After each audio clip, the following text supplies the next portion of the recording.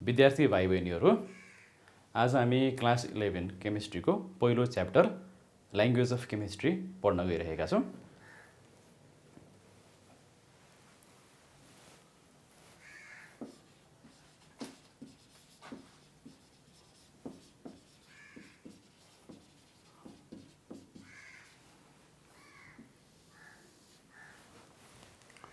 यस chapter अन्तर्गत हामी एलिमेन्ट्सहरूको र रेडिकल्सहरूको तिनीहरूको सिम्बल र भ्यालेन्सी स्टडी गर्छौँ। त्यसपछि कसरी मोलिकुलर फर्मुलाहरू लेख्ने, मोलिकुलर फर्मुलाहरूको नाम कसरी लेख्ने, केमिकल इक्वेसन कसरी लेख्ने, कसरी केमिकल इक्वेसनहरू ब्यालेन्स गर्ने र कस्ता कस्ता केमिकल रियाक्सन्सहरू हुन्छन् भन्ने कुरा डिटेलमा पढ्नेछौँ। सर्वप्रथम म तपाईहरूलाई एलिमेन्ट्स र रेडिकल्सको सिम्बल र भ्यालेन्सीको बारेमा बताउन गइरहेको छु।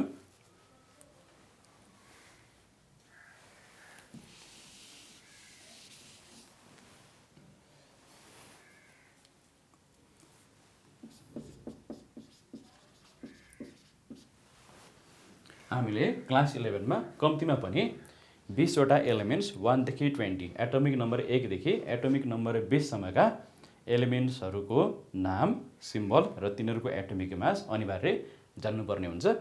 त्यो नजानेमा हामीलाई क्याल्कुलेसनको समयमा निकै अप्ठ्यारो पर्छ। त्यसकारण भाइ बहिनीहरूले यी एलिमेन्ट्सहरूको, यी 20 वटा एलिमेन्ट्सहरूको सिम्बल र एटोमिक मास कन्ठ गर्नुहोला। म तिनीहरू यहाँ लेख्न गइरहेको छु। Atomic number, elements, symbol, atomic mass.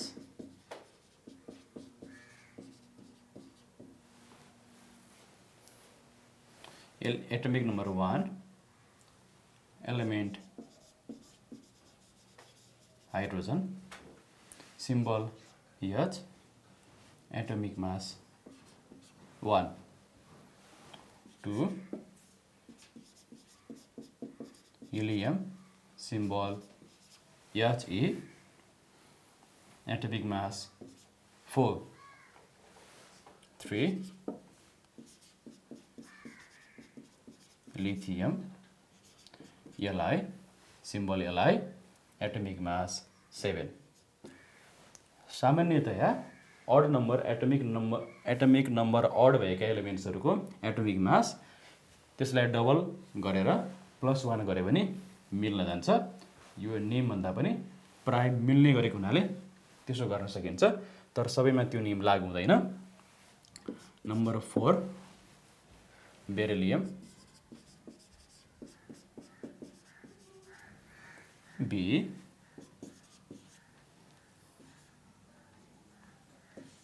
9 5 boron, boron 5 छ, यसको एटोमिक मास 5 + 5 + 1 गऱ्यो भने 11, सिम्बल क्यापिटल बी।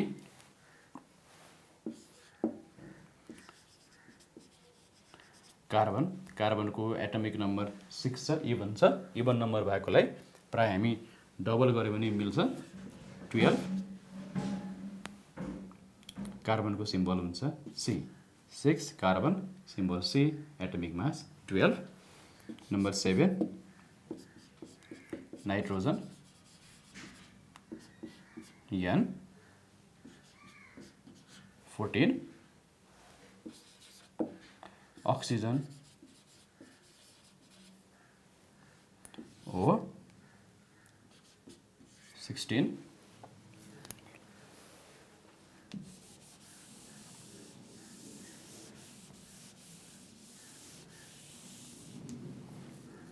एट पछि 9 fluorine,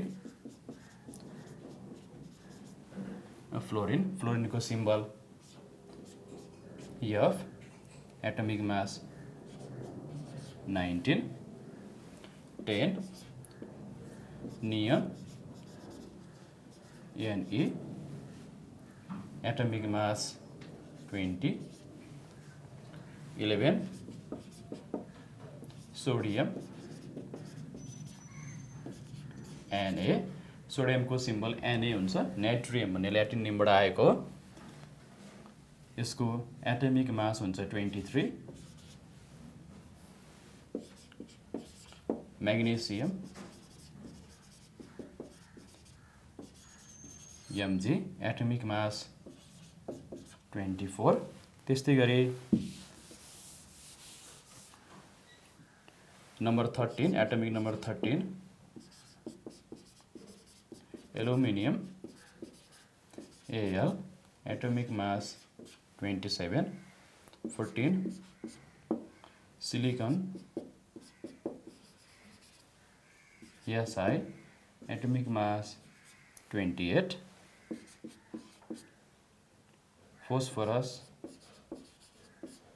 phosphorus capital P, atomic mass 31.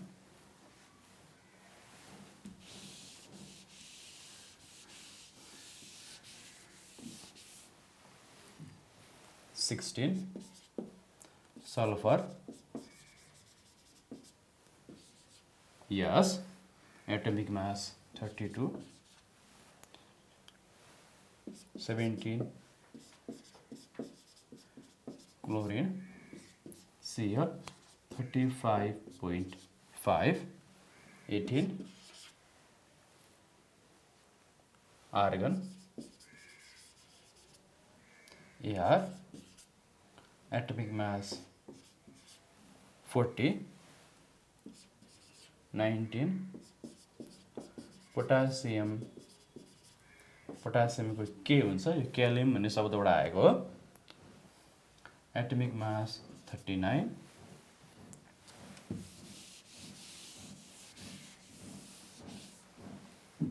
calcium 20. Ca, atomic mass 40. यी 20 वटा एलिमेन्ट्सको सिम्बल र यिनीहरूको एटोमिक मास हामीले अनिवार्य रूपमा जान्नै पर्ने हुन्छ. यी बाहेक अरू पनि थुप्रै एलिमेन्ट्सहरूको हामीले सिम्बलहरू र एटोमिक मास जानकारी भयो भने राम्रै हुन्छ. एटोमिक मास थाहा नभए पनि कतिपय एलिमेन्टहरूको सिम्बल चाहिँ हामीलाई थाहा हुनुपर्छ. जस्तो उदाहरणको लागि कपर, यसको सिम्बल सी हुन्छ. Iron Fe, nickel Ni, cobalt CO, zinc J10, mercury Hg, silver Ag, gold Au, tin Sn, antimony Sb. त्यस्तै गरी बेरियम Ba, आर्सेनिक As. यी एलिमेन्ट्सहरू हाम्रो चाहिँ क्लास 11 केमिस्ट्रीमा फ्रिक्वेन्टली आइरहने एलिमेन्ट्सहरू हुन्. यी बाहेकका अरू एलिमेन्ट्सहरू पनि विद्यार्थी भाइ बहिनीहरूले पुस्तकमा पढ्न सक्नुहुन्छ अथवा पिरियोडिक टेबल हेर्नुभयो भने जति पनि एलिमेन्ट्सहरू छन् 109 एलिमेन्ट्सहरू चाहिँ नेचुरल एलिमेन्ट्सहरू छन्. त्योभन्दा प्लस एलिमेन्ट्सहरू पनि छन्, आर्टिफिसियल एलिमेन्ट्सहरू पनि छन्. पिरियोडिक टेबलमा दिएको हुन्छ. ती सबै एलिमेन्ट्सहरूको सिम्बलबाट आफूलाई फ्यामिलियर राख्नुहोला. यसपछि म भाइ बहिनीहरूलाई रेडिकल्सहरू के हुन् र तिनीहरूको सिम्बल भ्यालेन्सी कसरी लेख्ने भन्ने कुरा सिकाउन गइरहेको छु.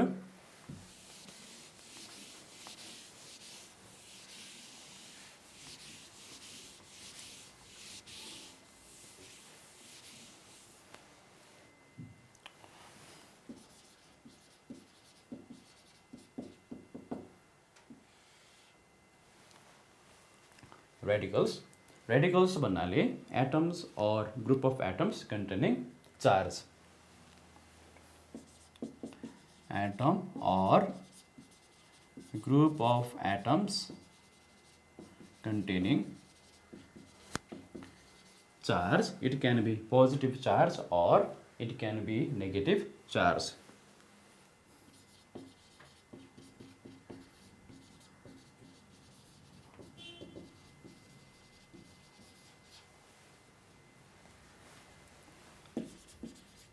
are called radicals. Radicals भन्नाले के बुझिन्छ भाइ बहिनीहरू? Atom or group of atoms containing positive or negative charge are called radicals. अब यो चार्ज दुई प्रकारको छ, पोजिटिभ चार्ज र नेगेटिभ चार्ज छ। यस हिसाबले हामी रेडिकललाई दुई भागमा विभाजन गर्न सक्छौँ। एउटा पोजिटिभ चार्ज भएकोलाई बेसिक रेडिकल र नेगेटिभ चार्ज भएकोलाई acid radical. Radicals are of two types. पहिलो basic radicals. Basic radicals लाई हामी इलेक्ट्रो पोजिटिभ रेडिकल्स पनि भन्छौँ, अथवा यिनीहरूलाई सिम्पली हामी क्याटायन्स पनि भन्छौँ। अब बेसिक रेडिकल्स भन्ने बित्तिकै अब हामीले के बुझ्नु पर्यो त? इलेक्ट्रो पोजिटिभ रेडिकल, अर्थात् यो रेडिकल्सहरूमा चार्ज प्लस हुन्छ, अथवा यिनीहरूलाई हामी क्याटायन्स पनि भन्न सक्छौँ। जस्तो उदाहरणको लागि मैले Ca++ लेखेँ भने दिस इज बेसिक रेडिकल और इलेक्ट्रो पोजिटिभ रेडिकल और क्याटायन, अथवा मैले NH4+ लेखेँ भने this is also basic radical और क्याटायन। त्यस्तै गरी अर्को हुन्छ एसिड रेडिकल्स और इलेक्ट्रो नेगेटिभ रेडिकल्स और एनाइन्स। यसमा कस्ता रेडिकल्सहरू हुने भए जसमा नेगेटिभ चार्ज छ? जस्तो उदाहरणको लागि Cl- अथवा SO4-। यसरी नेगेटिभ चार्ज भएको रेडिकल्सहरूलाई सामान्यतया एनाइन्स अथवा एसिड रेडिकल्स अथवा इलेक्ट्रोनेगेटिभ रेडिकल्स भनेर बुझिन्छ।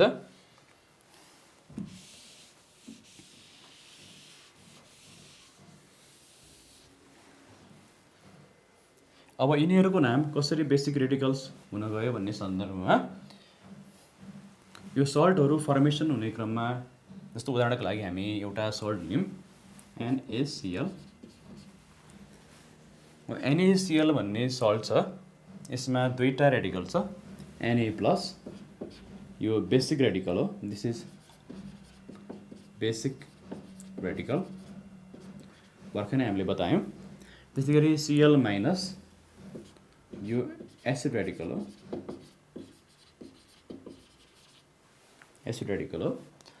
NaCl भन्ने सल्ट बन्दाखेरि पक्कै पनि HCl र NaOH को रिएक्सनबाट यो सल्ट बन्नुपर्छ।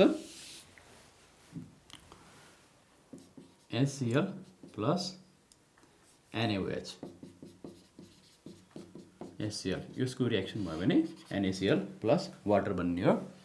NaOH भनेको it is a base, this is acid. त्यसकारण NaCl मा भएको Na+ आयन चाहिँ यो बेसबाट आएको र NaCl मा भएको Cl- आयन चाहिँ एसिडबाट आएको भन्ने मान्यताको आधारमा यसलाई बेसिक रेडिकल र एसिड रेडिकल भनेर छुट्याइएको हो। Basic radical are supposed to come from base during neutralization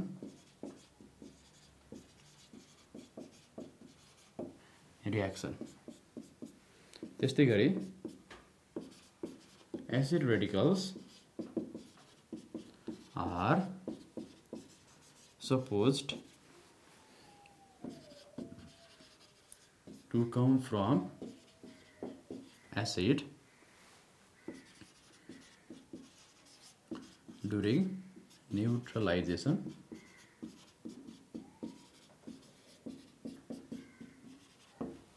reaction, अर्थात् बेसिक रेडिकलहरू बेसबाट आएको मान्यता र एसिड रेडिकलहरू एसिडबाट आएको मान्यताको आधारमा तिनीहरूलाई नाम पनि बेसिक रेडिकल और एसिड रेडिकल भनेर राखिएको हो। यो बाहेक बेसिक रेडिकल्सहरूलाई हामी simple radical and compound radicals भनेर पनि डिफ्रेन्सिएट गर्न सक्छौँ। सिम्पल रेडिकल भनेको जस्तो उदाहरणको लागि एउटा मात्रै एटम भएको रेडिकल्सहरू तिनीहरू सिम्पल रेडिकल्स हुन् भने एकभन्दा बढी एटमबाट बनेका रेडिकल्सहरू कम्पाउन्ड रेडिकल्स हुन्। One simple radicals. These radicals contain only one atom. Example को लागि क्लोराइड यो सिम्पल रेडिकल हो किनभने एउटा मात्रै Cl एटम छ यसमा। त्यस्तै गरी Mg++ यो सिम्पल रेडिकल हो, यसमा एउटा मात्रै एटम छ। अर्को हुन्छ compound radicals.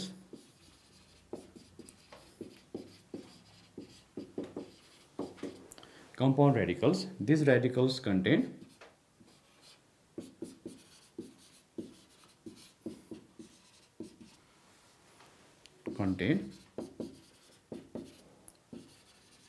more than one atoms.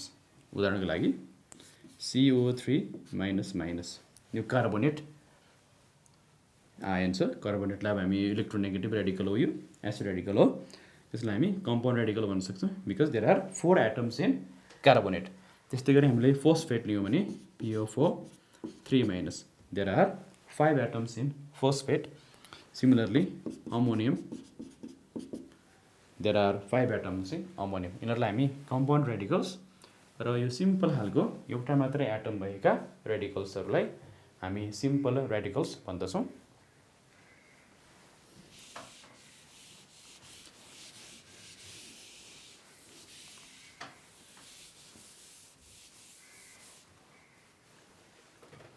अब म भाइ बहिनीहरूलाई केही महत्त्वपूर्ण र क्लास 11 मा फ्रिक्वेन्टली आइरहने रेडिकल्सहरूको नाम, तिनीहरूको सिम्बल र भ्यालेन्सी लेख्न गइरहेको छु। सबैभन्दा पहिला म केही एसिड रेडिकल्सहरूको नाम, सिम्बल र भ्यालेन्सी लेख्नेछु। एसिड रेडिकल्स यिनीहरूलाई इलेक्ट्रोनेगेटिभ रेडिकल्स और एनायन्स पनि भनिन्छ। यसमा सबैभन्दा पहिला म यसको सुरुवात गर्न चाहन्छु। Cl- यसको नाम हुन्छ क्लोराइड। यो एसिड रेडिकल भयो, यसको नेम भयो, यसको भ्यालेन्सी 1 हुन्छ। जति रेडिकलको चार्ज हुन्छ त्यति नै त्यसको भ्यालेन्सी हुन्छ। Cl- मा एउटा चार्ज भएको भ्यालेन्सी 1 हो। नाम यसको क्लोराइड। एउटा मात्रै एटम भएको इलेक्ट्रोनेगेटिभ रेडिकलहरूको नाम लास्टमा आइडी हुन्छ। जस्तो अरू उदाहरणको लागि पनि F- छ। F- को नाम अब फ्लोराइड। यसको नाम फ्लोरिन होइन, फ्लोराइड। F मात्रको नाम फ्लोरिन हुन्छ, Cl मात्रको नाम क्लोरिन हुन्छ। तर Cl- chloride, F- fluoride, valency 1। त्यस्तै गरी I- आयोडाइड, भ्यालेन्सी 1। जतिवटा चार्ज उति नै भ्यालेन्सी। एउटा मात्रै एटम भएको हुनाले यो पनि आइडी भयो।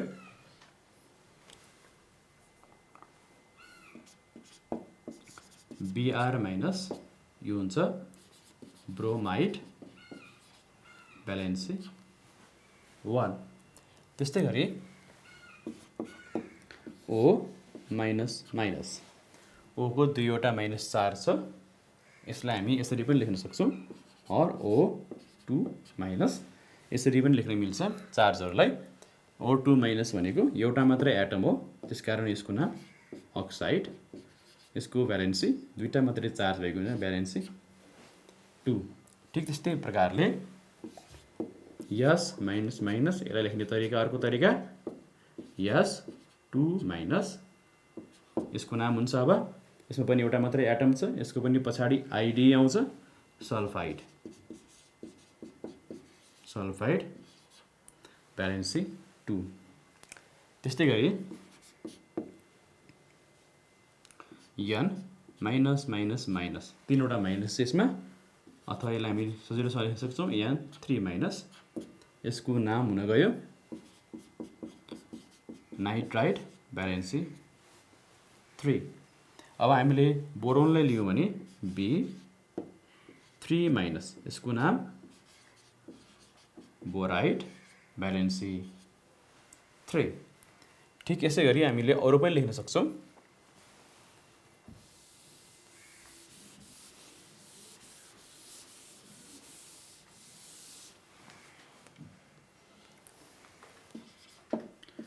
P3 माइनस यसको नाम हुन्छ फोस्फाइड भ्यालेन्सी 3 C4 माइनस यसको नाम छ कार्बाइड भ्यालेन्सी 4 यसरी एउटा मात्रै चार छ एउटा मात्रै एटममा चार छ भने त्यसलाई हामी पछाडि आइडी राख्छौँ जसरी fluoride chloride bromide iodide oxide sulphide nitride boride carbide phosphide etcetera त्यस्तै गरी हामी अरू एसिड रेडिकलको पनि हामीले नाम जान्नुपर्ने हुनसक्छ जस्तो SO4 माइनस माइनस यो निकै इम्पोर्टेन्ट छ यो यसको नाम हो सल्फेट यसको भ्यालेन्सी 2 दुईटा चार्ज भ्यालेन्सी 2 त्यस्तै गरी SO3 माइनस माइनस यसको नाम सल्फाइड भ्यालेन्सी 2 दुवैको भ्यालेन्सी 2 छ यसको लास्टमा AT छ यसको लास्टमा IT छ एउटामा 8 सल्फेट अर्कोमा 8 सल्फाइड त्यस्तै गरी NO3 माइनस को नाम नाइट्रेट भ्यालेन्सी 1 SO4 मा एउटा अक्सिजन कम भएपछि SO3 भन्छ नाम सल्फेटबाट सल्फाइड भएको छ ठीक त्यस्तै गरी NO2 माइनस भएपछि नाम अब नाइट्रेटबाट नाइट्राइट भ्यालेन्सी 1 यसरी सल्फेट सल्फाइड नाइट्रेट नाइट्राइट ठीक त्यस्तै गरी 15 मा CO3 2 माइनस हामी माइनस माइनस पनि लेख्न सक्छौँ 2 माइनस पनि लेख्न सक्छौँ यो हो कार्बोनेट भ्यालेन्सी 2 कार्बोनेटमा हामीले हाइड्रोजनलाई राख्यौँ भने HCO3 माइनस अथवा एउटा माइनस चार्ज कम हुन जान्छ HCO3 माइनसको नाम हो बाई कार्बोनेट भ्यालेन्सी 1 बाई भन्ने चिज चाहिँ रेडिकलको नाम यदि आएको छ भने हामीले बुझ्नुपर्छ त्यसमा हाइड्रोजन एटम भएको हुनुपर्छ HCO3 माइनस बाई कार्बोनेट यस्तै गरी यो सल्फाइड छ SO3 माइनस माइनस मैले यसमा H राखेँ भने हुन्छ HSO3 माइनस अब यसको नाम के हुन गयो ठिक यस्तै गरी by sulphide valency 1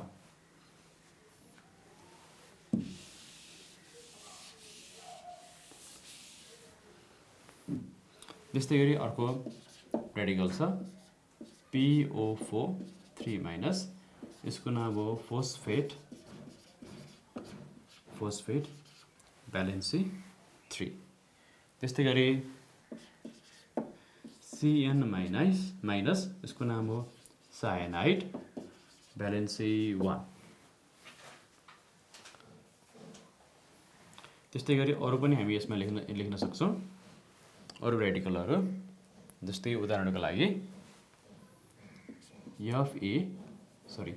ClO3 minus chlorate हो यो क्लोरेट भ्यालेन्सी 1 माइनस चार्ज एउटा भएको हुनाले भ्यालेन्सी 1 अब हामी Cl को सट्टामा यसमा I राख्यौँ भने IO3 माइनस राख्यो भने नाम हुन जान्छ आयो डेट यसको पनि भ्यालेन्सी 1 यदि हामीले यसमा Br लेख्यौँ भने BrO3 माइनस यसको नाम ब्रोमेट भ्यालेन्सी 1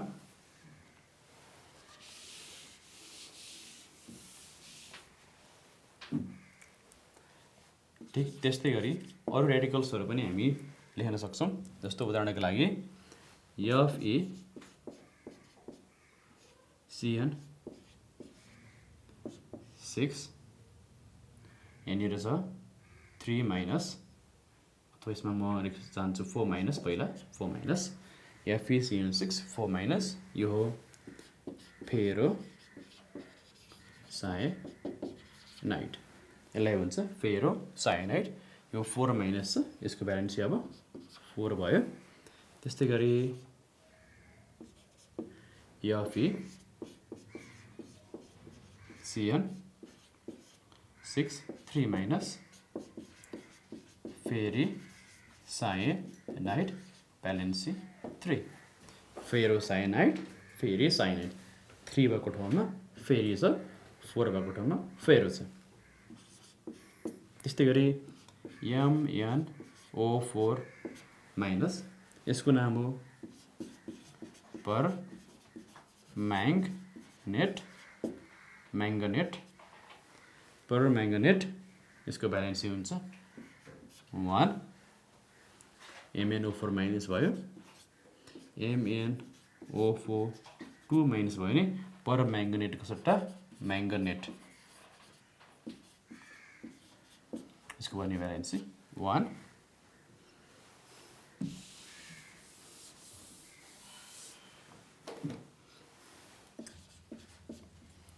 Cr2O7 2 माइनस यसको नाम हुन्छ डाई क्रोमेट भ्यालेन्सी 2 त्यस्तै गरी Cr2O4 2 माइनस हुन्छ यसको नाम क्रोमेट भ्यालेन्सी 2 जति चार्ज त्यति नै वटा भ्यालेन्सी यसरी हामीले धेरै भन्दा धेरै बेसिक रेडिकल्सहरुको नाम सिम्बल र भ्यालेन्सी जान्न सक्छौं विद्यार्थी भाइ बहिनीहरुले यी रेडिकल्सहरुको नाम सिम्बल र भ्यालेन्सी पटक पटक कापीमा लेख्ने र पढ्ने गर्दै यिनीहरुलाई कण्ठस्थ पार्नुपर्ने हुन्छ यो भ्यालेन्सीको नाम रेडिकल्सको नाम सिम्बल र भ्यालेन्सी नजानेसम्म केमिस्ट्री पढ्न निकै कठिन हुन्छ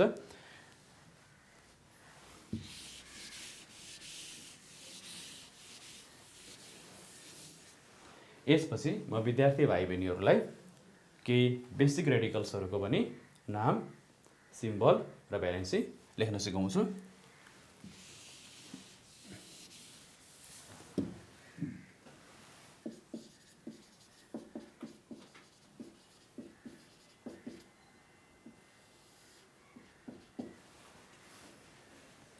बेसिक रेडिकल्सहरुको नाम एसिड रेडिकलहरुको भन्दा निकै सजिलो छ जस्तो उदाहरणको लागि Na+. Na भनेको अघि नै हामीले त्यहाँ सिम्बलमा लेखिसकेका छौं Na भनेको सोडियम हो सोडियममा प्लस चार्ज छ तर यसको नाम फेरि पनि सोडियम नै हुन्छ यसको भ्यालेन्सी 1 हुन्छ जति प्लस चार्ज त्यति नै यसको भ्यालेन्सी हुन्छ त्यसकारण चाहिँ बेसिक रेडिकलमा चाहिँ एलिमेन्टको जे नाम छ रेडिकलको पनि त्यही नाम हुन्छ चार्ज भए पनि नाममा कुनै परिवर्तन हुँदैन जस्तो Ca++ छ भने यसको नाम क्याल्सियम भ्यालेन्सी भने यसको 2 हुन्छ यो मैले लेखिरहेको भ्यालेन्सी हो यो नाम हो भाइ बहिनीहरुले थाहा पाइहाल्नुहुन्छ त्यस्तै गरी मैले Al++ लेखे मैले 3 वटा प्लस लेख्नुको सट्टा मैले यस्तो पनि लेख्न पाउँछु Al3++3 होइन नम्बर अगाडि लेख्नु पर्छ अहिले चार्ज लेख्दा पनि मैले नम्बर अगाडि लेखेको थिएँ 3+ Al3+ भनेको एल्युमिनियम भ्यालेन्सी 3 त्यस्तै गरी हामीले Zn2+ जिंक भ्यालेन्सी 2 अघि हामीले जति पनि एलिमेन्टहरुको नाम पढ्यौ सिम्बल सिक्यौं त्यही एलिमेन्टहरुको नाम सिम्बल हामीलाई थाहा भयो भने तिनीहरुबाट हामी सजिलैसँग बेसिक रेडिकलको नाम सिम्बल पनि थाहा पाउन सक्छौं बेसिक रेडिकलमा कति चार्ज हुन्छ भन्ने कुरा तिनीहरूको भ्यालेन्सीमा निर्भर गर्छ। जति भ्यालेन्सी त्यति चार्ज, अथवा जति चार्ज त्यति नै भ्यालेन्सी। अब म बेसिक रेडिकल्सहरूमा पनि केही त्यस्ता बेसिक रेडिकल्सहरू लेख्छु जसको भ्यालेन्सी एकनासको हुँदैन, अर्थात् जसको भेरिएबल भ्यालेन्सी हुन्छ। त्यस्ता एलिमेन्टहरूको, त्यस्ता बेसिक रेडिकल्सहरूको बारेमा अब हामी स्टडी गरौँ। जस्तो उदाहरणको लागि कपर Cu+ र कपर Cu++। कपरको दुईटा भ्यालेन्सी हुन्छ, एउटा Cu+ र एउटा Cu++। अब यो कपरलाई अब हामी कपर लेख्छौँ, यसको पनि नाम कपर नै हो, तर भ्यालेन्सी फरक परेको हुनाले यसमा 1, यसमा हामीले 2 लेख्छौँ। Copper 1 and copper 2। एउटा चार्ज भए 1, दुईटा चार्ज भए 2, तीनटा चार्ज भए 3, यहाँ जति चार्ज छ यो ब्राकेटभित्र हामी त्यति नै लेख्छौँ रोमन नम्बरमा कपर 1। अथवा सजिलोको लागि यो भ्यालेन्सी धेरै हो, यसमा भ्यालेन्सी 2 छ, यसको भ्यालेन्सी 1 छ, यसमा भ्यालेन्सी 2 छ। 2 भनेको हायर भ्यालेन्सी हो, 1 भनेको लोवर भ्यालेन्सी हो 1 र 2 मा कम्पेयर गर्नुपर्दा। त्यसकारण हायर भ्यालेन्सी भएको हुनाले Cu++ को अर्को नाम हुन्छ क्युब्रिक। आई चाहिँ इक आउँछ, हायर भ्यालेन्सीमा इक आउँछ, क्युब र लोवर भ्यालेन्सीमा अस आउँछ, अस र इक। लोवर भ्यालेन्सी छ भने क्युप्रस, हायर भ्यालेन्सी छ भने क्युब्रिक। यो अगाडिपट्टिको नाम चाहिँ ल्याटिन नेमबाट आउँछ। त्यस्तै गरी Fe++ अथवा Fe2+ हुन सकिन्छ र Fe3+। यसमा अब हामीले नाम लेख्दाखेरि हामीले सजिलोको लागि आइरन 2 र आइरन 3 लेख्दा हुन्छ। अथवा हामीले अस इक लगाउने हो भने आइरनको ल्याटिन नाम फेरमबाट फेरस र यो फेरिक इक।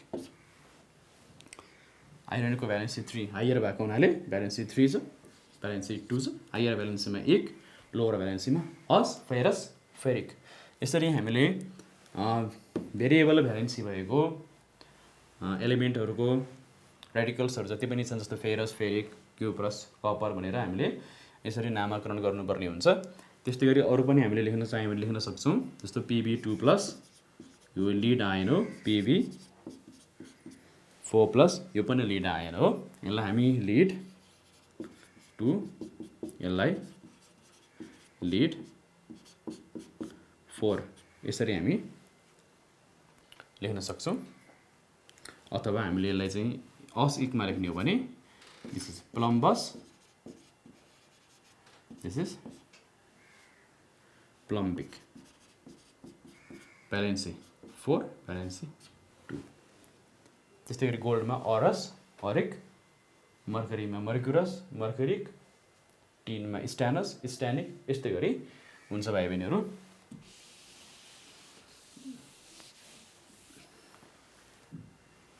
Sn2+, Sn4+, यो टिन 2, टिन 4, अथवा यो स्ट्यानस, यो स्ट्यानिक भ्यालेन्सी 2, भ्यालेन्सी 4,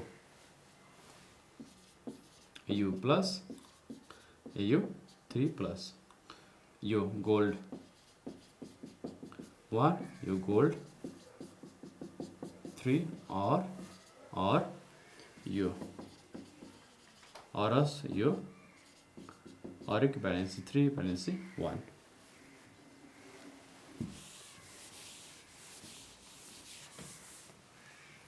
अब मर्करीको लेखौँ, Hg+ र Hg2+, Hg2+ हायर भ्यालेन्सी हो, दिस इज मर्करी 2, यसको भ्यालेन्सी 2 आयो, यसको अर्को नाम हुन्छ मर्क्युरिक, मर्क्युरिक आयन हो यो। Hg+ को चाहिँ हामी मर्करी 1, भ्यालेन्सी 1 भएको हुनाले मर्करी 1 और मर्क्युरस लेख्छौँ, यसको भ्यालेन्सी 1 हुन्छ।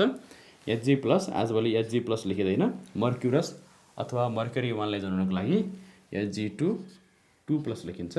भाइ बहिनीहरू, मर्क्युरिक आयन Hg2 प्लस हो भने मर्क्युरस आयन अथवा मर्क्युरी 1 आयन चाहिँ Hg2 2 प्लस हो। यसमा कन्फ्युजन हुनु होला, किनभने Hg प्लस आयन एक्जिस्ट गर्दैन, एक्जिस्ट गर्ने आयन Hg2 2 प्लस हो। यसकारण Hg2 2 प्लस भनेको मर्क्युरस अथवा मर्क्युरी 1, Hg2 प्लस भनेको मर्क्युरी 2 अथवा मर्क्युरिक आयन। यिनीहरूको भ्यालेन्सी चाहिँ मर्क्युरसको 1, मर्क्युरीको 2 हुन्छ।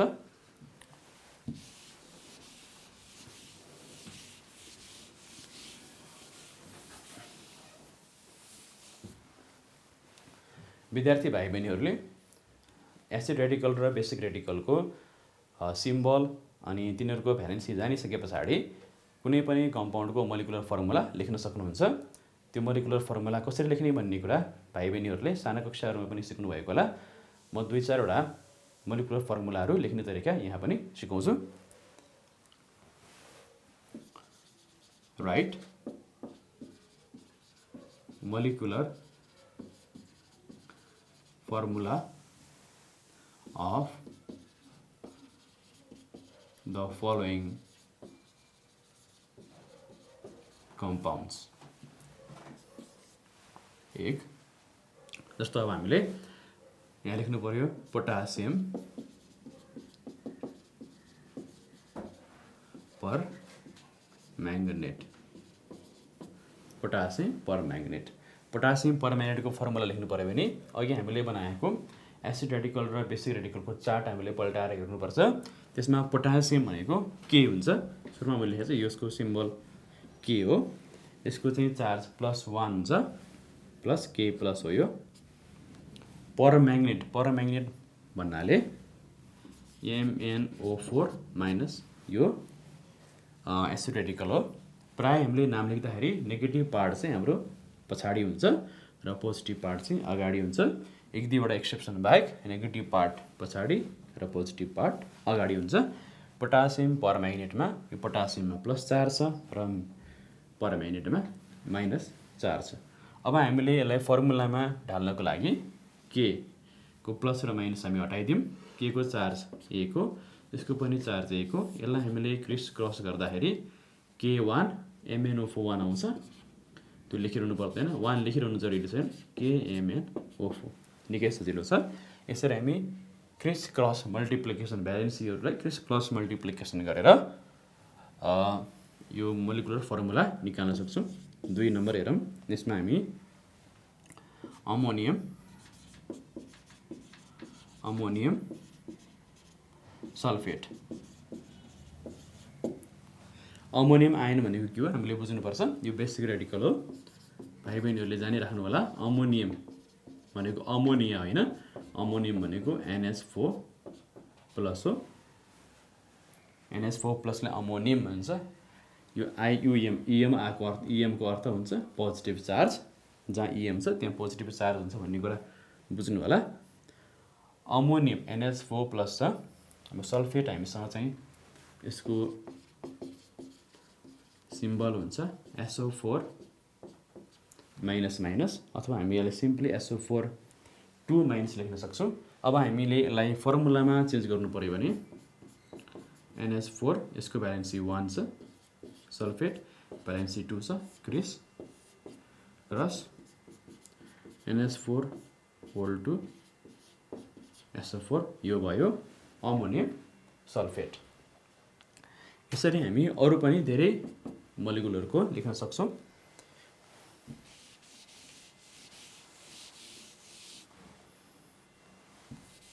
नम्बर 3 क्याल्सियम बाई, सिम्पली लेखौँ calcium carbonate. Calcium carbonate, calcium भनेको Ca++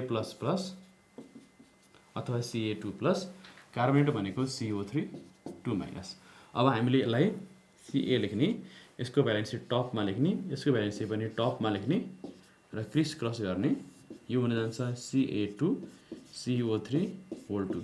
यो दुईटै हामीले कमन लिन मिल्ने खालका छन्, कमन लियो भने 1 1 आउँछ, त्यसकारण यो हुन जान्छ CaCO3 होल 2 सरी CaCO3 मात्रै, किनभने यसको होल 2 र यसको 2 दुईटै हटेको छ, त्यसै कारण क्याल्सियम कार्बोनेटको फर्मुला भयो CaCO3। यस्तै गरी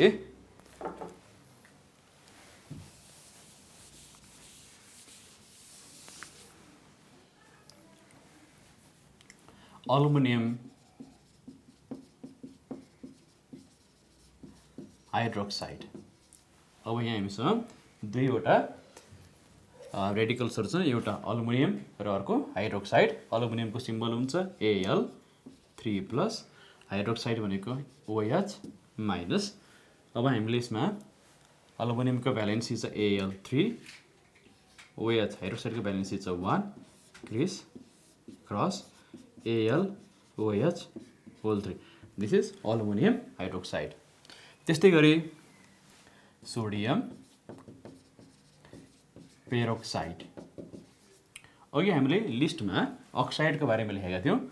O2 माइनस यो अक्साइड हो, भ्यालेन्सी 2 हुन्छ, यो अक्साइड हो। पेरोक्साइड भन्नाले O2 2 माइनस यसको भ्यालेन्सी 1 हुन्छ। सोडियम Na+ र पेरोक्साइड O2 2 माइनस। अब हामी सोडियमको Na, पेरोक्साइडको O2, यो माथिको 2 लेख्यौँ, यहाँ 1 लेख्यौँ, Na2O2। So this is sodium peroxide. यस्तै गरी सोडियम हाइड्राइड।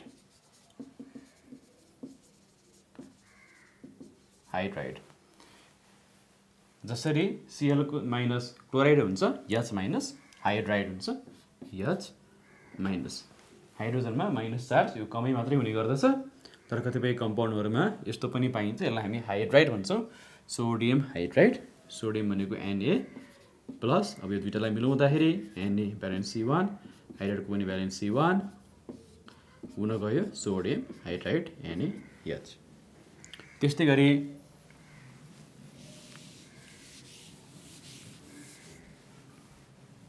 क्याल्सियम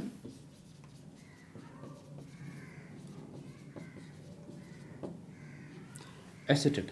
अब यसमा दुईवटा रेडिकल्सहरू छन्, एउटा बेसिक रेडिकल क्याल्सियम र एसिटेट। एसिटेट भनेको CH3COO-, यो ग्रुपलाई हामी भन्छौँ एसिटेट। यसमा भ्यालेन्सी एसिटेटको भ्यालेन्सी 1 हुन्छ, Ca को 2, CH3COO को भ्यालेन्सी 1 क्रस हुन गयो CH3COO whole twice calcium acetate. यसरी हामी विभिन्न मोलिकुलरको, विभिन्न कम्पाउन्ड्सहरूको मोलिकुलर फर्मुला लेख्न सक्छौँ। अब हामी यसै खाले अर्कै खाले यस्तै फर्मुलाहरू लेख्छौँ हामी। जस्तो उदाहरणको लागि आइरन 3 अक्साइड। आइरन 3 अक्साइड भनेपछि आइरनको भ्यालेन्सी यहाँ 3 छ अनि अक्सिजन छ। अक्सिजन अक्साइडको फर्ममा छ, अघि मैले बताएँ O2 माइनस, यो हो अक्साइड। आइरन 3 भनेपछि Fe3+, यो हो आइरन 3। यसलाई हामी आइरन 3 अक्साइडलाई हामी के पनि भन्न सक्छौँ, यसको नामाकरण अनुसार यसलाई हामी फेरिक अक्साइड पनि भन्न सक्छौँ। अब यसमा आइरनको भ्यालेन्सी 3 छ Fe3, अक्सिजनको भ्यालेन्सी 2 छ क्रस Fe2O3, आइरन 3 अक्साइड अर्थात् Fe2O3। ठिक यस्तै गरी अब हामी अरू पनि लेख्न सक्छौँ। स्ट्यानिक क्लोराइड। भाइ बहिनीहरू, स्ट्यानिक क्लोराइड, स्ट्यानिक भनेको टिन हो, टिनको भ्यालेन्सी 2 र 4 हुन्छ। इक हो, यो इक भएको हुनाले यसको भ्यालेन्सी 4 हो, यसको सिम्बल SN भ्यालेन्सी 4, क्लोराइडको Cl valency 1 cross SnCl4 stannic chloride. यसरी हामी विभिन्न कम्पाउन्ड्सहरूको मोलिकुलर फर्मुलाहरू लेख्न सक्छौँ।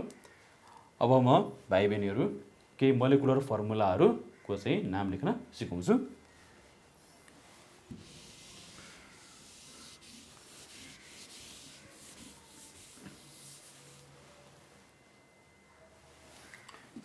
Write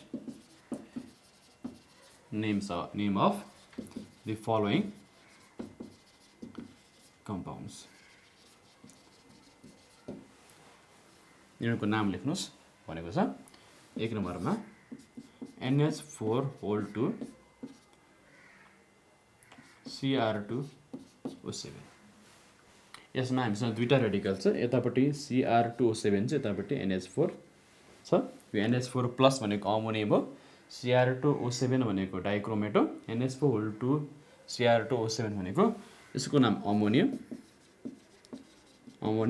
र Cr2O7 को नाम डाइक्रोमेट, अमोनियम डाइक्रोमेट। हामीले रेडिकलहरूको सिम्बल चिन्यो भनेदेखि नाम लेख्न एकदमै सजिलो हुन्छ। त्यसै गरी दोस्रो छ HgCl2। यहाँ मर्करी छ, मर्करीको भ्यालेन्सी 2 छ, मर्करीको भ्यालेन्सी 2 पनि हुन्छ, 1 पनि हुन्छ। त्यसकारण हामीले यसको नाम लेख्नुपर्छ मर्करी 2 क्लोराइड और मर्क्यूरिक क्लोराइड। त्यस्तै गरी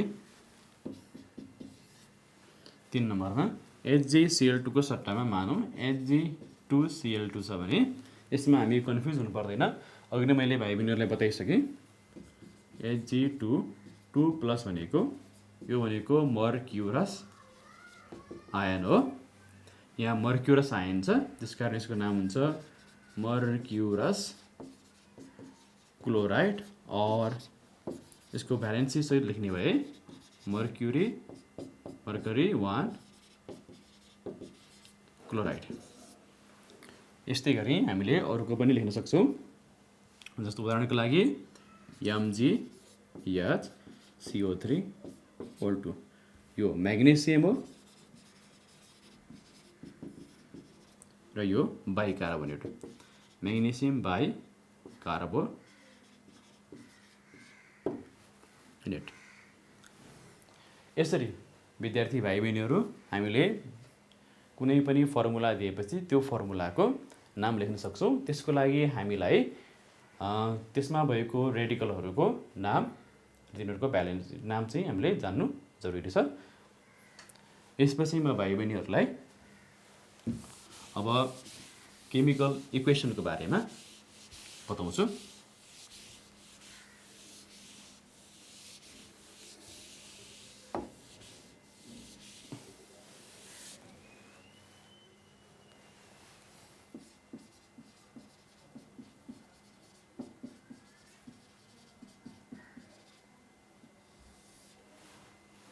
केमिकल इक्वेसन के हो?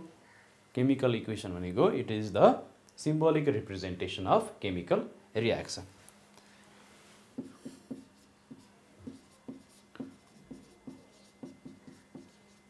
रिप्रेजेन्टेसन अफ केमिकल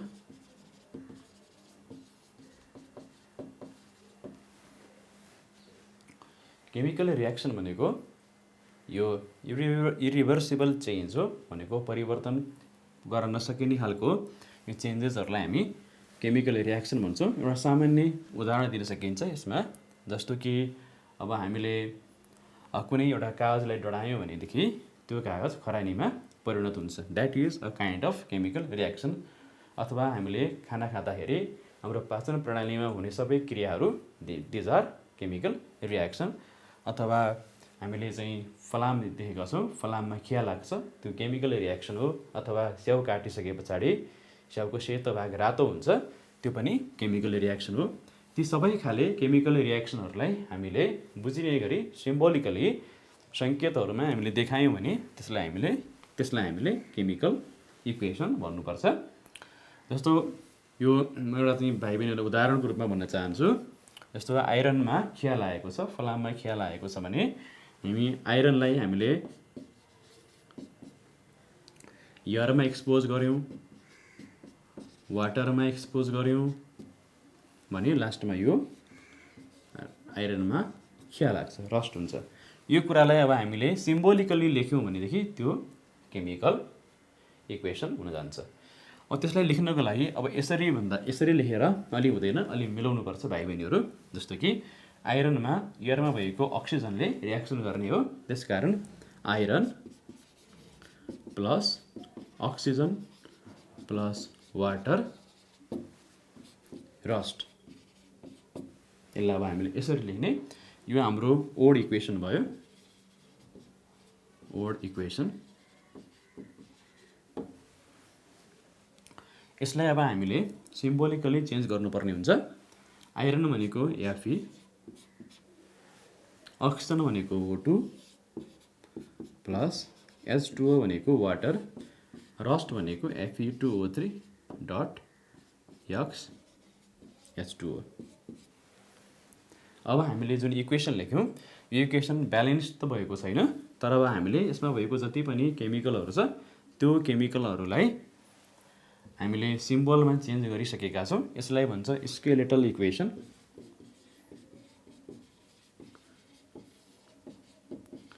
यो रियाक्सन ब्यालेन्स छैन। यदि हामीले यसलाई ब्यालेन्स गर्यो भनेदेखि त्यो ब्यालेन्स भएको इक्वेसनलाई हामीले भन्छौँ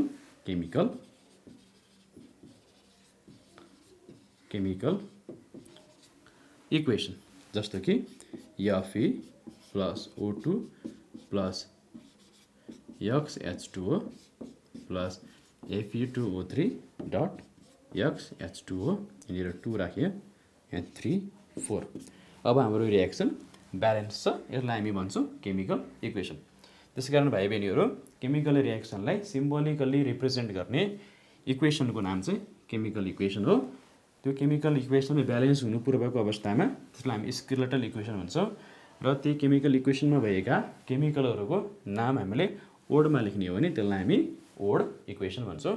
म अर्को एउटा उदाहरण पनि दिन चाहन्छु।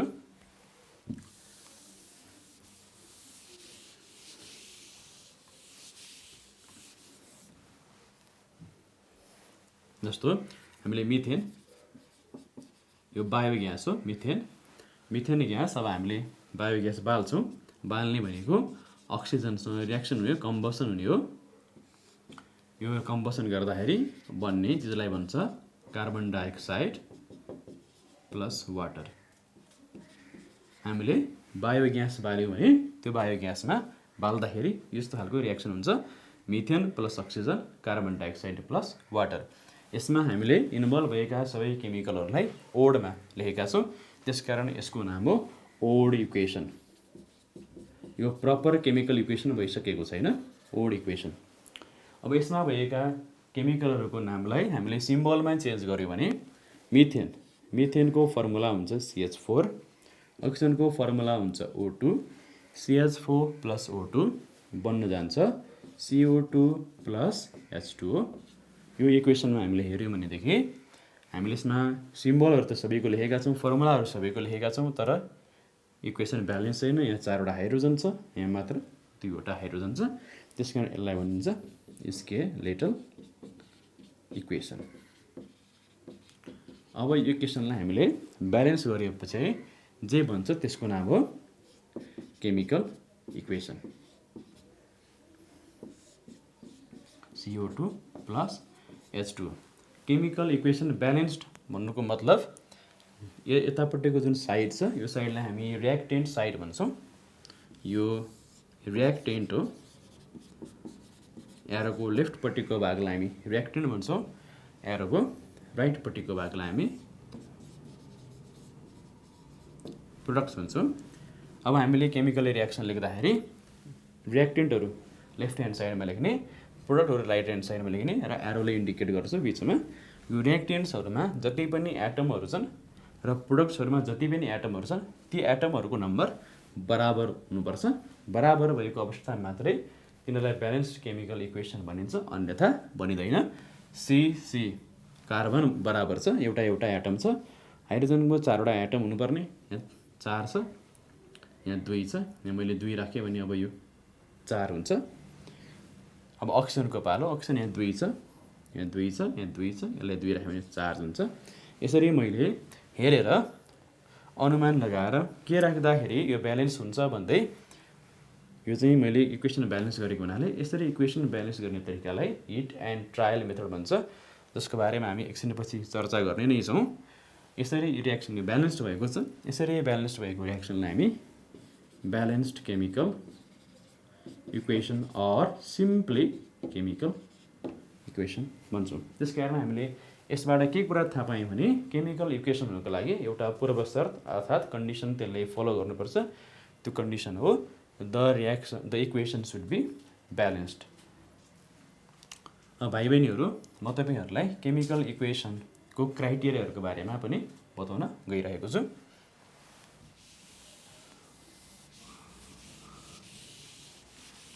विद्यार्थी भाइ बहिनीहरू, अब म तपाईँहरूलाई इसेन्सियल्स अफ केमिकल इक्वेसन पढाउन गइरहेको छु। इसेन्सियल्स अर क्राइटेरिया, यसलाई क्राइटेरिया पनि भन्न मिल्छ। Criteria of chemical equations.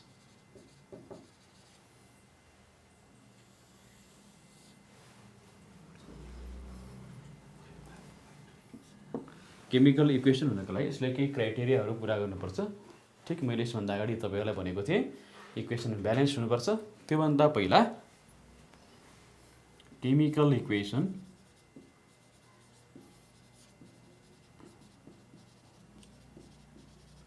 should represent actual chemical change. Chemical equation should represent actual chemical change. अर्थात् हामीले केमिकल इक्वेसन हुनका निम्ति त्यो इक्वेसनमा लेखेको कुरा चाहिँ वास्तविकतामा पनि हुनुपर्दछ। जस्तो उदाहरणको लागि अब हामीले यसमा एउटा रियाक्सन लियौँ, zinc plus dilute H2SO4। Zinc र सल्फ्युरिक एसिडको बिचमा रियाक्सन हुँदा जिङ्क सल्फेट र हाइड्रोजन ग्यास बन्छ। त्यस्तै गरी अब हामीले कपर लियौँ, copper plus dilute H2SO4, copper sulphate plus hydrogen gas. यी दुईटा केमिकल इक्वेसनहरू मध्येमा यो चाहिँ केमिकल इक्वेसन हो, यो चाहिँ केमिकल इक्वेसन होइन। तथापि यो पनि केमिकल इक्वेसन जस्तै देखिन्छ। जिङ्कले सल्फ्युरिक एसिडसँग रियाक्सन गर्दाखेरि जिङ्क सल्फेट र हाइड्रोजन ग्यास त्यहाँ बन्दछ, हाइड्रोजन ग्यास इभल्भ भएको हामीले पाउँछौँ। तर यही रियाक्सन हामीले कपर राखेर गऱ्यौँ भनेदेखि कपरसँग डाइल्युट सल्फ्युरिक एसिडले रियाक्सन गर्दैन र हाइड्रोजन ग्यास बन्ने भन्ने कुरा पनि हुँदैन। त्यसकारण हेर्दाखेरि उस्तै देखियो भने यो कपर र डाइल्युट H2SO4 को रियाक्सन नहुने हुनाले केमिकल इक्वेसन जस्तो देखिए पनि this is not chemical equation. This is not chemical equation. त्यसकारण एक्चुअल केमिकल चेन्जको मिनिङ चाहिँ केमिकल इक्वेसन हामीले जे लेख्छौँ त्यो चाहिँ वास्तविक रूपमा पनि हामीले रियाक्सन गर्दाखेरि हुनुपर्दछ। अब हामी second criteria or second essentials of chemical इक्वेसनमा जाउँ। इट सुड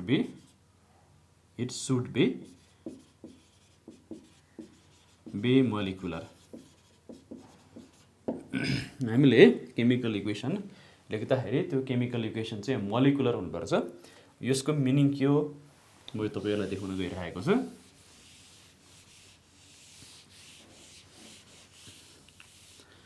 जस्तो पोटासियम क्लोरेट एउटा कम्पाउन्ड छ, पोटासियम क्लोरेट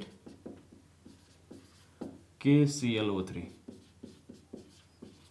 यसलाई हिट गर्यो भने हामीले पाउँछौँ potassium chloride KCl plus oxygen.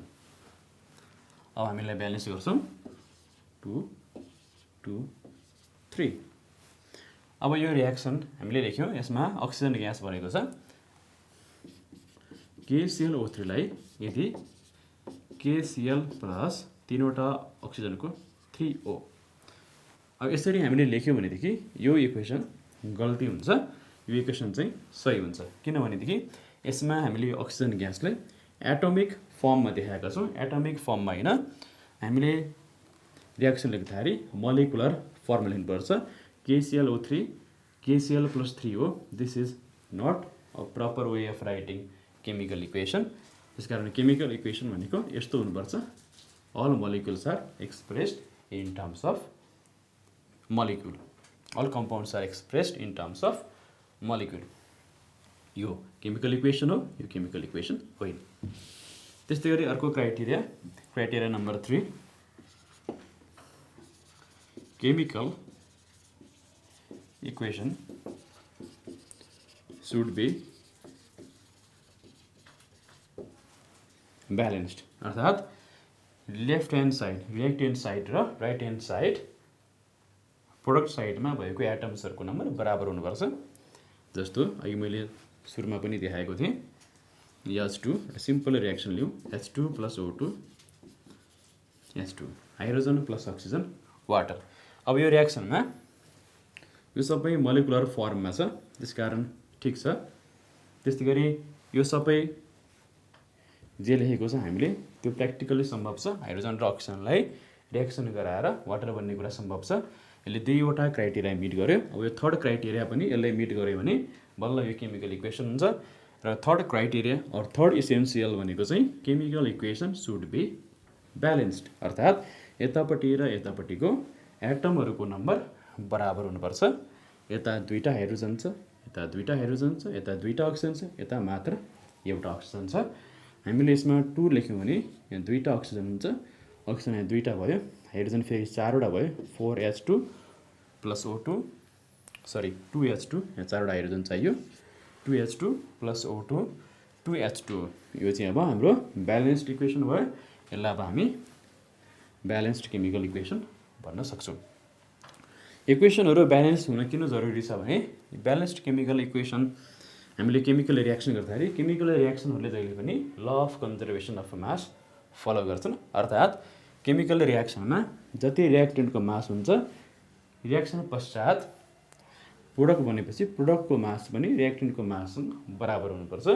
रिएक्टेन्टको मास र प्रोडक्टको मास बराबर हुनुपर्ने यो सिद्धान्तलाई भन्छ ल अफ कन्जर्भेसन अफ मास।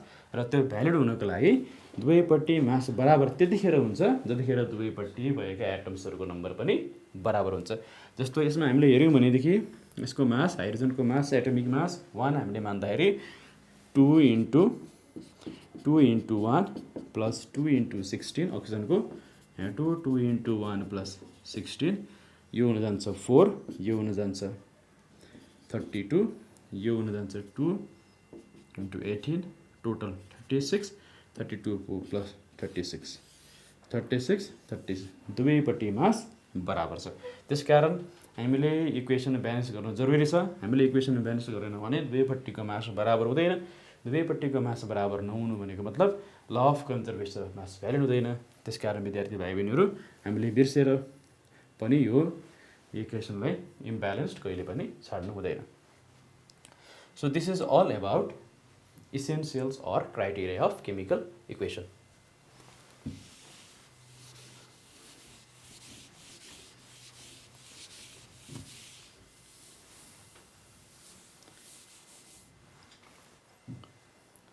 अब म भाइ बहिनीहरूलाई केमिकल इक्वेसनको लिमिटेसन्सहरू बताउन गइरहेको छु।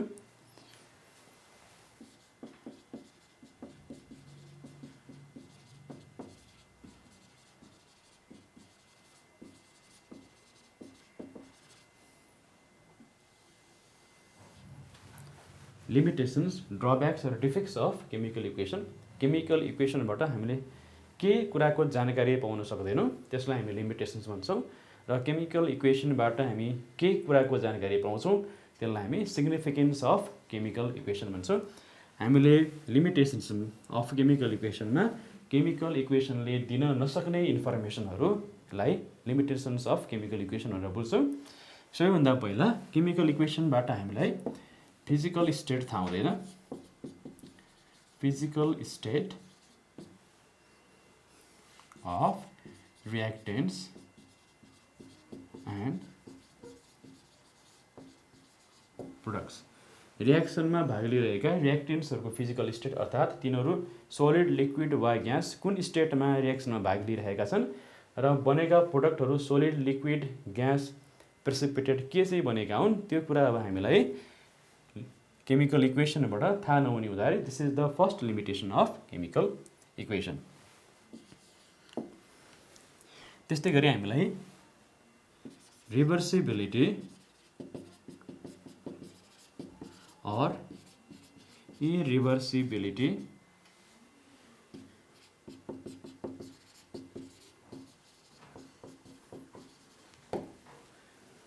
कतिपय रियाक्सन्सहरू रिभर्सिबल हुन्छन्, कतिपय रियाक्सन्सहरू इरिभर्सिबल हुन्छन्। रिभर्सिबल रियाक्सन्स भनेको A plus B C plus D भनेको छ भने फेरि सी प्लस डी फर्केर ए प्लस बी बनेको खण्डमा त्यसलाई हामी रिभर्सिबल भन्छौँ।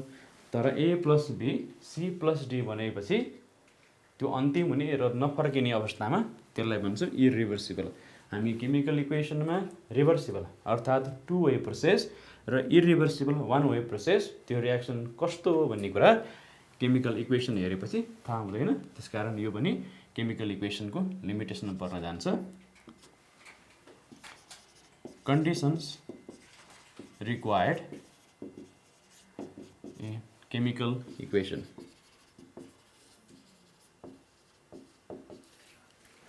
कुनै पनि केमिकल रियाक्सन हुनको लागि दिस इज अ रियाक्सन। कुनै पनि केमिकल रियाक्सन हुनको लागि कति टेम्परेचर, प्रेसर, क्याटालिस्ट इत्यादि आवश्यक पर्छ पर्दैन, परे के पर्छ कति पर्छ भन्ने कुरा हामीलाई केमिकल इक्वेसनबाट थाहा हुँदैन। So this is also another limitation of chemical equation. Heat change during reaction. रियाक्सनको क्रममा रियाक्टेन्ट्सहरूले प्रोडक्ट बन्ने क्रममा हिट लिन्छन् वा रियाक्टेन्ट्सहरू प्रोडक्ट बन्ने क्रममा हिट दिन्छन्। त्यहाँ कुन प्रकारको हिट चेन्ज हुन्छ भन्ने कुरा, रियाक्सनमा कुन प्रकारको हिट चेन्ज हुन्छ भन्ने कुरा थाहा नहुने हुँदा केमिकल इक्वेसनको यो अर्को डिफेक्ट अर्थात् लिमिटेसन हुन गयो। त्यस्तै गरी स्पिड अफ रियाक्सन।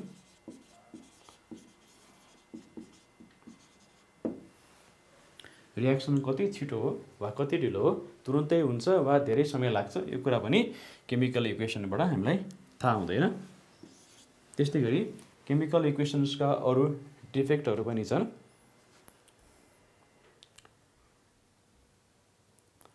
यिनीहरू हामीले चाहिँ जे लेख्यौँ यिनीहरू चाहिँ जस्तो अर्को डिफेक्टमा हामी टाइम टेकन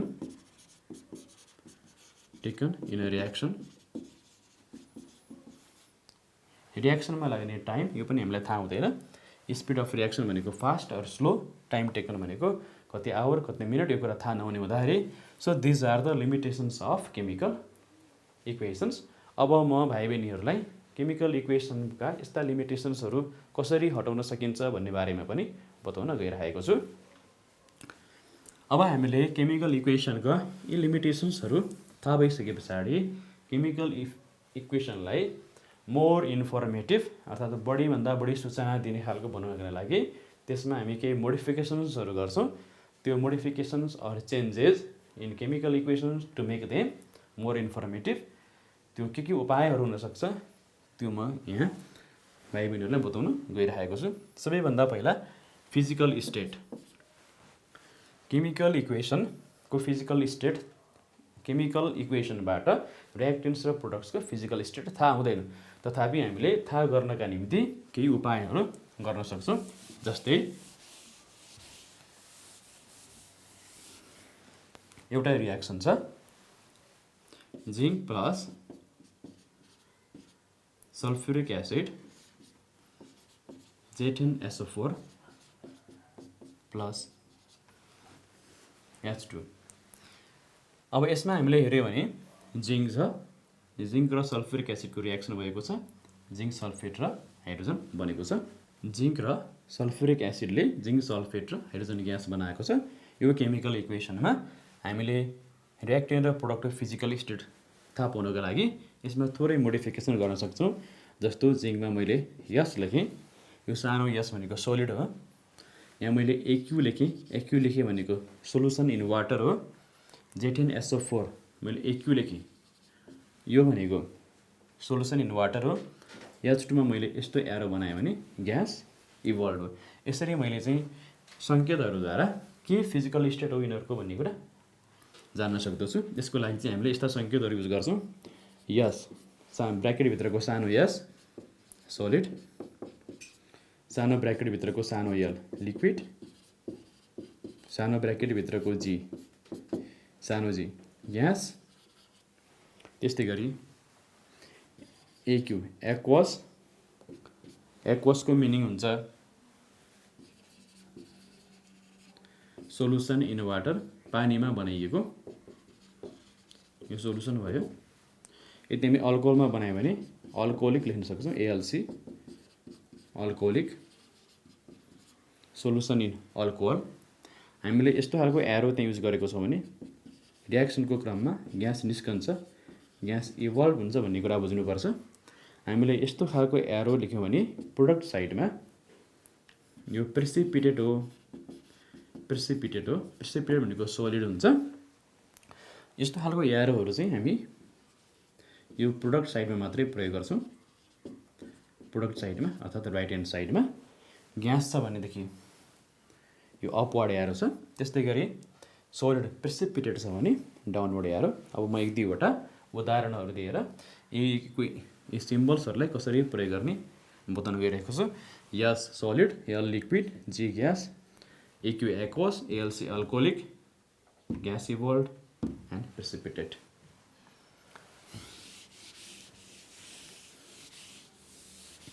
जस्तो उदाहरणहरूको लियौँ हामी, हाइड्रोजन ग्यास छ,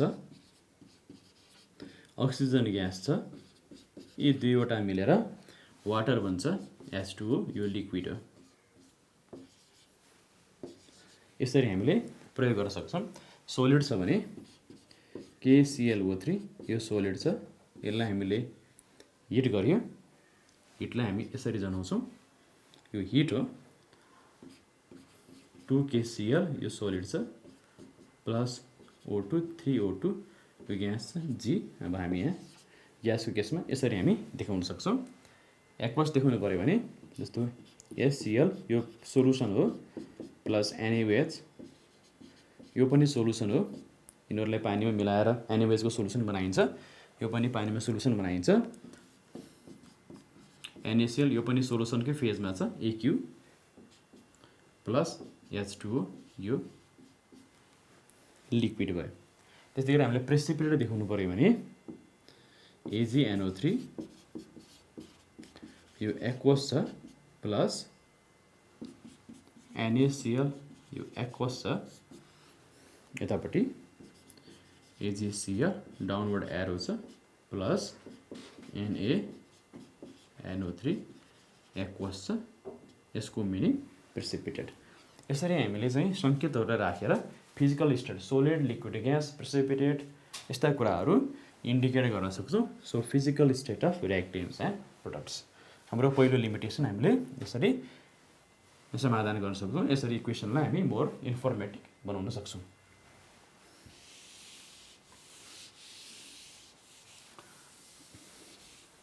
दोस्रो लिमिटेसन विद्यार्थी भाइ बहिनीहरू, यो दोस्रो लिमिटेसन अघि मैले इन्युमेरेट गर्ने बेलामा त्यहाँ लिस्टिङ गर्न भुलेको थिएँ, यहाँ म लेख्न गइरहेको छु। यो दोस्रो लिमिटेसन चाहिँ concentration of reactants and products. Chemical इक्वेसनबाट रिएक्टेन्ट्स र प्रोडक्ट्सको कन्सन्ट्रेसन थाहा हुँदैन, तर अब हामीले ती केमिकल इक्वेसनमा स्लाइटली मोडिफाई गरेर कन्सन्ट्रेसन र चाहिँ त्यसको चाहिँ कन्सन्ट्रेसन कति हो भन्ने कुरा थाहा पाउनको निम्ति मोटामोटी हामीले यो कुरा थाहा पाउन सक्छौँ। जस्तो उदाहरणको लागि सामान्य केमिकल इक्वेसन मात्र लेख्दाखेरि हामी जिङ्क प्लस H2SO4 थियो, Z10SO4 प्लस H2। सुरुमा हामीले केमिकल इक्वेसन यस्तो लेखेका थियौँ। अब यसलाई हामीले मोर इन्फर्मेटिभ बनाउनको लागि यसको फिजिकल स्टेटलाई हामीले जनायौँ। कसरी जनायौँ भाइ बहिनीहरू, यसमा सोलिड थियो, यो एक्वस भयो, यो एक्वस भयो र यो ग्यास हो। अब यसमा कन्सन्ट्रेसन कसरी थाहा हुन्छ, जुन यो सल्फ्युरिक एसिड युज गरेको छ, विशेष गरी एसिडहरूको केसमा र बेस अल्कालीको केसमा यो लागु हुन्छ। यदि यो एसिड चाहिँ डाइल्युट वा कन्सन्ट्रेटेड, डाइल्युट एसिडको अर्थ त्यसमा बढी पानी मिसाइएको छ, कन्सन्ट्रेटेड एसिडमा पानी कम मिसाइएको हुन्छ। डाइल्युट अल्काली छ भने त्यसमा पनि बढी पानी हुन्छ, बढी पानीको मात्रा बेसी हुन्छ, कन्सन्ट्रेटेडमा पानीको मात्रा कम हुन्छ। यो एसिड कस्तो, कन्सन्ट्रेटेड एसिड हो वा डाइल्युट एसिड हो? अब हामीले यसलाई जान्नको लागि यहाँनिर ठिक अगाडि DIL डट, DIL डट मतलब dilute sulphuric acid, DIL dot यसको मिनिङ डाइल्युट। र अब हामी यसलाई कन्सन्ट्रेटेड बनाउनु पऱ्यो भने CONC डट कन्सन्ट्रेटेड। कन्सन्ट्रेटेड भनेको निकै कडा र डाइल्युट भनेको अब चाहिँ पानीको मात्रा बेसी भएको, पानीको मात्रा कम भएको। जस्तो उदाहरणको लागि कपर छ, H2SO4 छ, कपर सल्फेट छ, प्लस SO2 छ, प्लस H2O छ। अब यो सल्फ्युरिक एसिड कस्तो भन्ने कुरा अब हामीलाई जान्नु पऱ्यो भने हामीले यसको अगाडि CONC डट कम थप्नुपर्ने हुन्छ। अब हामीले यसको फिजिकल स्टेट थाहा पाउनको लागि कपर सोलिड यो एक्वास, यो एक्वास, यो ग्यास, यो लिक्विड। अब यो रिएक्सन ब्यालेन्स छैन, अब हामीलाई ब्यालेन्स पनि गर्न सक्छौँ। सल्फर एउटा एउटा दुईवटा छ, यहाँ 2 राख्यो भने सल्फर ब्यालेन्स हुन्छ। हाइड्रोजन 2टा छ, अक्सिजन 8वटा, 4 5 छ, 2 4, हाइड्रोजनको मात्रा यहाँ बढाउनु पऱ्यो, हाइड्रोजन ब्यालेन्स छैन, 4वटा हाइड्रोजन छ, 4वटा हाइड्रोजन भयो, अक्सिजन 4 5 छ, 7 8, अक्सिजन 4 2 8, सबै एटमहरू ब्यालेन्स छन्। यसरी हामीले 2टा कुरा सिक्यौँ भाइ बहिनीहरू। एउटा चाहिँ सलिड, लिक्विड, ग्यास अर्थात् फिजिकल स्टेटलाई जनाउन सकिँदो रहेछ, प्लस रिएक्टेन्टको कन्सन्ट्रेसन पनि हामीले जनाउन सकिँदो रहेछ। यो मोटामोटी यति भन्ने हुँदैन, तर डाइल्युट भनेको फिक्का भनौँ यसलाई, र कन्सन्ट्रेटेड यसलाई हामी सजिलोको लागि गाढा भन्न सक्छौँ। यो कम र डाइल्युट। यसपछि हामी तेस्रो लिमिटेसन तर्फ लागौँ।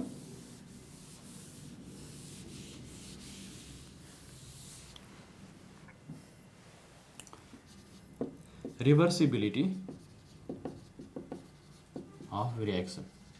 रिएक्सन रिभर्सिबल हो वा होइन, अर्थात् रिएक्सन 2 वे हो वा 1 वे हो, यो कुरा हामीले थाहा पाउनुको लागि चाहिँ एकदमै सिम्पल तरिका छ। हामीले यसमा युज गर्ने एरो, यस्तो खालको एरो हामीले प्रयोग गऱ्यौँ भने त्यो रिएक्सन इरिभर्सिबल हुन्छ। This is irreversible reaction. यसले इरिभर्सिबल रिएक्सनलाई इन्डिकेट गर्छ। तर यो एरोको सट्टामा यस्तो गरियो र यस्तो गऱ्यो भने यो हुन्छ रिभर्सिबल रिएक्सन। जस्तो म एउटा रिएक्सन लेख्न गइरहेको छु, नाइट्रोजन N2, यो चाहिँ यसमा G छ, G माने ग्यास, प्लस हाइड्रोजन H2, यो पनि ग्यास छ, यो 2टा मिलेर बन्छ NH3 ग्यास। अब यो रिएक्सन रिभर्सिबल छ भने मैले यसमा के लेख्नुपर्छ, यस्तो यस्तो एरो लेख्नुपर्छ।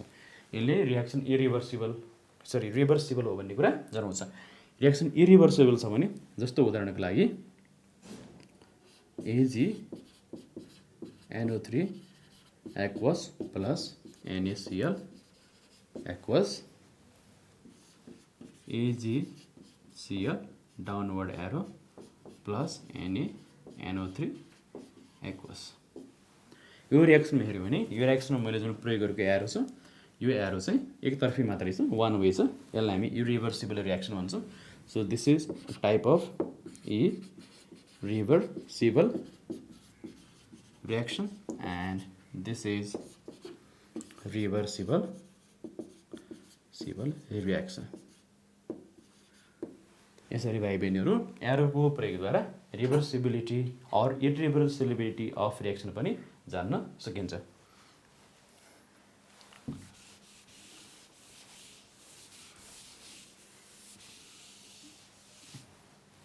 त्यस्तै गरी अर्को limitation heat change, heat absorbed or heat evolve.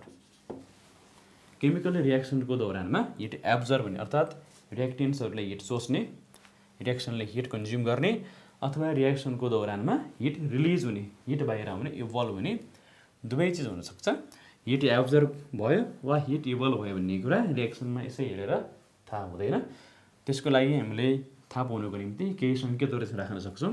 जस्तो उदाहरणको लागि हामीले एउटा रिएक्सन एकै रिएक्सन हो N2 + 3H2 ले ग्यास हामीले जनाउनु पर्यो, यसरी जनाउनु पर्यो GG इरिभर्सिबल। यो भनेको रिभर्सिबल भयो, एउटा मात्रै एरो हुँदा इरिभर्सिबल हुन्थ्यो 2NH3G। अब यतिकै छोड्दाखेरि हामीले यति मात्र लेखेर छोड्दाखेरि अब यो रिएक्सनमा हिट रिलिज भइरहेको छ अर्थात् हिट निस्किरहेको छ, इभल्भ भइरहेको छ वा हिट एब्जर्ब भइरहेको छ भन्ने कुरा थाहा हुँदैन। हिट एब्जर्ब गर्ने भनेको इन्डोथर्मिक रिएक्सन हो। This is thermic reaction. Hit evolve गर्ने भनेको यो दिस इज एक्जोथर्मिक रिएक्सन। यो दुई प्रकारको रिएक्सन हुन्छ। अब यो रिएक्सन कुन क्याटेगोरीमा पर्छ भन्ने कुरा अब हामीले थाहा पाउनको लागि अब यसमा क्वेसनमा हामीले केही चिजहरू मोडिफाई गर्नुपर्छ।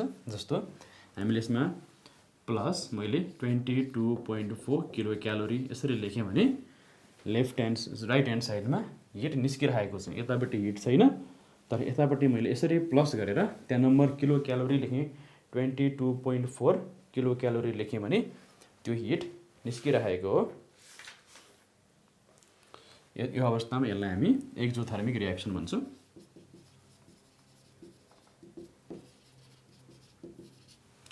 अब एक्जोथर्मिक र इन्डोथर्मिक रिएक्सनलाई जनाउनुको लागि अथवा हिट रिलिज भएको वा हिट एब्जर्ब भएको जनाउनुको लागि हामीले अरू सङ्केतहरू पनि प्रयोग गर्न सक्छौँ। जस्तो डेल्टा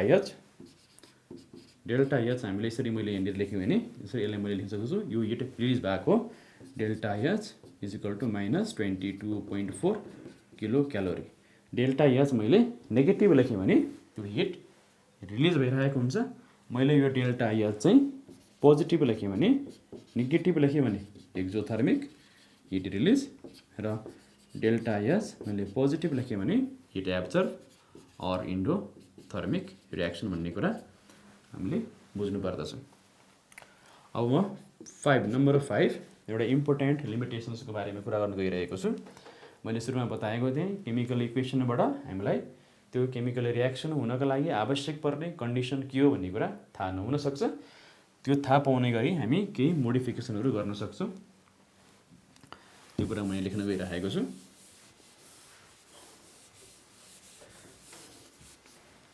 कन्डिसन्स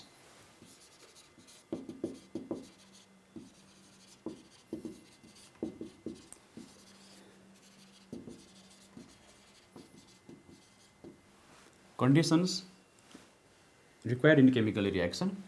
यसलाई अब हामीले कन्डिसन्सहरू थाहा हुँदैन। मैले भाइ बहिनीहरूलाई भने केमिकल इक्वेसनबाट जस्तो कि यो रिएक्सन यहाँनिर भइरहेको छ, यो रिएक्सनमा नाइट्रोजन र हाइड्रोजन मिलेर अमोनिया ग्यास बनिरहेको छ। अब हामीले यसको फिजिकल स्टेट पनि थाहा पायौँ, यसको चाहिँ रिभर्सिबिलिटी भन्ने कुरा पनि रिभर्सिबल रिएक्सन भन्ने कुरा पनि थाहा पायौँ। अब कन्डिसन्सलाई कसरी थाहा पाउने त? यो थाहा पाउनको लागि हामीले यसमा केही कन्डिसन्सहरू अब हामीले थप्न सक्छौँ। जस्तो रिएक्सनको दौरानमा यदि हामीले रिएक्सन गराउनको लागि हिट दिनुपर्छ भने हामीले हिटको लागि डेल्टा यस्तो सिम्बल लेख्न सक्छौँ। त्यस्तै गरी हामीले लाइट दिनु पऱ्यो भने लाइट एच एफ यो लेख्न सक्छौँ अथवा एच न्यू पनि लेख्न सकिन्छ। क्याटलिस्टहरू हामीले बताउनु पऱ्यो भने क्याटलिस्ट आवश्यक छ भने क्याटलिस्टको अब हामी यहाँनिर सिम्बलहरू लेख्न सक्छौँ, क्याटलिस्टहरू लेख्न सक्छौँ। जस्तो यो रिएक्सनमा अब हामीलाई चाहिँ टेम्परेचर आवश्यक पर्छ। टेम्परेचर चाहिँ छ 500 डिग्री सेल्सियस। अब हामी यहाँ 500 डिग्री सेल्सियस यसरी लेख्न सक्छौँ। अब हामीलाई चाहिँ यहाँनिर प्रेसर आवश्यक छ 250 atm यो हामी लेख्न सक्छौँ एरोको माथि। त्यस्तै गरी हामीले यसमा चाहिने क्याटलिस्टहरू आइरन प्लस मोलिब्डेनम यो पनि यसरी हामी लेख्न सक्छौँ। अर्थात् एरोको माथि हामीले चाहिने टेम्परेचर, प्रेसर र क्याटलिस्टको बारेमा उल्लेख गरेर पनि यसलाई मोर इन्फर्मेटिभ बनाउन सक्छौँ। अब हामीले यति नै हिट अथवा यति नै हिट भन्ने कुरा थाहा भएन भने हामीले सिम्पली त्यहाँनिर डेल्टा लेखेर पनि यो काम पुरा गर्न सक्छौँ। जस्तो उदाहरणको लागि CaCO3 छ, यो सोलिड हो, यसलाई डिकम्पोज गऱ्यो भने CaO यो पनि सोलिड हो प्लस CO2 यो हामीले थाहा भएको ग्यास हो कार्बन डाइअक्साइड। अब अब यो रियाक्सन हुनको लागि हामीले हिट गर्नुपर्छ, त्यसकारण हिट गर्नुपर्छ भने हामीले यहाँनिर एउटा डेल्टा राख्यौँ भने हिट भन्ने कुरा बुझिन्छ। त्यस्तै गरी हामीले रियाक्सनहरू गर्नु पऱ्यो कुनै भने, जस्तो कि मिथेन ग्यास छ, CH4 यो ग्यास हो, प्लस Cl2 यो ग्यास हो, यो दुईवटा ग्यासको बिचमा रियाक्सन भएर CH3Cl यो पनि ग्यास हो, प्लस यो Cl एटम भन्छ Cl। अब हामीले यो रियाक्सनमा हेऱ्यौँ भने यो HCl भन्छ, यहाँ HCl यो ग्यास हो, HCl ग्यास भन्छ, CH3Cl प्लस HCl। अब यो रियाक्सन हामीले हेऱ्यौँ भनेदेखि यो रियाक्सनमा लाइट आवश्यक पर्छ। लाइटलाई जनाउनको लागि अब हामी यहाँनिर लाइट लेख्दा पनि हुन्छ, अथवा त्योभन्दा बेटर हामी यसमा सिम्बल लेख्ने HF। HF को मिनिङ हुन्छ the reaction is taking place in presence of light. यो भनेको हिटमा हुने रियाक्सन, यो लाइटमा हुने रियाक्सन। अब हामीलाई हिटलाई पनि मेन्सन गर्नु पर्यो भने सिधै 500 डिग्री सेल्सियस यसरी लेख्न सक्छौँ, प्रेसरलाई 250 ATM प्रेसर लेख्न सक्छौँ, र क्याटलिस्टहरूलाई Fe प्लस MO लेखिँदै गरी अरू रियाक्सनहरूमा पनि यसै गरी हामी क्याटलिस्टहरू लेख्न सक्छौँ। यसरी भाइ बहिनीहरू हाम्रो केमिकल इक्वेसनमा हामीले त्यसको सिभर लिमिटेसनहरू, त्यसबाट चाहिँ हामीले पाउन नसक्ने त्यसको इन्फर्मेसनहरूलाई पनि पाउन सक्ने गरी त्यसलाई हामी सिम्पली मोडिफाई गर्न सक्छौँ। यो मैले तपाईँहरूलाई केही महत्त्वपूर्ण लिमिटेसन्सहरू र ती लिमिटेसन्सहरूलाई हटाउने तरिकाहरू बताएँ।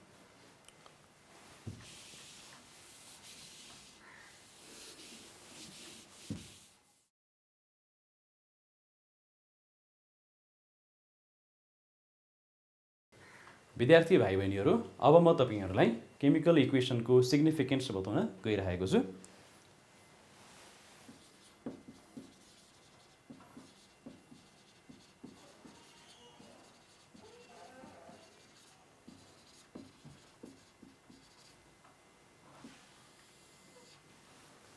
Significance of chemical equation. Limitation र सिग्निफिकेन्स। लिमिटेसनको अर्थ हुन्छ हामीले त्यसबाट प्राप्त नगर्ने सूचनाहरूलाई हामी लिमिटेसन अन्तर्गत राख्छौँ भने त्यसबाट प्राप्त हुने इन्फर्मेसनहरूलाई हामी सिग्निफिकेन्समा राख्छौँ। सिग्निफिकेन्स अफ केमिकल इक्वेसनको मतलब केमिकल इक्वेसन हेरेर हामीले के कुरा जान्न सक्छौँ त्यसलाई हामी सिग्निफिकेन्स भन्छौँ। जस्तो म एउटा रियाक्सन, एउटा केमिकल इक्वेसनको सहायताले यो कुरा तपाईहरुलाई बताउन गइरहेको छु।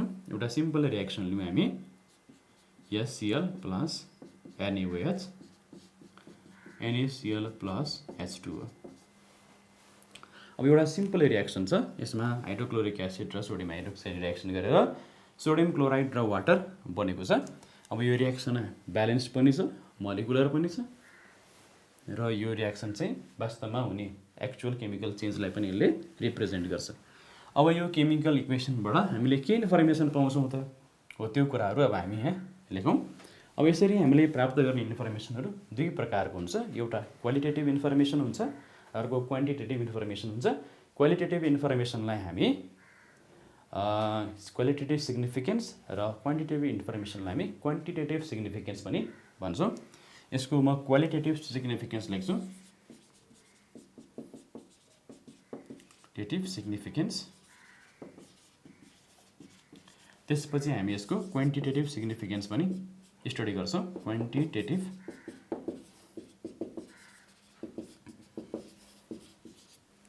क्वान्टिटेटिभ सिग्निफिकेन्स भन्ने यो वर्डमा यो चाहिँ हामीले एक जुन क्वान्टिटेटिभ भन्ने वर्ड छ, यो क्वान्टिटेटिभ भन्ने वर्डले क्वान्टिटीलाई, मात्रालाई, एमाउन्टलाई जनाउँछ। त्यसकारण एमाउन्टसँग सम्बन्धित, मात्रासँग सम्बन्धित जे चिजहरू जति छन् केमिकल इक्वेसनबाट इन्फर्मेसनहरू हामी कहाँ आउँछ ती सबै इन्फर्मेसनलाई हामी क्वान्टिटेटिभ इन्फर्मेसन, क्वान्टिटेटिभ सिग्निफिकेन्स भन्छौँ। भने क्वान्टिटीसँग कुनै पनि सम्बन्ध नराख्ने इन्फर्मेसनहरू र चाहिँ के चाहिँ हो भन्ने कुरालाई मात्रै बताउने चिजलाई हामी क्वालिटेटिभ सिग्निफिकेन्स भन्छौँ। जस्तो कि यो रियाक्सनलाई हामीले लेख्यौँ भने क्वालिटेटिभ सिग्निफिकेन्समा हामी यस्तो लेख्नुपर्ने हुन्छ, हाइड्रोक्लोरिक एसिड एन्ड, अब यसको नाम क्वालिटेटिभ सिग्निफिकेन्समा सबैभन्दा पहिला नाम आउँछ हाइड्रोक्लोरिक एसिड। अब यो नामसँग यहाँ कति यसको हाइड्रोक्लोरिक एसिडको कति मात्रा भन्ने कुरा आएको छैन, त्यसकारण यो क्वालिटेटिभ हो। कति हाइड्रोक्लोरिक एसिड भन्ने इन्फर्मेसन आयो भने यो क्वान्टिटेटिभ सिग्निफिकेन्स हुन्छ। हाइड्रोक्लोरिक एसिड रियाक्ट्स विथ, अब यसको नाम लेखौँ NaOH को नाम हुन्छ sodium hydroxide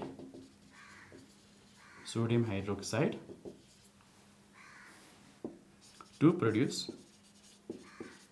sodium chloride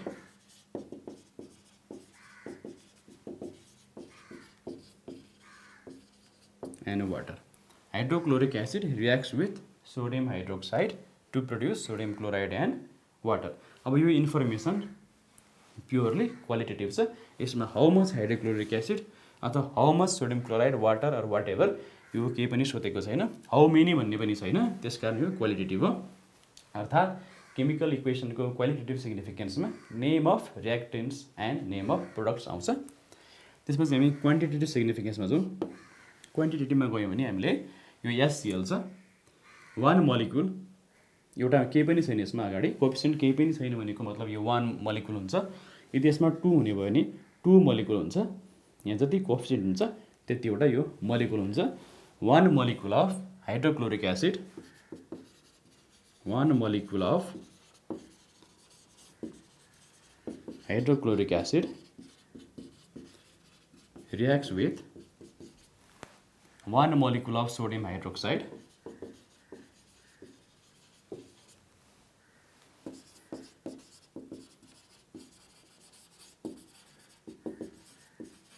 to produce one molecule of sodium chloride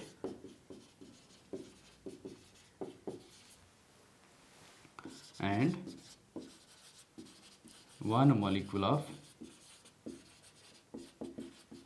water. यसरी हामीले इन्फर्मेसनमा कतिवटा भन्ने कुरालाई इन्क्लुड गरेको हुनाले दिस इज क्वान्टिटेटिभ सिग्निफिकेन्स। अब हामी क्वान्टिटेटिभ सिग्निफिकेन्समा थप यसमा चाहिँ अरू इन्फर्मेसनहरू पनि जोड्न सक्छौँ। जस्तो एससिएल छ, एससिएलको केही पनि कोएफिसिएन्ट नभएको हुनाले हामीले यसलाई वान मलिक्युल मान्यौँ। त्यस्तै गरी केही पनि कोएफिसिएन्ट नभएको हुनाले यसलाई हामी वान मोल पनि मान्न सक्छौँ। यो वान मोल, यो वान मोल, यो पनि वान मोल, यो पनि वान मोल, अर्थात् one mole of hydrochloric acid reacts with 1 mole of sodium hydroxide to produce 1 mole of sodium chloride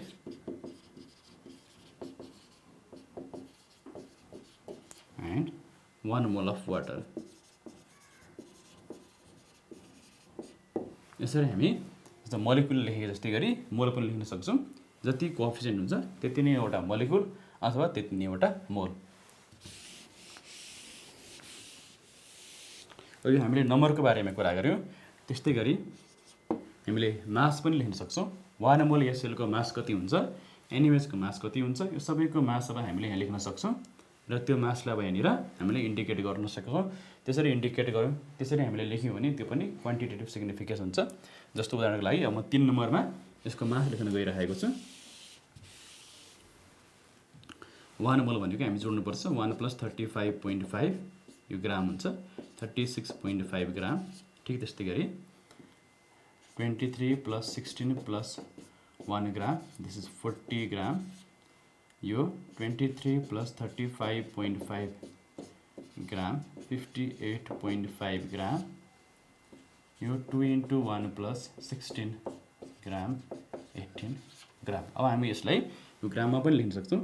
36.5 gram of hydrochloric acid reacts with 40 gram of sodium hydroxide to produce 58.5 gram of sodium chloride and 18 gram of water. यसरी अब हामीले यो रिएक्सनमा यसको quantitative significance लेख्न सक्छौँ। भाइ बहिनीहरू, यदि हामी चाहिँ यहाँनिर चाहिँ कुनै एउटा ग्यास छ भने ग्यास भएको केसमा अब हामीले ग्रामको सट्टामा त्यसको भोल्युम पनि लेख्न सक्छौँ। जस्तो कि म एउटा उदाहरणमा यो देखाउन गइरहेको छु।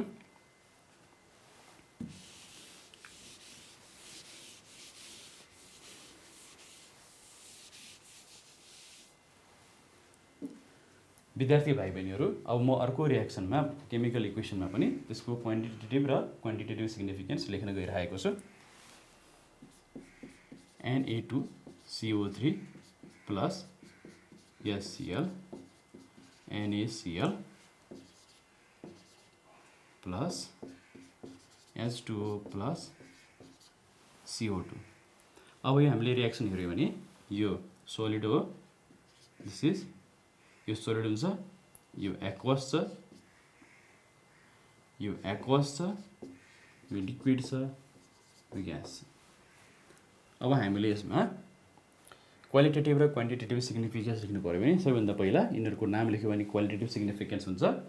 यिनीहरूमा कतिवटा मलिकुलहरू छन् त्यो कुरा लेख्यो भने क्वान्टिटेटिभ हुन्छ, मोल लेख्यो भने पनि क्वान्टिटेटिभ हुन्छ, र अन्तिममा यिनीहरूमा भएको मास र भोल्युम इन्डिकेट गर्यो भने पनि क्वान्टिटेटिभ हुन्छ। एक दुईवटा हामी यसको सिग्निफिकेन्सहरू लेख्यौँ। क्वालिटेटिभ सिग्निफिकेन्स, यसमा 1 मा sodium carbonate reacts with hydrochloric acid to produce sodium chloride, water and carbon dioxide. यो भयो qualitative significance. Quantitative significance,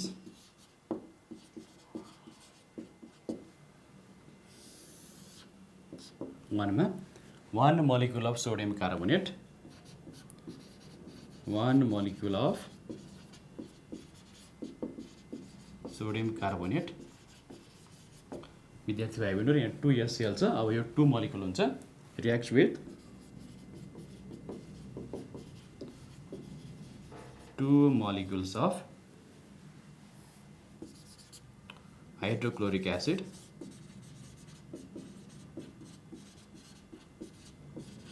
to produce 2 molecules of sodium chloride, 1 molecule of water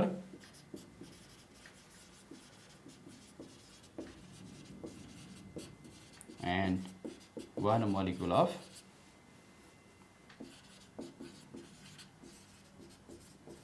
carbon dioxide। यो भयो हाम्रो quantitative significance. यसमा हामीले number जनाएको छौँ। त्यस्तै गरी हामीले मोलिकुलको नम्बर जस्तै गरी मोल पनि इन्डिकेट गर्न सक्छौँ।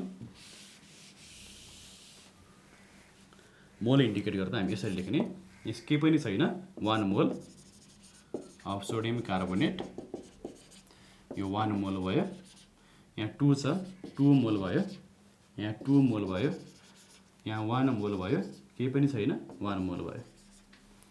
1 mole of sodium carbonate reacts with 2 mole of hydrochloric acid to give 2 mole of sodium chloride, 1 mole of water and 1 mole of carbon dioxide। त्यस्तै गरी अब यो मोललाई हामीले मासमा कन्भर्ट गर्न सक्छौँ।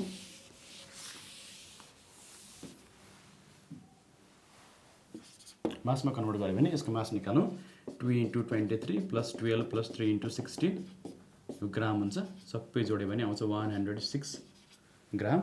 यसै गरी गऱ्यो भने 2 1 + 35.5 सबै जोड्यो भने आउँछ यो 1 यो हुन जान्छ 636.5 अर्थात् 73 ग्राम। यो 2 भयो 23 + 35.5 ग्राम यो 117 ग्राम। 1 मोलको 18 ग्राम र यो 22.4 लिटर एट एसटिपी। विद्यार्थी भाइ बहिनीहरू अझ यसलाई प्रष्ट गरी हेरौँ।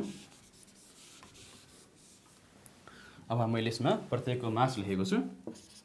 यो 106 ग्राम Na2CO3 को, 73 ग्राम HCl को, 117 ग्राम NaCl को, 18 ग्राम वाटर को र 22.4 लिटर। हामीले यसमा मास नलेखेर यसमा हामीले भोल्युम लेखेका छौँ किनभने यो ग्यास हो। ग्यासको केसमा भोल्युम लेख्न मिल्छ। 106 gram sodium carbonate reacts with 73 gram hydrochloric acid to produce 117 gram sodium chloride, 18 gram water and 22.4 liter CO2 at carbon dioxide at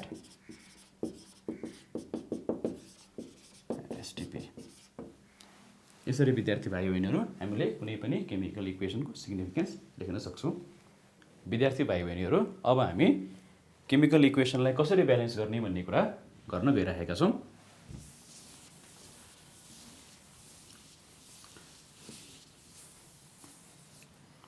chemical equations balance गर्ने विभिन्न तरिकाहरू छन्। सबैभन्दा पहिलो तरिका हामीले चाहिँ स्कुलदेखि पढ्दै आएको हिट एन्ड ट्रायल मेथड।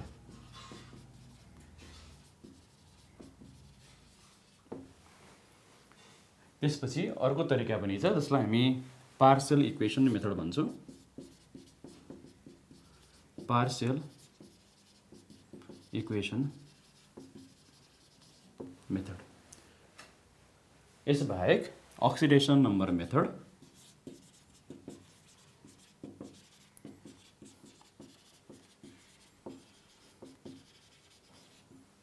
र ion electron method.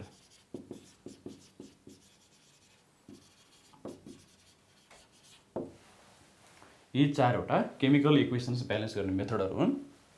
Methods for balancing chemical equations.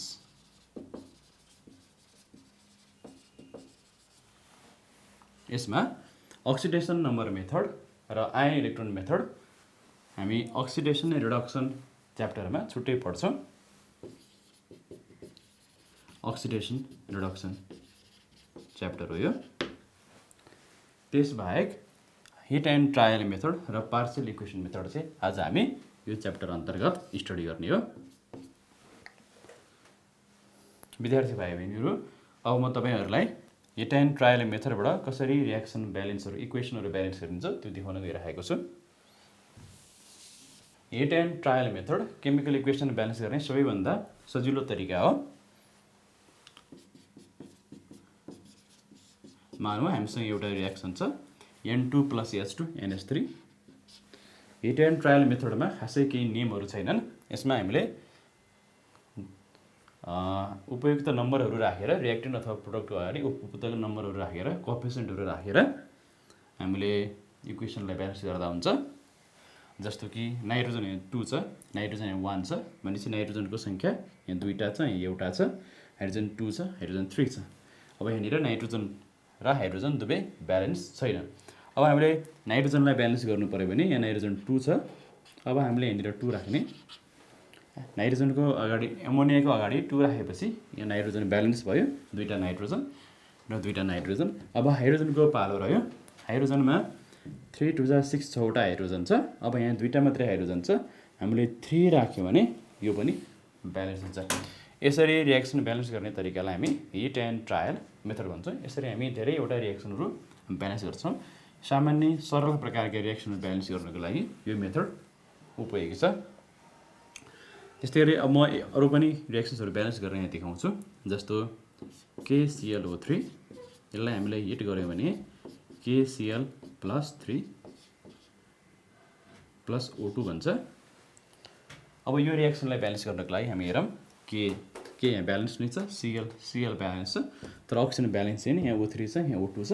अब हामीले यसलाई ब्यालेन्स गर्नु पऱ्यो भनेदेखि अब यो 3 लाई हामीले यसलाई 2 बनाउन, यसलाई 3 बनाउन अथवा यसलाई 2 बनाउन मिल्दैन। यसलाई हामीले होल नम्बरमा चेन्ज गर्नुपर्छ। यो 3 अड नम्बर छ, यसलाई हामीले एउटा चाहिँ 2 ले मल्टिप्लाई गर्यो भने यो इभन नम्बरमा चेन्ज हुन्छ। यहाँ 2 राखौँ हामी, 3 2 = 6 हुन्छ। यहाँ 2 छ, यहाँ 3 राखौँ, 3 2 = 6 हुन्छ। यसरी हामी अक्सिजनलाई ब्यालेन्स गर्छौँ। अक्सिजनलाई ब्यालेन्स गर्दै गर्दा त्यहाँनिर पोटासियम क्लोरिन चाहिँ अब इम्ब्यालेन्स हुन जान्छ। यहाँ पोटासियम 2टा छ, क्लोरिन 2टा छ, 2 राख्ने। अब पोटासियम पनि ब्यालेन्स भयो, क्लोरिन पनि ब्यालेन्स भयो। त्यस्तै गरी हामीले अरूलाई पनि ब्यालेन्स गर्न सक्छौँ। अरू इक्वेसन्सहरू विशेष गरी हाइड्रोकार्बनलाई ब्यालेन्स गर्नको लागि केही तरिका अपनाउन सकिन्छ, सजिलो पार्ने तरिकाहरू म त्यो सिकाउन गइरहेको छु। जस्तो C2H6 छ, यसको नाम इथेन हो। यो इथेन हो। इथेनलाई अक्सिजनसँग रिएक्सन गराउँदाखेरि कार्बन डाइअक्साइड र वाटर CO2 + H2O भन्छ। अब यो रिएक्सन चाहिँ हामीले ब्यालेन्स गर्नुपर्ने छ। ब्यालेन्स गर्नुपर्दाखेरि हाइड्रोकार्बनको यो कम्बसन हो। यो कार्बन र हाइड्रोजन मात्रै मिलेर बनेका कम्पाउन्डहरूलाई हामी हाइड्रोकार्बन भन्छौँ र यो कम्बसन रिएक्सन हो। यसमा हामी ब्यालेन्स गर्दाखेरि कार्बन 2टा छ, यहाँ 2 लेख्ने। त्यस पछाडि हामी हाइड्रोजनलाई ब्यालेन्स गर्ने, हाइड्रोजन 6वटा छ, हामी 3 लेख्ने। अब 3 2 = 6 हाइड्रोजन ब्यालेन्स छ, 2 कार्बन पनि ब्यालेन्स छ र हाइड्रोजन पनि ब्यालेन्स छ। अब बाँकी रह्यो अक्सिजन। अक्सिजन यहाँ 2टा छ, यहाँ 2 2 = 4, 3 × 1 3, 4 + 1 7, यतापट्टि 7वटा अक्सिजन छ, यतापट्टि मात्र 2टा अक्सिजन छ। अब हामीले कुनै नम्बर राखेर यहाँ 7वटा बनाउन सक्दैनौँ। यहाँ हामीले जे राखे पनि यो 7 हुँदैन। हामीले यहाँनिर कुनै प्योर नम्बर राखेर 7 बनाउन, होल नम्बर राखेर 7 बनाउन सक्दैनौँ। हामीले यसमा एउटा फ्र्याक्सन राख्नुपर्छ। यहाँ 3 + 4 7 छ, यहाँ 2 छ भने हामीले 7/2 लेख्यौँ भने यो ब्यालेन्स हुन्छ। कसरी ब्यालेन्स हुन्छ? 7/2 मोलिकुलमा 2 छ, हामीले काट्दाखेरि 7 हुन आउँछ। त्यसकारण यो 7 अक्सिजन भयो। यसमा पनि 7 अक्सिजन एटम छ, यो साइडमा पनि 7 अक्सिजन एटम भयो। तर यो हाम्रो कहाँ फ्र्याक्सन देखा पऱ्यो। अब हामीले फ्र्याक्सनलाई हटाउनको लागि एउटा सजिलो तरिका गर्न सक्छौँ। अब हामीले पुरै इक्वेसनलाई 2 ले मल्टिप्लाई गरेमा के हुन्छ? 2 C2H6 + 2 × 7/2 O2। अब 2 ले मल्टिप्लाई गरेपछि 4 CO2, फेरि 2 ले मल्टिप्लाई गरेपछि 6 H2O। अब यो 2 काट्नु पऱ्यो हामीले। 2 C2H6 + 7 O2, 4 CO2 + 6 H2O। यसरी हामी फ्र्याक्सन लेख्ने पहिला र पछि फ्र्याक्सनलाई हटाएर 2 ले मल्टिप्लाई गरेर हटाएर रिएक्सनलाई सजिलैसँग इक्वेसनलाई ब्यालेन्स गर्न सक्छौँ। अब हामी अर्को इक्वेसन हेरौँ। त्यो पनि हाइड्रोकार्बनको कम्बसन छ। C3H8 यो प्रोपेन हो। प्रोपेनलाई अक्सिजनसँग रिएक्सन गराइयो भने कार्बन डाइअक्साइड र वाटर प्रड्युस हुन्छ। यो रिएक्सनलाई ब्यालेन्स गरौँ हामी हिट एन्ड ट्रायल मेथडबाट। कार्बन 3टा छ, हामीले यहाँ 3 लेख्यौँ। 3 लेख्यो भने 3वटा कार्बन हुन्छ। हाइड्रोजन 8वटा छ, हामीले यहाँ 4 लेख्यौँ भने हाइड्रोजन 8वटा हुन्छ। 4 2 = 8। अब हामीले अक्सिजनको सङ्ख्यामा ध्यान दिनुपर्छ। 3 2 = 6 + 4 10वटा अक्सिजन छ राइट ह्यान्ड साइडमा। लेफ्ट ह्यान्ड साइडमा मात्रै 2टा अक्सिजन छ। अब हामीले अक्सिजनलाई ब्यालेन्स गर्नलाई एकदमै सजिलो चाहिँ यसमा 4 छ र 3 2 = 6 + 4 10। अब हामीले 5 लेख्यौँ भने यो सजिलै ब्यालेन्स हुने देखियो। 5 लेखेपछि यो रिएक्सन ब्यालेन्स छ। यो हिट एन्ड ट्रायल मेथडबाट केमिकल इक्वेसन्सहरूलाई ब्यालेन्स गर्ने तरिका हो भाइ बहिनीहरू।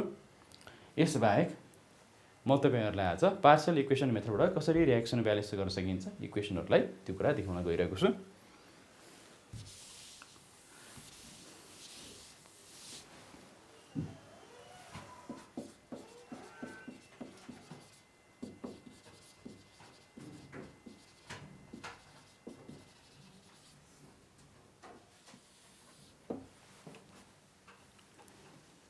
Partial equation method. Partial equation भनेपछि हामीले यो मेथडबाट इक्वेसनलाई ब्यालेन्स गर्दाखेरि सबैभन्दा पहिला इक्वेसनलाई हामीले स्प्लिट गर्नुपर्छ अथवा भाग लगाउनुपर्छ 2 वा 2 भन्दा बढी इक्वेसन्सहरूमा। त्यसै कारण यसको नाम पार्शियल राखिएको छ। जस्तो कि हामीसँग मानव एउटा कुनै इक्वेसन छ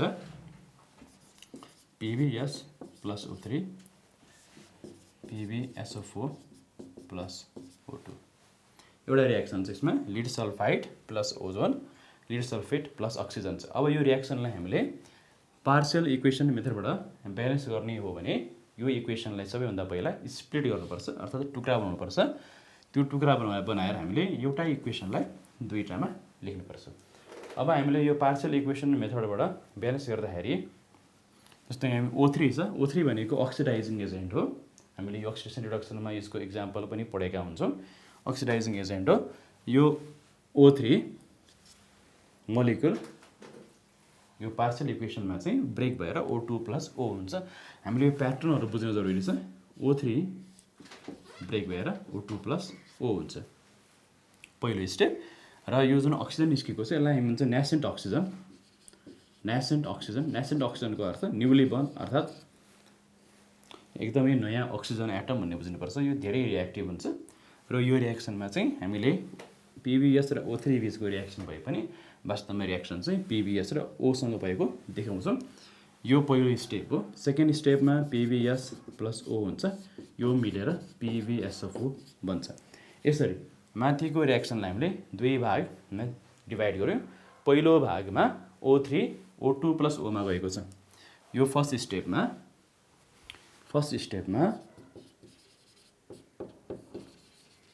जेनेरेसन अफ न्यासेन्ट अक्सिजन। पहिलो स्टेपमा न्यासेन्ट अक्सिजन बनाउने काम भइरहेको छ र स्टेप 2 मा सेकेन्ड स्टेपमा कन्जम्पसन अफ न्यासेन्ट अक्सिजन। यसरी दुई स्टेपमा हुन्छ। पहिलो स्टेपमा हामी अक्सिजन प्रड्युस गर्ने न्यासेन्ट अक्सिजन र दोस्रो स्टेपमा त्यो कम्पाउन्डसँग न्यासेन्ट अक्सिजनलाई रियाक्सन गरेर न्यासेन्ट अक्सिजनलाई कन्ज्युम गर्ने। यसरी हामीले चाहिँ दुई स्टेपमा लेख्छौँ। त्यस पछाडि हामीले यो पहिलो स्टेपलाई छुट्टै ब्यालेन्स गर्नुपर्छ र सेकेन्ड स्टेपलाई छुट्टै ब्यालेन्स गर्नुपर्छ। Separately balance equation 1 and equation 2। दुईटै इक्वेसनलाई यो इक्वेसन 1 हो इक्वेसन 2 हो। दुईटै इक्वेसनलाई हामीले सेपरेटली ब्यालेन्स गर्ने अर्थात् यहाँ O3 छ O2 O यहाँ तीनटा अक्सिजन छ यो ब्यालेन्स नै छ।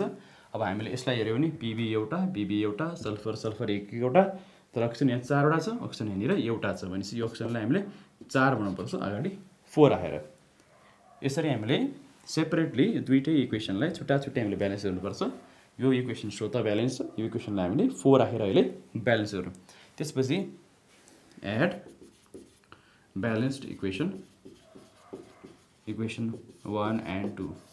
यो दुईटै ब्यालेन्स भइसकेका इक्वेसनलाई हामी अब जोड्ने काम गर्ने। त्यसरी जोड्दाखेरि न्यासेन्ट अक्सिजनको नम्बर चाहिँ बराबर हुनुपर्छ। त्यसो भयो भने मात्रै हाम्रो यो न्यासेन्ट अक्सिजन क्यान्सल हुन्छ। हामीले लेख्ने फाइनल केमिकल इक्वेसनमा न्यासेन्ट अक्सिजन देखा पर्नु हुँदैन। त्यो हामीले हटाउनुपर्छ। त्यो हटाउनको लागि हामीले एउटा सुइटेबल नम्बरले यसलाई मल्टिप्लाई गर्ने इन्टु 4। 4ले हामीले मल्टिप्लाई गऱ्यो भने 4O3 हुन्छ 4O2 + 4O हुन्छ। तलपट्टि PbS + 4O भयो। अब यो 4O र यो O छ तर ओलाई 4 ले मल्टिप्लाई गरेपछि यो 4O हुन्छ 4O क्यान्सल भयो। अब हामीसँग छ PbS + 4O3 यो PbS भयो। यो O3 लाई 4 ले मल्टिप्लाई भयो 4O3 यतापट्टि भयो PbSO4 + 4O2। यसरी हामीले रियाक्सनलाई ब्यालेन्स गर्छौँ।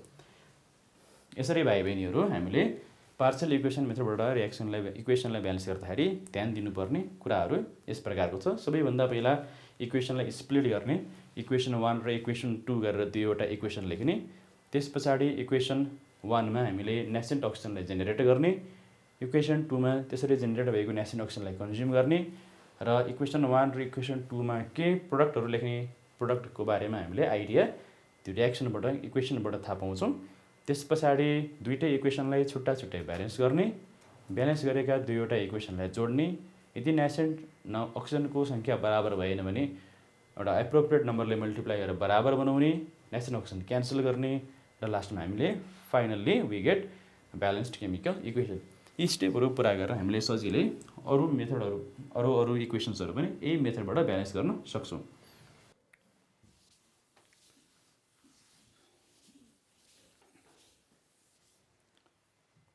विद्यार्थी भाइ बहिनीहरू अर्को एउटा इक्वेसन हेरौँ। PbS plus H2O2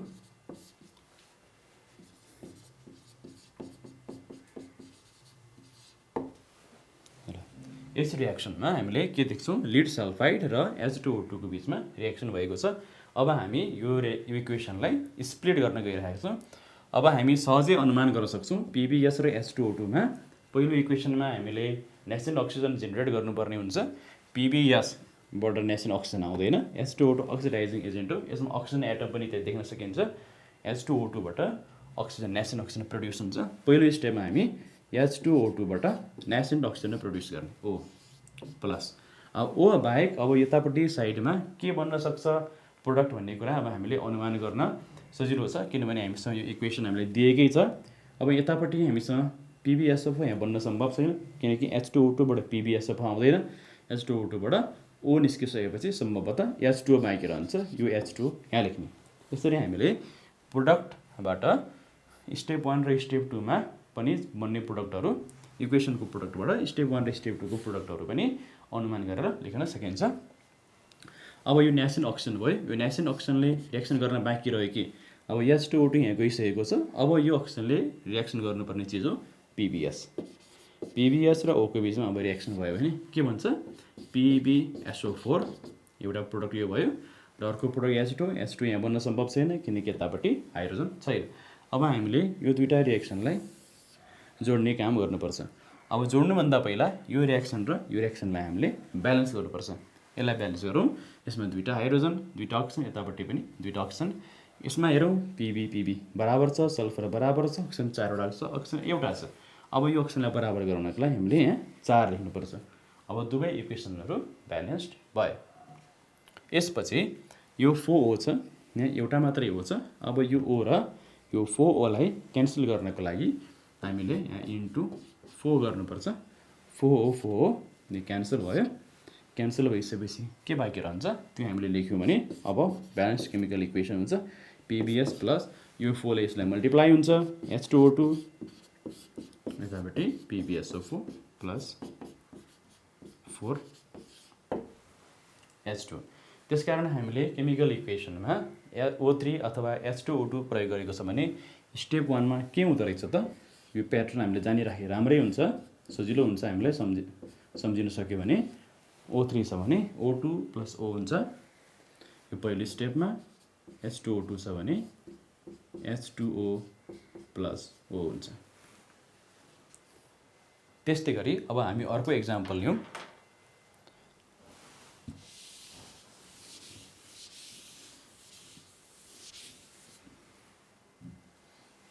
Ki plus H2O2 I2 plus H2O। यो रियाक्सनमा Ki प्लस H2O2 एकछिन भाइ बहिनीहरू, यसमा प्रोडक्टमा हुन्छ KOH प्लस I2।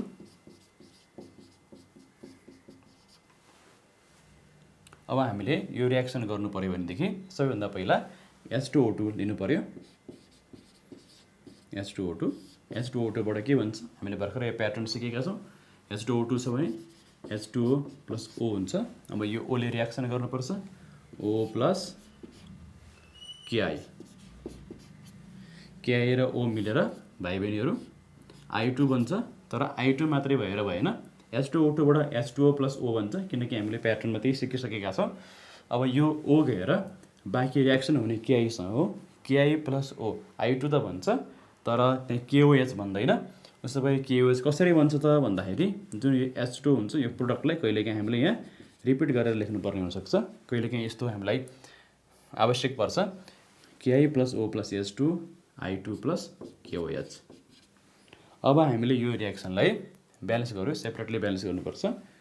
यसमा अक्सिजनहरू ब्यालेन्स छ, हाइड्रोजन पनि ब्यालेन्स छ। यसमा के ब्यालेन्स छ, अक्सिजन यहाँ दुईटा छ, अक्सिजन एउटा छ, आइरिन एउटा छ, आयोडिन दुईटा छ। अब यसलाई कसरी ब्यालेन्स गर्ने होला भाइ बहिनीहरू, यो अक्सिजनलाई हामीले लास्टमा ब्यालेन्स गर्नुपर्छ। अक्सिजनलाई सधैँभरि लास्टमा ब्यालेन्स गर्नुपर्छ, त्यसकारण अक्सिजन मैले ध्यान नदिउँ। अहिले हामी पोटासियम र आयोडिनमा ध्यान दिउँ, त्यसपछि हाइड्रोजनमा ध्यान दिउँ र अन्तिममा हामी अक्सिजन ब्यालेन्स गर्छौँ।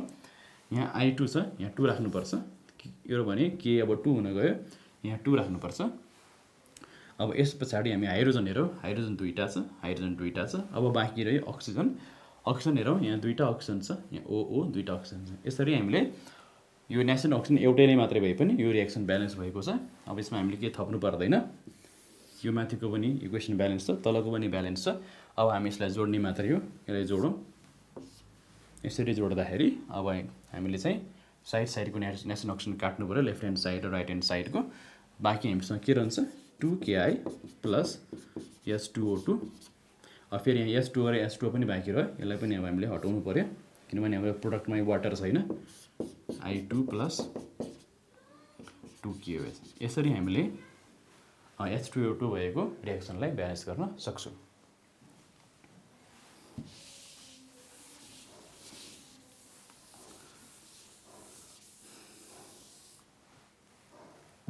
विद्यार्थी भाइ बहिनीहरू, त्यस्तै गरी म अरू पनि रिएक्सनहरू यो पार्शियल इक्वेसन मेथडद्वारा ब्यालेन्स गर्न सिकाउँछु। जस्तै KMnO4 plus H2SO4 plus H2S, K2SO4 plus MnSO4 plus S plus H2O। अब यो रिएक्सनमा हामीले हेऱ्यौँ भने KMnO4 सल्फ्युरिक एसिड र H2S को बीचमा रिएक्सन भएको छ र यो प्रोडक्ट बनेको छ। यसमा हामीलाई थाहा छ KMnO4 भनेको अक्सिडाइजिङ एजेन्ट हो। KMnO4 acts as oxidising agent in presence of acid, यो पुरै अक्सिडाइजिङ एजेन्ट हो। KMnO4 प्लस H2SO4 भनेको यो अक्सिडाइजिङ एजेन्ट भयो। अब अक्सिजन दिने काम KMnO4 प्लस H2SO4 ले संयुक्त रूपमा अक्सिजन प्रड्युस गर्ने काम गर्छ र H2S ले अक्सिजन कन्ज्युम गर्ने मात्रै काम गर्छ। यदि हाम्रो रिएक्सनमा पोटासियम परमाङ्गनेट छ र त्यसमा H2SO4 हुन्छ भने भाइ बहिनीहरूले यो दुईटालाई संयुक्त रूपमा अक्सिजन प्रड्युसरको रूपमा फर्स्ट स्टेपमा लेख्नुपर्ने हुन्छ। जस्तै KMnO4 प्लस H2SO4, यसले यो दुईटा चाहिँ संयुक्त रूपमा भयो भने यसले के बनाउन सक्छ भन्ने कुरा हामीलाई यसबाट पनि आइडिया हुन्छ। यो K2SO4 यहाँ बन्न सम्भव छ, पोटासियम छ, सल्फेट छ, K2SO4, MnSO4 बन्न सम्भव छ, Mn छ, SO4, वाटर बन्न सम्भव छ, H2O, र अन्तिममा छुट्टै नै नहुने नेसन अक्सिजन यसबाट हामीले प्रड्युस गर्नुपर्छ, O। अब यो O अर्थात् नेसन अक्सिजन केसँग रिएक्सन गर्छ, O प्लस अब बाँकी रह्यो H2S, यो O ले H2S सँग रिएक्सन गर्नै पर्ने हुन्छ र के भन्छ प्रोडक्ट हामीले यताबाट गाइड गर्न सक्छौँ।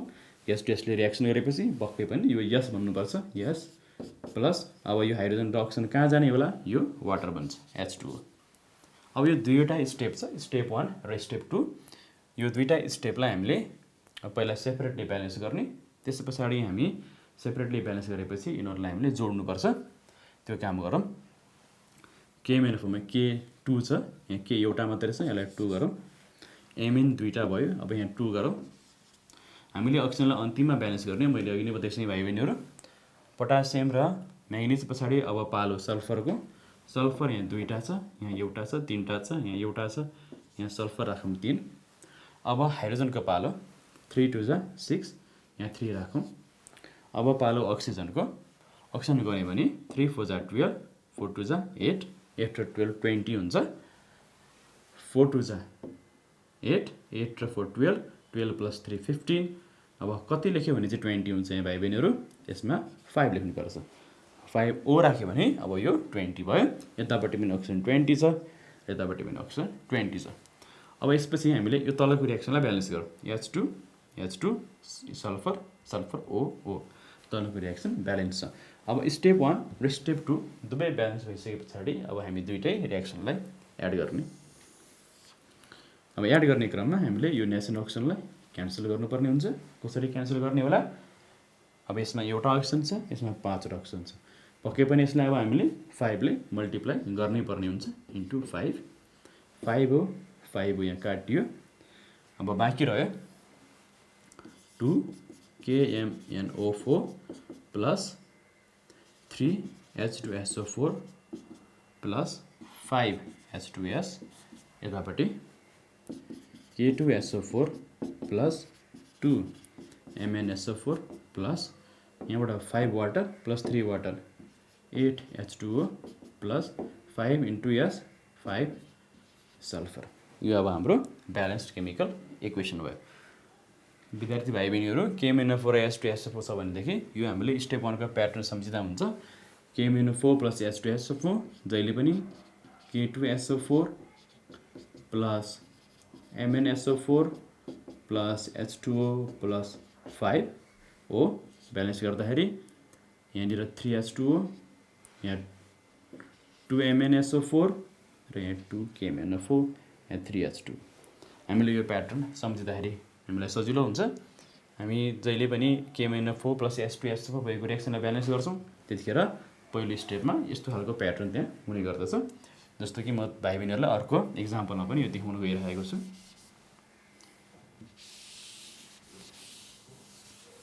अब भनौँ हामीसँग KMnO4 plus H2SO4 plus Na2SO3 यो मोलिकुल छ भने यतापट्टि अब हाम्रो प्रोडक्टमा के बन्छ त Na2SO4।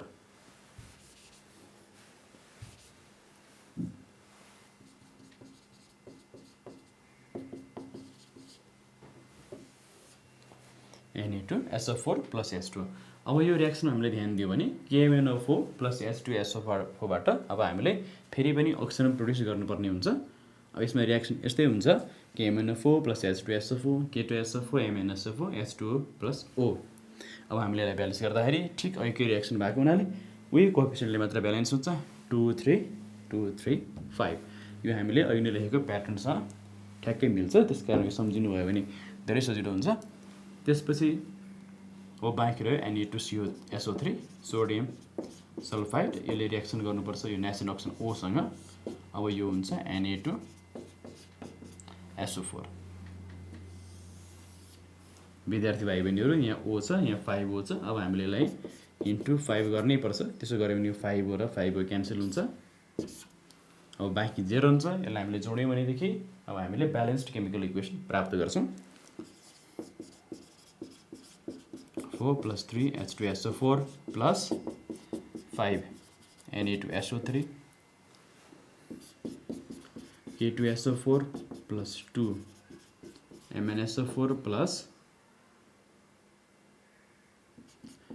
Na2SO4 प्लस यहाँ अब अघि वाटर थियो जोड्नको लागि, अहिले छैन, प्लस 3H2O।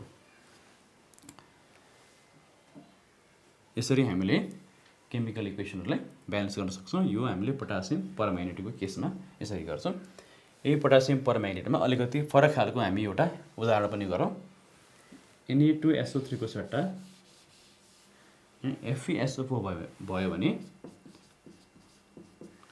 यो Fe2SO4 हुन्छ। त्यस्तो अवस्थामा अलिकति चेन्जेस गर्नुपर्ने हुन्छ। फेरिक सल्फेट, यसमा फर्स्ट स्टेपमा कुनै परिवर्तन हुँदैन विद्यार्थी भाइ बहिनीहरू, सबै सेकेन्ड स्टेपमा चेन्ज हुन्छ। अब यो सेकेन्ड स्टेप हामीले नयाँ लेख्नुपर्ने हुन्छ। पहिलो स्टेप ए हो एज इट इज। सेकेन्ड स्टेपमा अब यो ओसँग कसले रिएक्सन गर्छ होला, पक्कै पनि FeSO4 ले, किनकि दुईटा इन्गेज भइसकेका छन्।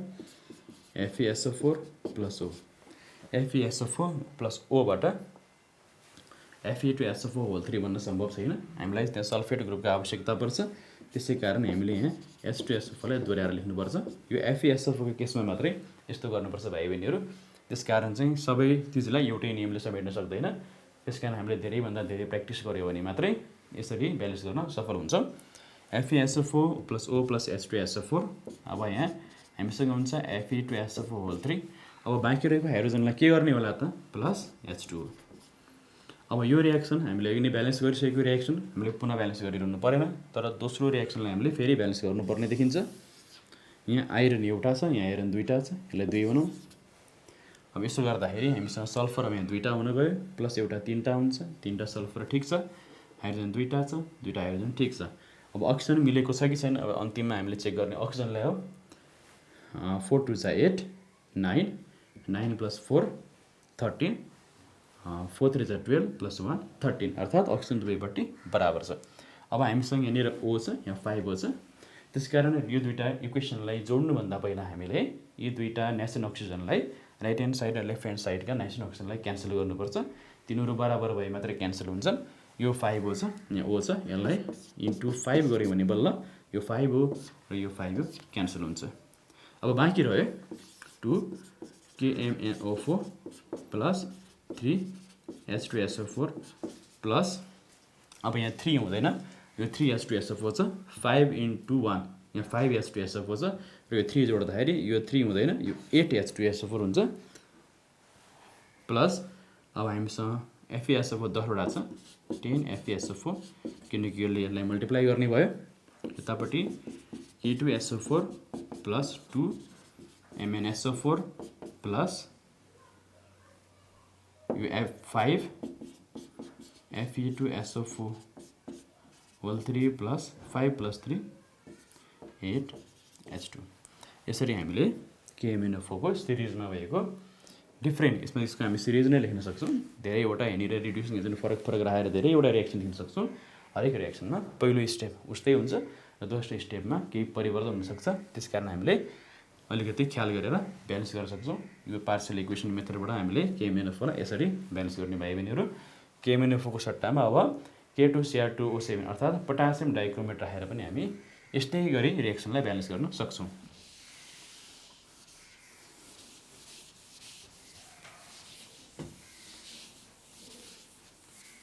विद्यार्थी भाइ बहिनीहरू अब म K2Cr2O7 भएको एउटा प्रब्लम लेख्छु K2Cr2O7 plus H2SO4 plus H2S K2SO4 plus Cr2SO4 whole 3 plus S plus H2O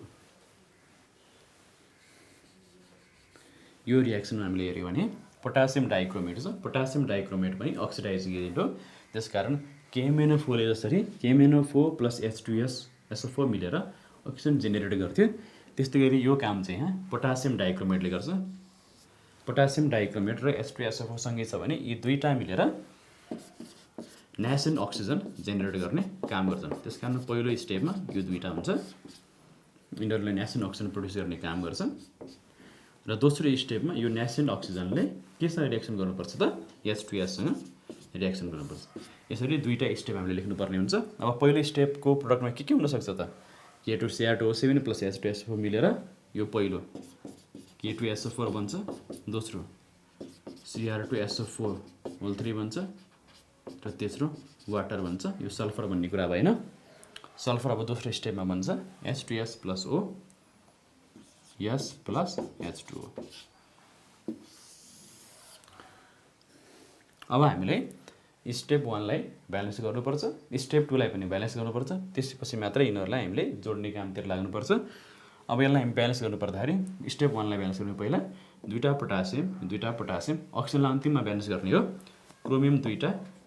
chromium दुईटा सल्फर गरौँ सल्फर यहाँ एउटा छ यहाँ 3 + 1 4 वटा छ त्यसकारण 4 राख्नु पर्यो। हाइड्रोजन 4 2 जा 8 छ अब यहाँनिर हामीले 4 राख्नु पर्यो। अब पालो नेसन अक्सिजनलाई ब्यालेन्स गर्ने अक्सिजनलाई ब्यालेन्स गर्ने यहाँ 4 4 जा 16 16मा 7 वटा अक्सिजन छ भनेको 23 हुन्छ। यहाँनिर 4 3 जा 12 12 + 4 16 16 4 + 4 20 20 भएपछि अब 23 हुनको लागि हामीलाई यहाँ 3 अक्सिजन चाहिन्छ 3 अक्सिजन। अब यो 3 अक्सिजन भएपछि यो हाम्रो स्टेप 1 ब्यालेन्स भयो। अब स्टेप 2 मा यो जुन नेसन अक्सिजन छ यसले H2S सँग रिएक्सन गर्नुपर्छ H2S plus O S plus H2O। अब यसलाई हामी ब्यालेन्स गरौँ S ठिक छ हाइड्रोजन ठिक छ अक्सिजन ठिक छ अर्थात् स्टेप 2 आफै ब्यालेन्स छ। अब हामी यो दुईटा इक्वेसनलाई जोड्नुपर्छ। यसलाई कसरी जोड्ने त यसमा एउटा अक्सिजन छ यसमा 3 वटा अक्सिजन छ इन्टु 3 गऱ्यो भने त्यसको 3 वटा अक्सिजन र यसको 3 वटा अक्सिजन क्यान्सल हुन्छ। अब बाँकी रह्यो K2Cr2O7 plus 4H2SO4 plus 3H2S K2SO4 plus Cr2SO4 3 plus 4H2O 4 हुन्छ। विद्यार्थी भाइ बहिनी तीनटा छ 7H2O हुनु पर्यो 7H2O प्लस 3S। यसरी हामीले यो रिएक्सनलाई ब्यालेन्स गर्न सक्छौँ। K2Cr2O7 4H2SO4 3H2S K2SO4 Cr2SO4 3 7 भयो किनकि यहाँनिर 3 छ यहाँ 4 छ यो क्यान्सल भयो। अब बाँकी रह्यो सल्फर 3S। यसरी हामीले पोटासियम डाइक्रोमेट युज भएको केमिकल इक्वेसनमा हामीले ब्यालेन्स गर्न सक्छौँ।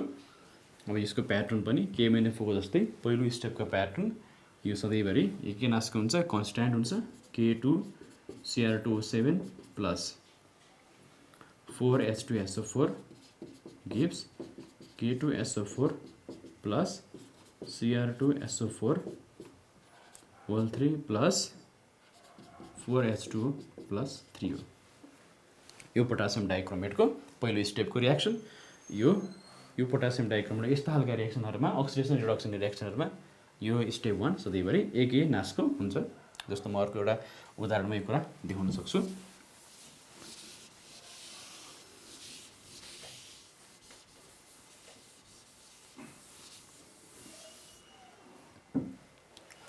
K2Cr2O7 plus H2SO4 plus H2C2O4 अब यहाँ हुन्छ K2SO4 plus Cr2SO4 whole 3 plus H2O plus CO2। अब यो रिएक्सन हामीले हेऱ्यौँ भनेदेखि यो रिएक्सनमा अहिलेको जस्तै K2Cr2O7 र H2SO4 छ रिड्युसिङ एजेन्टको रूपमा अक्जालिक एसिड H2C2O4 छ। अब पहिलो स्टेपको रिएक्सन अघि जस्तै गरी हामीले लेख्नुपर्छ K2Cr2O7 plus H2SO4 K2SO4 plus Cr2SO4 whole 3 plus H2O plus O। यहाँ CO2 आउँदैन किनकि यहाँ कार्बन छैन नेसन अक्सिजन जेनेरेट गर्नै पर्छ त्यसै कारण O आउँछ। अब यसलाई हामी यो पहिलो स्टेप हो। दोस्रो स्टेपमा अब यो O सँग H2C2O4 को रिएक्सन गराउँछौँ। अब बन्छ यहाँ CO2 मात्रै बन्न सम्भव छैन किनकि हाइड्रोजन छ भनेपछि पक्कै पनि यहाँनिर प्रोडक्टमा वाटर भएको हुनाले यहाँ पनि वाटर रिपिट हुन्छ फेरि बन्छ यहाँ वाटर। यस पछाडि विद्यार्थी भाइ बहिनीहरू यसलाई ब्यालेन्स गर्ने हो। यसलाई यसै गरी ब्यालेन्स हुन्छ यिनै कोएफिसिएन्टहरूले यो स्टेप ब्यालेन्स हुन्छ। अब हामीले यहाँ 4 राख्यौँ भने र यसमा हामीले 4 राख्यौँ यहाँ 3 राख्यौँ भने यो इक्वेसन ब्यालेन्स हुन्छ। अब यो ब्यालेन्स्ड भयो हाम्रो फर्स्ट स्टेप। अब हामीले सेकेन्ड स्टेपलाई पनि ब्यालेन्स गर्नुपर्छ। हाइड्रोजन दुईटा छ ठिक छ कार्बन पनि दुईटा छ यसलाई पहिला ब्यालेन्स गर्नु पर्यो। हाइड्रोजन भन्दा पनि पहिला हामीले कार्बन ब्यालेन्स गर्नुपर्छ। कार्बन हेरौँ यहाँ दुईटा छ एउटा छ यसलाई 2 बनाऊँ।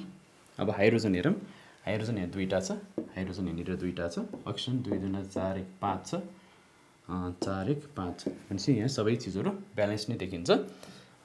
स्टेप 1 र स्टेप 2 दुवै ब्यालेन्स भइसके पछाडि अब हामीले यसलाई जोड्ने हो। जोड्नको लागि नेसन अक्सिजन बराबर बनाउने 3O छ यहाँनिर यसमा O मात्रै छ। अब यसलाई हामीले 3 ले मल्टिप्लाई गर्ने यसपछि 3O हुन्छ इन्टु 3। अब हाम्रो यो नेसन अक्सिजन भयो र यो नेसन अक्सिजन भयो यो काट्यो दुईटै काट्यो। अब हामीले यसलाई जोडौँ K2Cr2O7 प्लस यो 4H2SO4 भयो 4H2SO4 प्लस 3H2C2O4 यतापट्टि K2SO4 plus Cr2SO4 whole 3 plus यहाँ 4H2O छ यहाँ H2O छ 3H2O छ 7H2O छ प्लस यहाँ 2 छ यहाँ 3 छ 6CO2। यसरी हामीले पार्शियल इक्वेसन मेथडद्वारा पोटासियम डाइक्रोमेट अक्सिडाइजिङ एजेन्ट भएको केमिकल इक्वेसनलाई ब्यालेन्स गर्यौँ। विद्यार्थी भाइ बहिनीहरू यसबाहेक पनि अरू थुप्रै केमिकल इक्वेसनहरूलाई हामीले ब्यालेन्स गर्न सक्छौँ। तीमध्ये म केही अझै महत्त्वपूर्ण रिएक्सनहरूको बारेमा यहाँ देखाउँछु।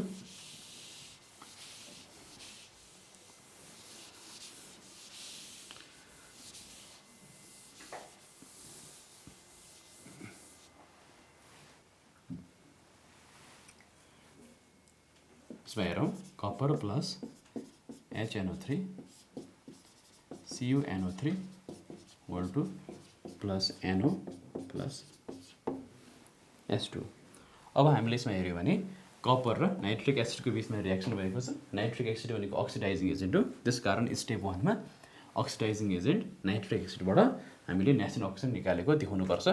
त्यसको लागि HNO3 लाई अब हामी डिकम्पोज गर्छौँ। योलाई हामीले डिकम्पोज गर्यो भने HNO3 बाट के निस्किन्छ त? अब हामीले यसमा रियाक्सनमा हेरौँ। रियाक्सनमा हेर्दाखेरि यो बन्न सम्भव छैन, NO बन्छ, NO प्लस H2O प्लस अब यसबाहेक नेचुरल अक्सिजन पनि बन्नुपर्ने हुन्छ, O NO plus H2O plus O भयो। अब यो O चाहिँ कपरसँग रियाक्सन बन्ने हो, Cu प्लस O CuO मात्रै हुन्छ, तर हामीलाई चाहिन्छ CuNO3 होल टू। त्यसकारण अब नाइट्रेटको सोर्सको रूपमा हामीले फेरि यहाँ HNO3 लाई रिपिट गर्नुपर्छ। यसको प्याटर्न यस्तो हुन्छ भाइ बहिनीहरू। अब Cu plus O plus HNO3 मिलेपछि यो भन्नुपर्छ CuNO3 होल टू प्लस अब यहाँनिर हाइड्रोजन पनि भएको हुनाले H2O। अब यसलाई हामीले ब्यालेन्स गर्नको लागि अब दुईटै स्टेपलाई पहिला इन्डिभिजुअली हामीले ब्यालेन्स गर्नुपर्छ। पहिलो स्टेपमा यसमा नाइट्रोजन हेरौँ, नाइट्रोजन एउटा यो ठिक छ। त्यसपछि हामी हाइड्रोजन हेर्नुपर्छ। हाइड्रोजन अक्सिजन हामी लास्टमा ब्यालेन्स गर्ने हो। हाइड्रोजन दुईटा छ, हाइड्रोजन एउटा छ, यहाँ 2 राखौँ, हाइड्रोजन ब्यालेन्स भयो। अब हामीले अक्सिजनलाई हेर्नुपर्छ। 3 2 6 6वटा अक्सिजन छ। यहाँनिर एउटा दुईटा तीनटा मात्रै अक्सिजन छ, तर यहाँनिर मैले 2 राखेपछि नाइट्रोजनमा 2 राख्न मैले बिर्सनु हुँदैन। त्यसकारण अब हामीले नाइट्रोजन दुईटा बनायौँ, नाइट्रोजन दुईटा, हाइड्रोजन दुईटा भयो, हाइड्रोजन पनि दुईटा। अब अक्सिजन बाइक रह्यो, 3 2 6 2 3। अब हामीले यसलाई 6 बनाउनुपर्छ। अब हामीले यसमा 3 राख्यो भने 6 हुन्छ, 3 4 5 6। यसरी हामीले नेक्स्ट अक्सिजनलाई लास्टमा हामी ब्यालेन्स गर्छौँ। अब यो दोस्रो स्टेप रियाक्सनमा पनि यसै गरी हामीले ब्यालेन्स गर्नुपर्छ। Cu एउटा छ, ठिक छ, यो नाइट्रोजन एउटा छ, यहाँ नाइट्रोजन दुईटा छ, यसले यो 2 हो, 2 राखेपछि नाइट्रोजन ब्यालेन्स हुन्छ। त्यसपछि हाइड्रोजनलाई ब्यालेन्स गरौँ। हाइड्रोजन दुईटा छ, हाइड्रोजन दुईटा, यो पनि ठिक छ। अब अक्सिजनको पालो भयो। अक्सिजन 3 2 6 1 7 3 2 6 प्लस 1 7, अर्थात् अक्सिजन पनि यसमा ब्यालेन्स छ। अब हामीले दुवै स्टेपलाई ब्यालेन्स गरिसके पछाडि अब हामीले नेचुरल अक्सिजनलाई बराबर गर्ने र यसलाई एड गर्ने काम गर्नुपर्छ। 3 ले मल्टिप्लाई गर्यो भने नेचुरल अक्सिजन बराबर हुन्छ। यो काट्यो भाइ बहिनीहरू, बाँकी रहन्छ Cu 3 Cu, किनकि यहाँ 3 छ, प्लस 2 HNO3, 3 2 6 6 प्लस 2 8 HNO3 हुन्छ यहाँ। अब यसमा 3 CuNO3 होल टू प्लस यो 2NO, यो जस्ताको जस्तै हुन्छ 2NO, प्लस यो 3 वाटर छ, 3 वाटर प्लस 1 4 H2O। यसरी हामीले नाइट्रिक एसिड भएको रियाक्सनहरूलाई पनि ब्यालेन्स गर्न सक्छौँ। यस्तै गरी विद्यार्थी भाइ बहिनीहरू यस्तै खाले हामी अर्को पनि रियाक्सन गरौँ।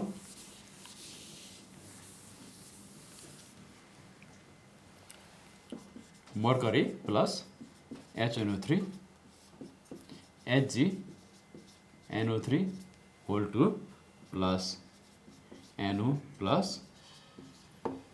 H2O। अब यसमा पनि हामीले अहिलेको जस्तै गरी रियाक्सन गर्न सक्छौँ।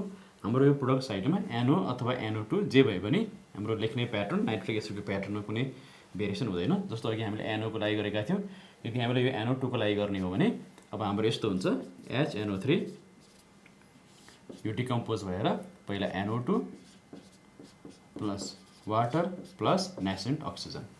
अब यो फर्स्ट स्टेपमा बनेको नेसेन्ट अक्सिजनले यो फर्दर मर्करीसँग रियाक्सन गर्छ, Hg plus O। Hg plus O ले HgO मात्रै बनाउँछ। त्यसकारण हामीलाई नाइट्रेटको सोर्सको रूपमा HNO3 यहाँ दोहोऱ्याएर लेख्नुपर्छ, HNO3। अब Hg HNO3 र O मिलेर HgNO3 होल टू भन्छ। अब यो H के हुन्छ, H अब अक्सिजनसँग फर्दर मिलेर वाटर बनाउँछ, H2O। अब यस रियाक्सनलाई अब हामीले फर्दर यसलाई छुट्टै ब्यालेन्स गर्नु पर्यो, अनि यसलाई छुट्टै ब्यालेन्स गर्नु। स्टेप 1 ब्यालेन्स गर्ने, त्यसपछि स्टेप 2 ब्यालेन्स गर्ने, अनि यसलाई जोड्ने काम गर्नुपर्छ। नाइट्रोजन एउटा नाइट्रोजन ठिक छ, हाइड्रोजन एउटा, हाइड्रोजन दुईटा, हाइड्रोजनलाई हामीले 2 बनाऊँ। अब नाइट्रोजन पनि 2 भयो, यहाँ 2 लेखौँ। अक्सिजन 6वटा भयो 2 2 जा 4 5 6 अक्सिजन अब यहाँ ब्यालेन्स भयो। त्यस्तै गरी दोस्रो स्टेपमा हेरौँ मर्करी ठिक छ, नाइट्रोजन एउटा, नाइट्रोजन 2टा छ, यसमा हामी 2 लेखौँ, हाइड्रोजन 2टा छ, हाइड्रोजन यहाँ 2टा भयो। अब अक्सिजन यहाँ 3 2 जा 6 + 1 7 3 2 जा 6 + 1 7 दुवै स्टेप हाम्रो अब ब्यालेन्स भइसके पछाडि अब हामी यो दुईटै स्टेपलाई हामीले एड गर्नुपर्छ। एड गर्दाखेरि नेसन अक्सिजनको नम्बर बराबर छ कि छैन हेर्नुपर्छ। हाम्रो यो दुवै स्टेपको रिएक्सनमा एउटा मात्र नेसन अक्सिजन भएको हुनाले हामीलाई सजिलो छ, यो दुईटै नेसन अक्सिजन अब क्यान्सल गर्छौँ र अब हामी सबैलाई जोड्ने Hg + 4 HNO3 gives HgNO3 whole 2 plus 2NO plus यो H2 र यो H2 जोड्नु पर्यो 2H2। यसरी हामीले रिएक्सनलाई ब्यालेन्स गर्न सक्छौँ। यो हाम्रो नाइट्रिक एसिडको सिरिजमा हामीले यसरी ब्यालेन्स गर्ने। पहिलो स्टेपमा नाइट्रिक एसिडबाट नेसन अक्सिजन प्रड्युस गर्ने र दोस्रो स्टेपमा त्यो नेसन अक्सिजनलाई कन्ज्युम गर्ने।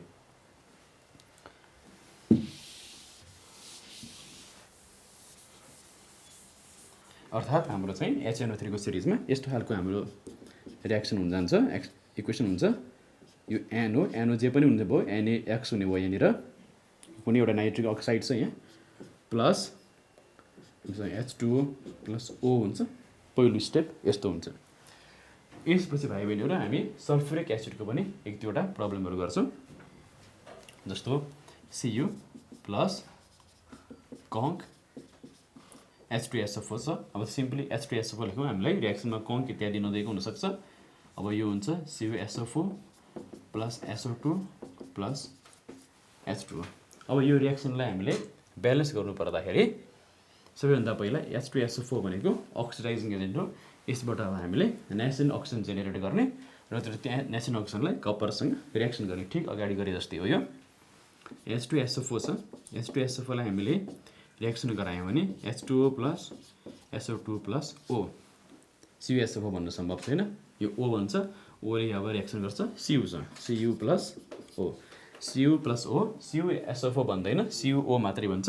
अब हामी यसमा H2SO4 एड गरौँ फर्दर, अब यो बन्न जान्छ CuSO4 plus H2O।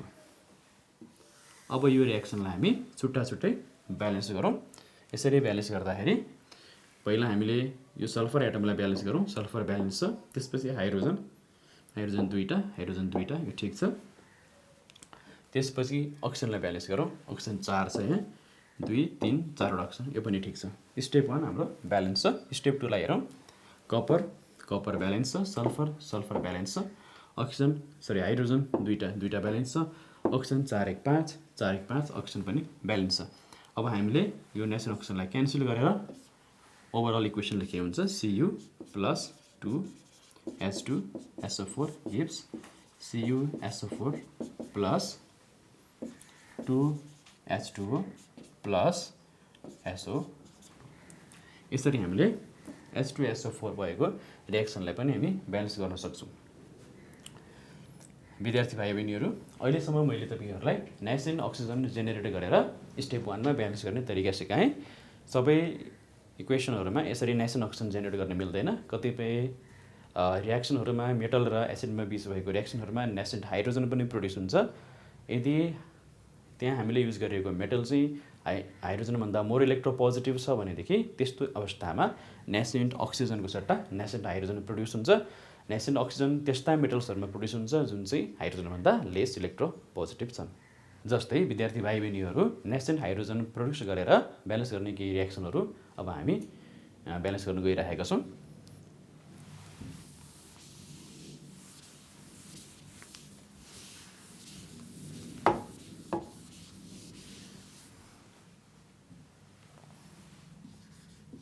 Zinc plus HNO3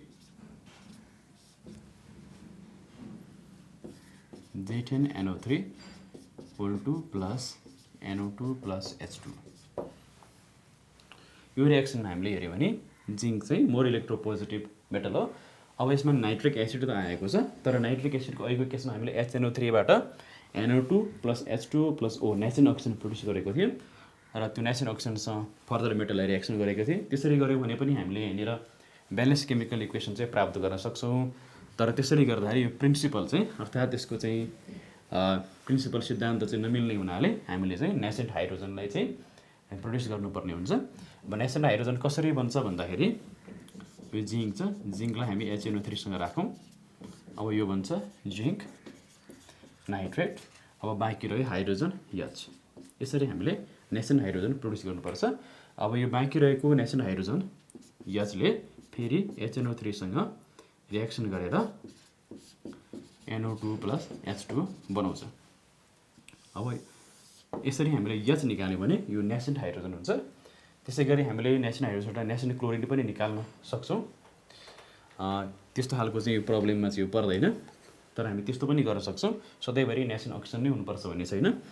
यो नेसेन्ट हाइड्रोजन छ। अब हामी यो दुईवटा इक्वेसनलाई छुट्टा छुट्टै ब्यालेन्स गरौँ। पहिला यो जिङ्क छ, जिङ्क बराबर छ नाइट्रोजन एउटा, नाइट्रोजन दुईवटा छ, यसलाई हामी बराबर बनाऊँ।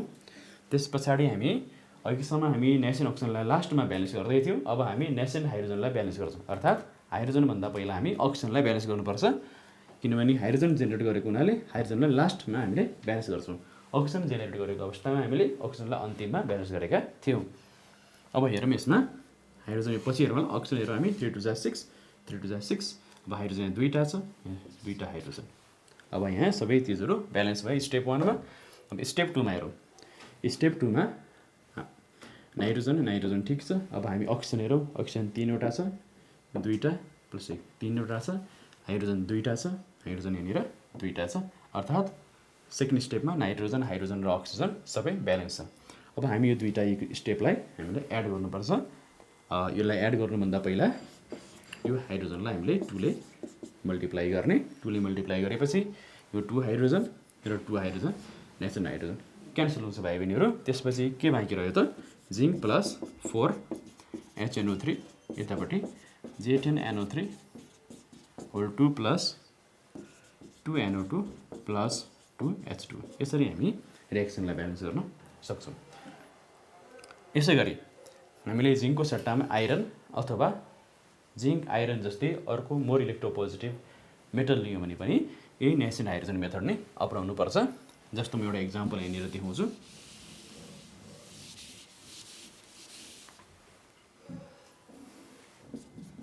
Fe + HNO3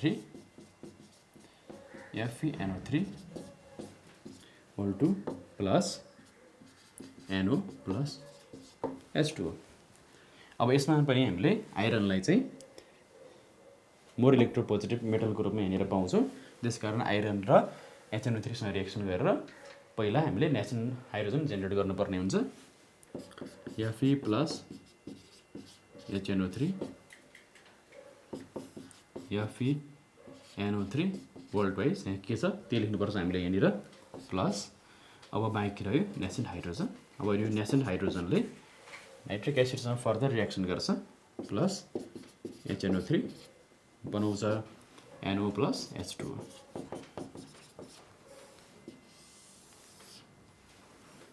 अब हामीले दुवै स्टेपलाई छुट्टा छुट्टै ब्यालेन्स गर्नुपर्छ। पहिलो स्टेप हेरौँ। आइरन आइरन बराबर छ, नाइट्रोजन एउटा छ, यहाँ यसमा नाइट्रोजन दुईवटा छ। अब हामीले नाइट्रोजनलाई 2 बनाउनु पऱ्यो, यहाँ 2 राखौँ। अक्सिजन 3 × 6, अक्सिजन 3 × 6, हाइड्रोजन दुईवटा। अब हामीले हाइड्रोजन यहाँ 2 बनाऊँ। पहिलो स्टेप ब्यालेन्स भएको छ भाइ बहिनीहरू। अब दोस्रो स्टेप हेरौँ। दोस्रो स्टेपमा नाइट्रोजन नाइट्रोजन बराबर छ। अक्सिजन यसमा 3वटा छ, अक्सिजन यहाँ एउटा छ, यसमा अक्सिजन एउटा छ, अर्थात् अक्सिजन दुईवटा छ। अब हामीले अक्सिजनलाई 3वटा बनाउनु पर्छ। यसको लागि हामीले यसमा 2 लेख्यौँ भने यहाँ 2 हुन्छ। यसरी गर्दाखेरि हाम्रो अक्सिजन बराबर भएन। नाइट्रोजन हामी एकपटक यसलाई फेरि गरौँ। नाइट्रोजन हाम्रो बराबर छ। त्यस पछाडि हामीले अक्सिजनलाई बराबर बनाउनुपर्छ।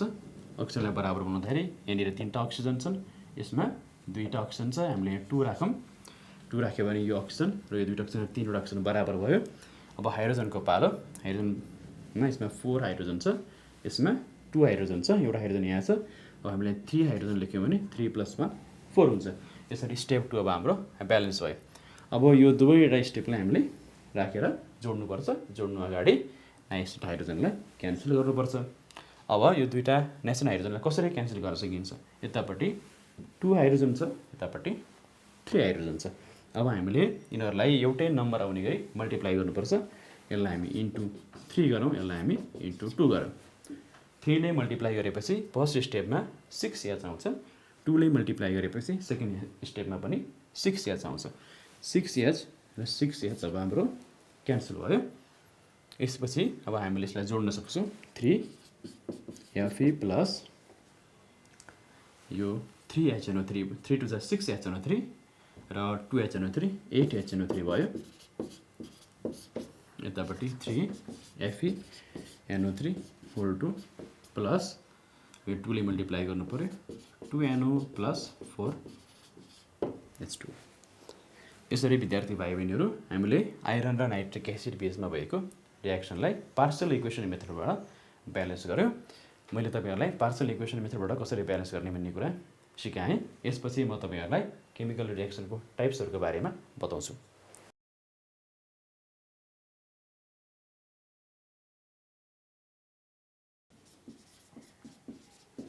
Types of chemical reactions.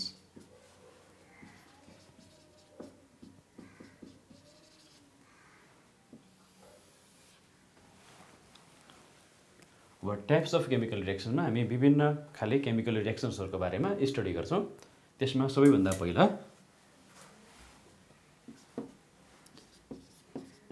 Synthesis or combination reaction. Synthesis or combination reaction भन्नाले दुई वा दुई भन्दा बढी रिएक्टेन्ट्सहरु मिलेर एउटै सिंगल प्रोडक्ट बनाएमा त्यसलाई हामी कम्बिनेसन अर सिन्थेसिस रिएक्सन भन्छौं। When two or more reactants combine to form a single product,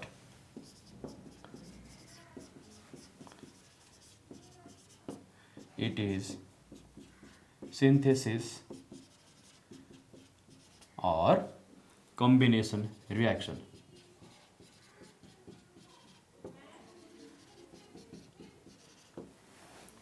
यस रिएक्सनको एक्जाम्पल लेख्नु पर्दा हामीले दुई वा दुई भन्दा बढी केमिकलहरुलाई मिलाएर एउटा केमिकल बनाउने।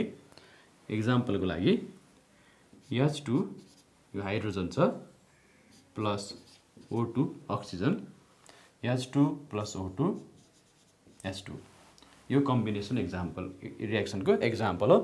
यो रिएक्सन ब्यालेन्स भएको छ नि केमिकल इक्वेसन, यसलाई हामी ब्यालेन्स गरौँ। यसमा 2 यसमा 2 यो दुईवटा रिएक्टेन्ट्सहरु मिलेर सिंगल प्रोडक्ट बनेको हुनाले यसलाई कम्बिनेसन भनियो। त्यस्तै CaCO3 plus H2O plus CO2 यो तीनवटालाई हामीले कम्बाइन गर्यो भने CaHCO3 होल 2 भन्छ। यो पनि कम्बिनेसन रिएक्सन हो। यसमा तीनवटा केमिकल रिएक्टेन्ट्सहरु मिलेर सिंगल प्रोडक्ट बनेको छ। यसको नाम हो क्याल्सियम बाइकार्बोनेट। यसको नाम हुन्छ क्याल्सियम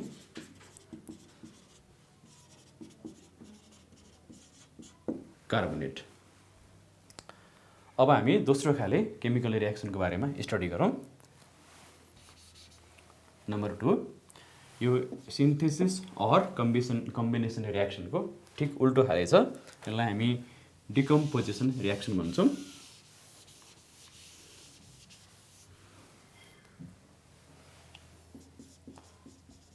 डिकम्पोजिसन रिएक्सन एउटा सिंगल रिएक्टेन्ट टुक्रा भएर 2 or more प्रोडक्ट्सहरु बनेमा यसलाई हामी decomposition reaction भन्छौं।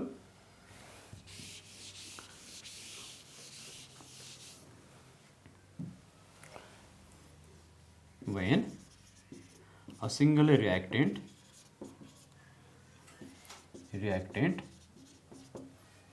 breaks down to give two or more products, it is called decomposition reaction.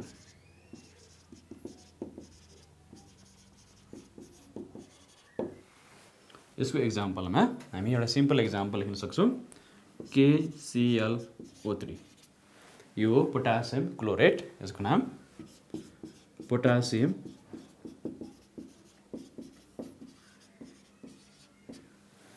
Chlorate. अब यो पोटासियम क्लोरेटलाई हामीले हिट गर्यौँ भने यो पोटासियम क्लोरेट टुक्रा हुन्छ र बन्छ potassium chloride 2KCl plus 3O2। यसरी हामीले हिटको सहायताले केमिकललाई ब्रेक गर्यौँ भने यो थर्मल डिकम्पोजिसन भयो। This is example of thermal decomposition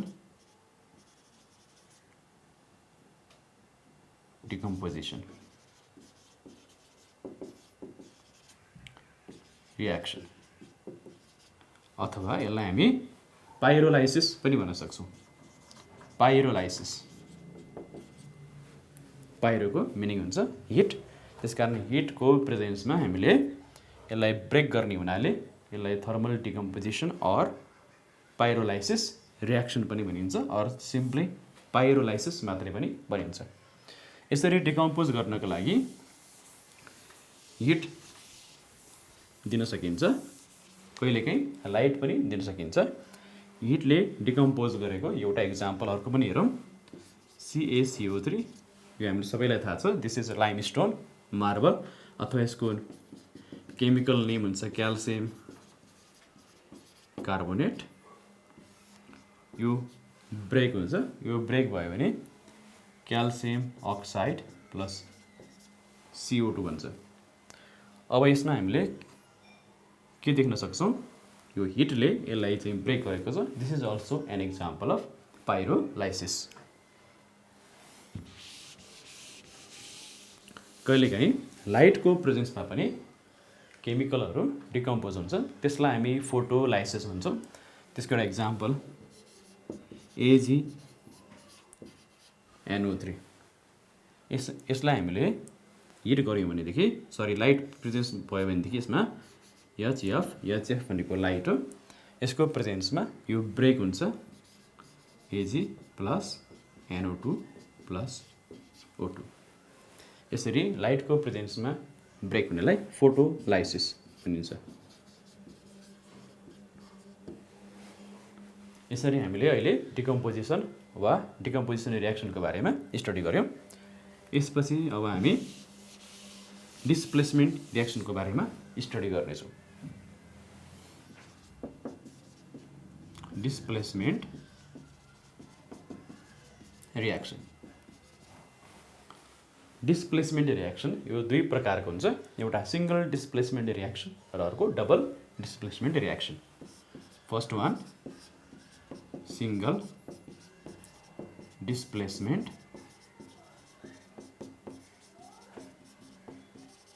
reaction. Single displacement रियाक्सनमा रियाक्टेन्ट मोलिकुलको सम पार्ट चाहिँ डिस्प्लेस हुन्छ अर्को मोलिकुलद्वारा र बाँकी भाग यथावत रहन्छ। हामी एक्जाम्पलबाट यो बुझ्न सक्छौँ। जस्तो उदाहरणको लागि जिङ्क छ प्लस H2SO4 छ, Z10SO4 प्लस H2। अब हामीले यहाँ देख्छौँ जिङ्कले सल्फ्युरिक एसिडमा भएको हाइड्रोजनलाई डिस्प्लेस गरेको छ, हाइड्रोजन मात्रै डिस्प्लेस भएको छ, त्यसकारण this is an example of single displacement reaction. In this reaction, in such reaction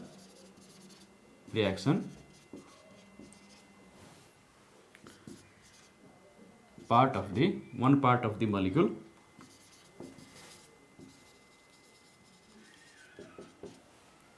is displaced।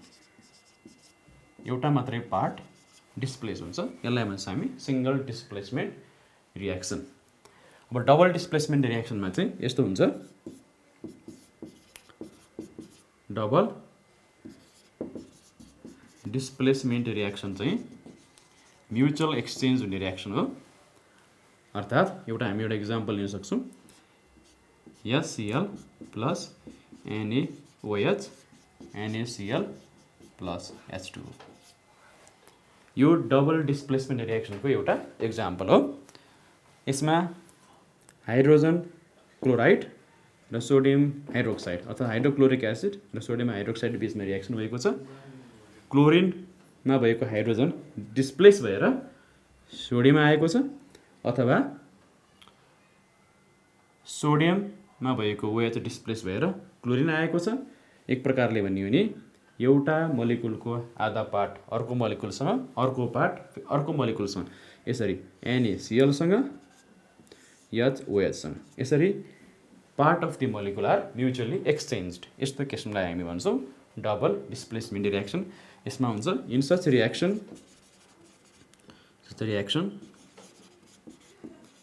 Both parts, दुई भाग नै, both parts of the molecule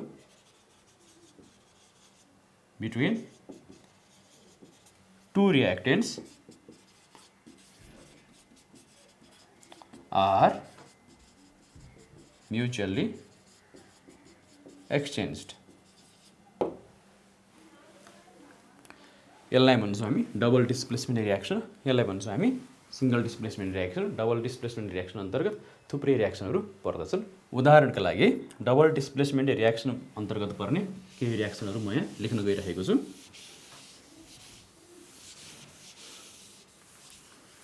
यसलाई हामी छुट्टै रियाक्सनको रूपमा पनि पढ्न सक्छौँ। एसिड बेस रियाक्सन, यो हामीसँग फ्यामिलियर भएको रियाक्सन हो। निकै फ्यामिलियर रियाक्सन छ यो। यो रियाक्सनमा एसिड र बेस मिलेर सल्ट एन्ड वाटर बन्छ। यसलाई हामी न्युट्रलाइजेसन रियाक्सन पनि भन्छौँ।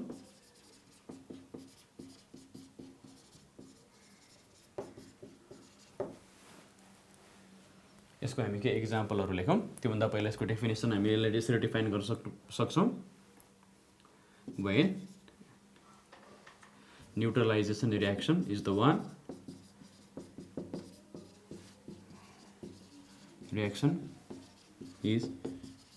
in which acid reacts with base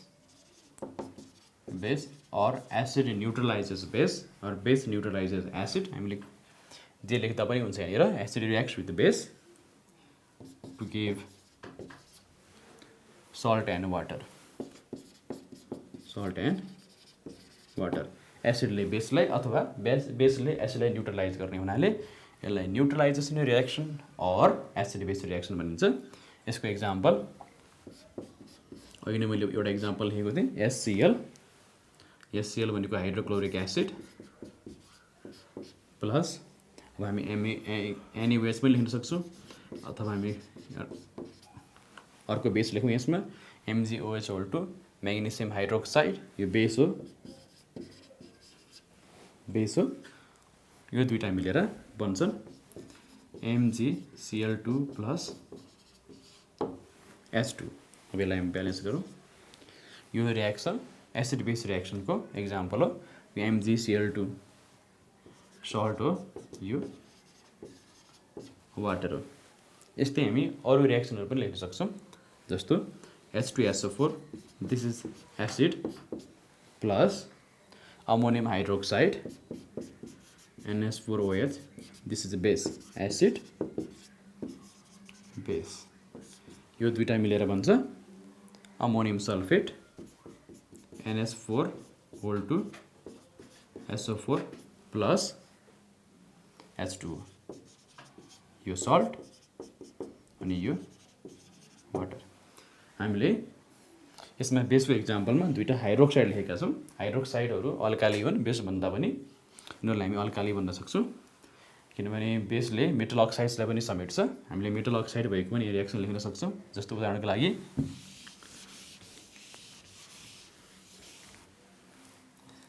HCl यो एसिड छ प्लस CO यो बेस छ। क्याल्सियम अक्साइड अर्थात् यो मेटल अक्साइड हो। मेटल अक्साइड भनेको बेस हुन्छ।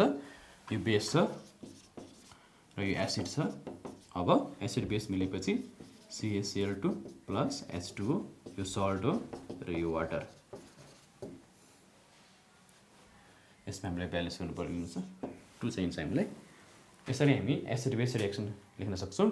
एसिड बेस रिएक्सनलाई हामीले राम्रोसँग हेऱ्यो भने यो सबै रिएक्सनहरूमा डबल डिस्प्लेसमेन्ट भइरहेको छ, अर्थात् म्युचुअल्ली रेडिकल्सहरू एक्सचेन्ज हुने काम भइरहेछ। यसको पोजिटिभ पार्ट, यसको नेगेटिभ पार्ट, यसको पोजिटिभ पार्ट र यसको नेगेटिभ पार्टको बिचमा यसरी एक्सचेन्जिङ भइरहेको छ। सल्फेट र अमोनियम एकातिर छ, H र OH अर्कातिर छ।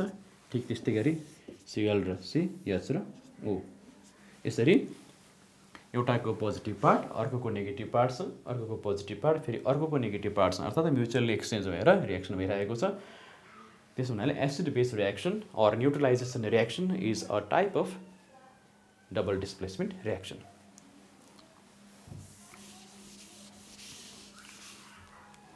डबल डिस्प्लेसमेन्ट रिएक्सनभित्रै अर्को पनि हामी एउटा रिएक्सन पढ्न सक्छौँ, जसलाई भनिन्छ प्रेसिपिटेसन रिएक्सन।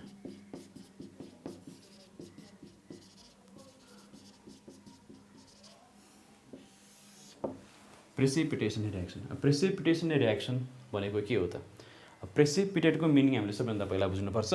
प्रेसिपिटेट भनेको दुईवटा एक्वस सोलुसनलाई मिक्स गर्दाखेरि, अर्थात् हामीसँग एउटा एक्वस सोलुसन छ, यसमा एक्वस सोलुसन छ, अर्को एक्वस सोलुसन छ, दुईटै लिक्विड स्टेटमा छ। जस्तो उदाहरणको लागि हामी यसलाई NaCl एक्वस, यदि यो सोडियम क्लोराइड हो भने NaCl एक्वस, र यसलाई हामी AgNO3 एक्वस, यो दुईटै सोलुसनमा सोलिड भन्ने चिज छैन, दुवै सोलुसनको फेजमा छ।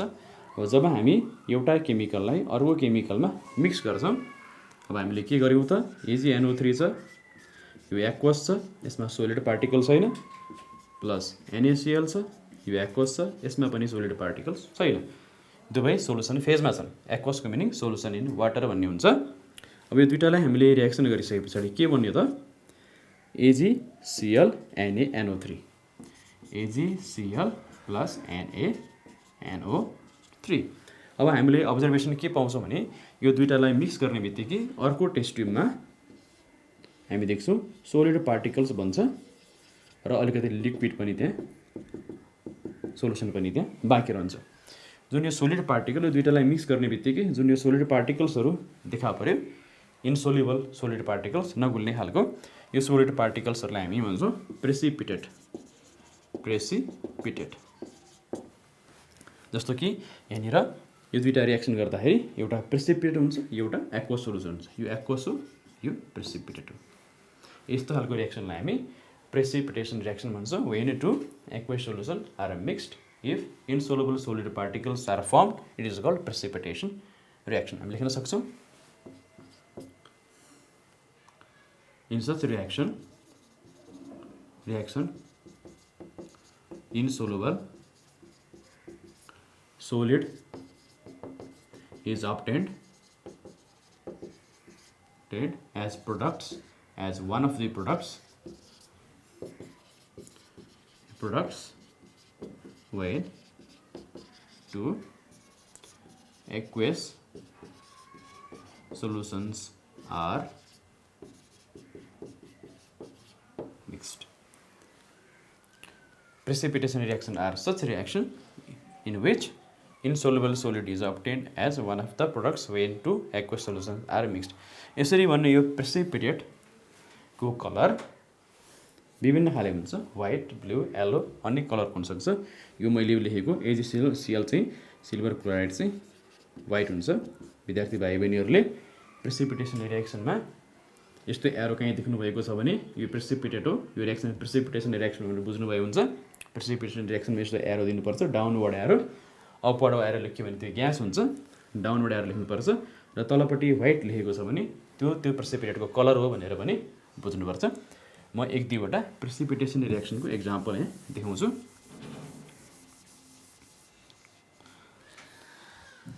त्यस्तै गरी यो CuSO4 छ, यो एक्वस छ, त्यस्तै गरी यसमा हामीले अर्को कुनै केमिकल यसमा मिसाउँ NaOH हामीले यसमा मिक्स गर्न सक्छौँ। यो पनि एक्वस छ। CuSO4 र NaOH लाई मिक्स गरेपछि के बन्छ CuOH।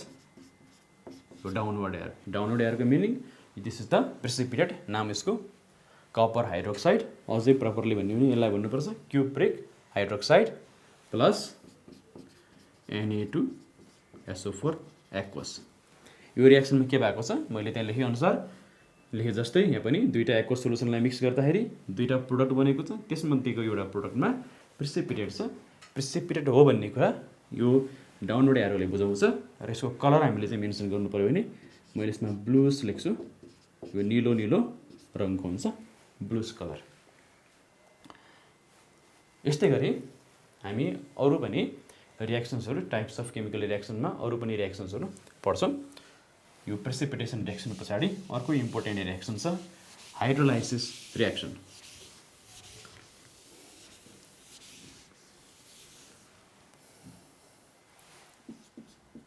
Hydrolysis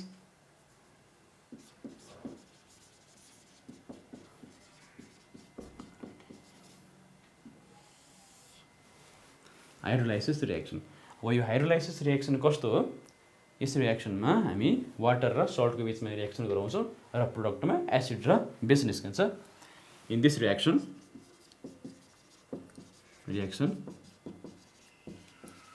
salt reacts with water and give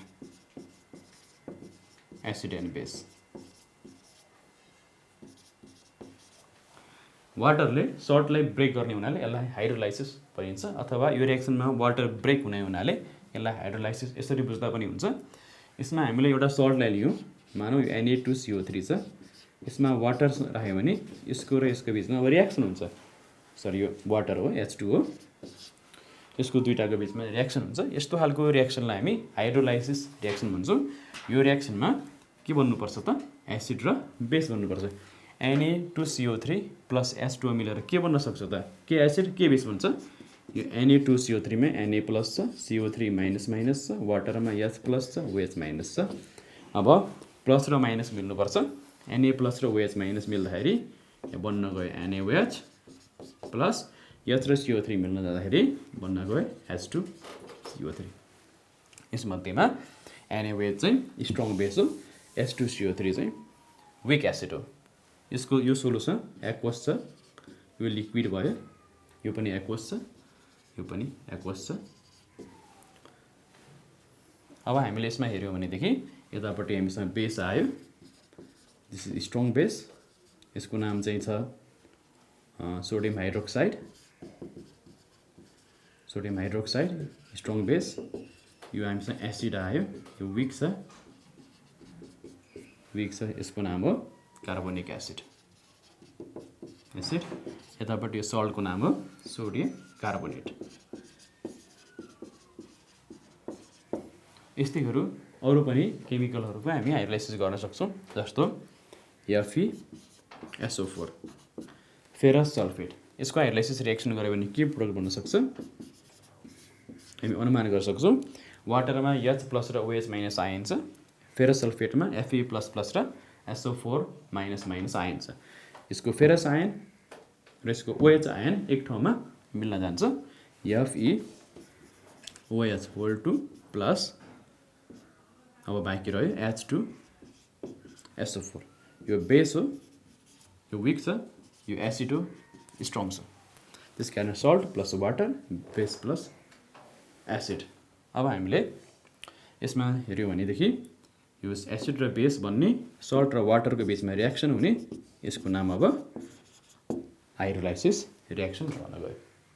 यस्तै गरी हामी अब अर्को रिएक्सन पनि स्टडी गरौँ।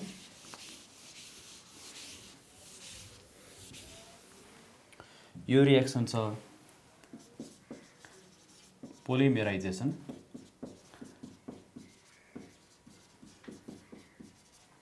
यो रिएक्सन पोलिमेराइजेसन रिएक्सन भनेको धेरैवटा साना साना मोनोमर्सहरू मिलेर ठुलो पोलिमर बन्छ भने त्यसलाई हामी पोलिमराइजेसन रियाक्सन भन्छौँ।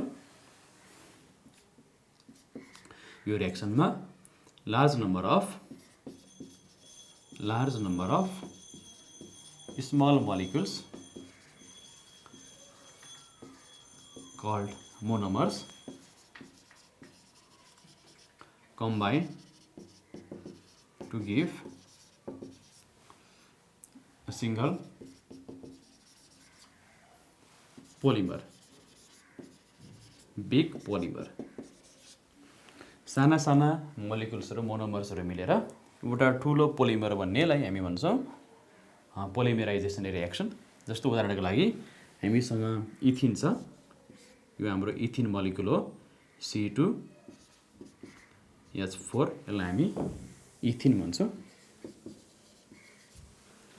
यो इथिन मोलिकुलहरूलाई हामीले धेरैवटा इथिन मोलिकुलहरूलाई कलेक्ट गरेर पोलिइथिन बनायो भने यसलाई भन्छ पोलिमराइजेसन रियाक्सन। अब यो काम कसरी हुन्छ त?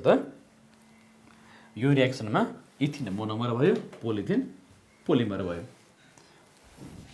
अब म यसलाई देखाउँछु यहाँ।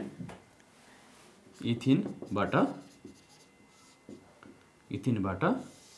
पोलिइथिन,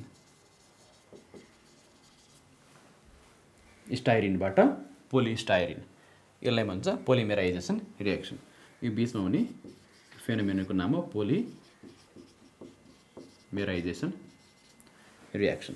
इथिन भनेको C2H4 CCH यसलाई हामी लेख्दा C2H4 लेख्छौँ।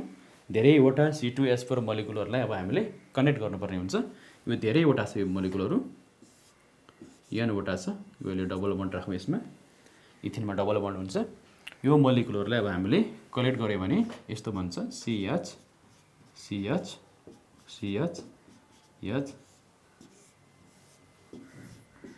N। यहाँ चाहिँ यो N को भ्यालु 1000 छ भने यहाँ पनि N को भ्यालु 1000 हुन्छ। यो कस्तो हुन्छ भने पहिला एउटा मोलिकुल इथिन मोलिकुल छ, यो C डबल बन्ड C को सट्टा CH हुन्छ, किनकि यहाँ डबल बन्ड हुँदैन पोलिइथिन हुने क्रममा। अब यसमा हामीले बन्ड थप्नुपर्ने हुन्छ। फेरि अर्को CH यतापट्टि थपिँदै जान्छ, फेरि यतापट्टि पनि CH यसरी पनि थपै जान्छ। यहाँ तीनवटा इथिन मोलिकुल्सहरूलाई मैले जोडेको छु। यस्तै गरी सयौं इथिन मोलिकुल्सहरूलाई जोड्न सकिन्छ, हजारौं इथिन मोलिकुल्सहरूलाई जोड्न सकिन्छ। त्यो 100 1000लाई हामी N लेख्छौँ भने अब यसलाई सिङ्गै हामी यो सबै लेख्नुको सट्टामा यसलाई यहाँनिरबाट र यहाँनिरबाट यसलाई कट अफ गरेर यहाँ N लेख्यो भने दिस इज पोलिइथिन। अब हामी यसलाई हटाइदिउँ, यसलाई पनि हटाइदिउँ। त्यस्तै गरी अब हामीसँग पोलिस्टाइरिन हुन्छ, स्टाइरिनबाट पोलिस्टाइरिन।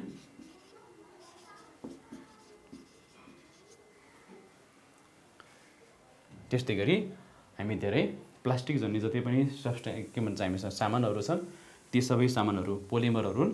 ती सबै पोलिमरहरू यस्तै गरी जोड्दै मोनोमरहरू जोड्दै बनेको ग्लुकोज युनिट्सहरू जोडेर हामी पोलिसेकेराइड बनाउन सक्छौँ।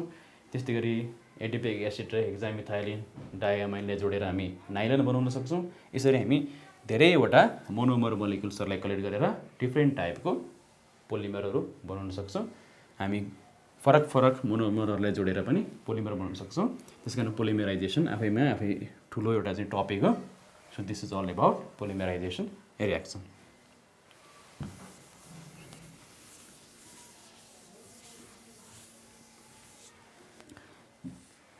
यसपछि oxidation reduction or redox reaction. Oxidation and reduction reaction, ती रियाक्सन्सहरूलाई हामी oxidation reduction or redox reaction भन्छौँ, जसमा प्रत्यक्ष अक्सिडेसन र रिडक्सन हुन्छ। अर्थात् अक्सिडेसन भनेको लस अफ इलेक्ट्रोन्स हो, रिडक्सन भनेको गेन अफ इलेक्ट्रोन्स हो। अब हामीले रियाक्सनमा यदि लस अफ इलेक्ट्रोन र गेन अफ इलेक्ट्रोन साइमल्टेनियसली त्यहाँ भइरहेको छ भने त्यो रियाक्सनलाई हामी रिडक्स रियाक्सन भन्छौँ। यो दुईटै रियाक्सन साइमल्टेनियस भयो भने simultaneous occurring results in the redox reaction. Oxidation र रिडक्सन साथसाथै हुने कामले रिडक्स रियाक्सन बनाउँछ। त्यसकारण यो Redux reaction oxidation and reduction occur simultaneously. अब हामीले यसमा लेख्न सक्छौँ Redux reaction is the one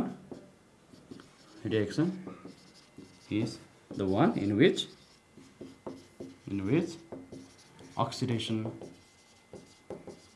and reduction occurs simultaneously को मतलब एक साथ एकैपटक।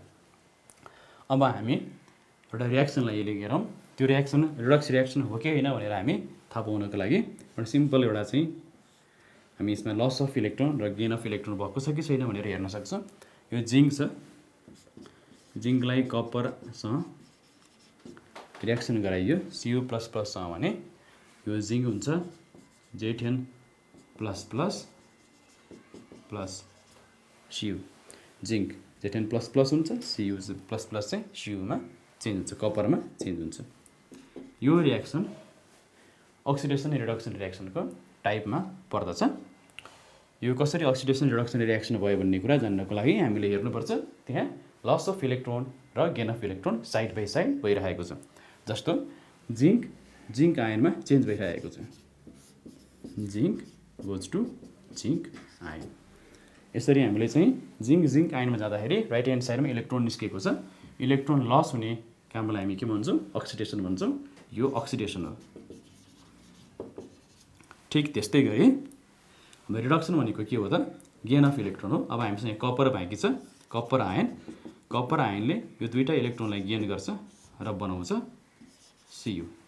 यो गेन अफ इलेक्ट्रोन भने हुनाले यसलाई भन्छौँ हामी रिडक्सन।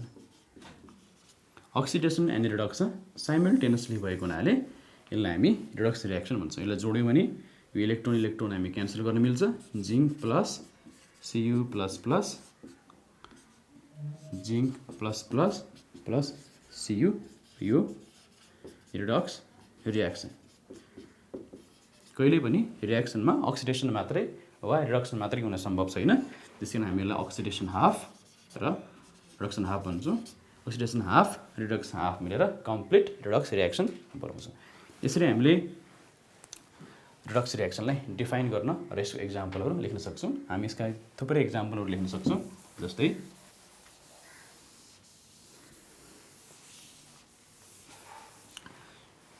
उदाहरणको लागि CuO अथवा हामी एउटा सिम्पल एक्जाम्पल लियौँ Mg+O2 MgO। यो अक्सिडेसन रियाक्सन हो। हामी अक्सिडेसन रियाक्सनलाई कहिलेकाहीँ सजिलैसँग पनि बुझ्न सक्छौँ। जस्तो कि यो रियाक्सनमा अक्सिजन थपिएको छ, अक्सिजन एड हुने कामलाई हामी अक्सिडेसन रियाक्सन भनेर पनि बुझ्न सक्छौँ। हामी धेरै यसको बारेमा डिटेलमा अक्सिडेसन एन्ड रिडक्सन भन्ने च्याप्टरमा विस्तारमा पढ्ने नै छौँ।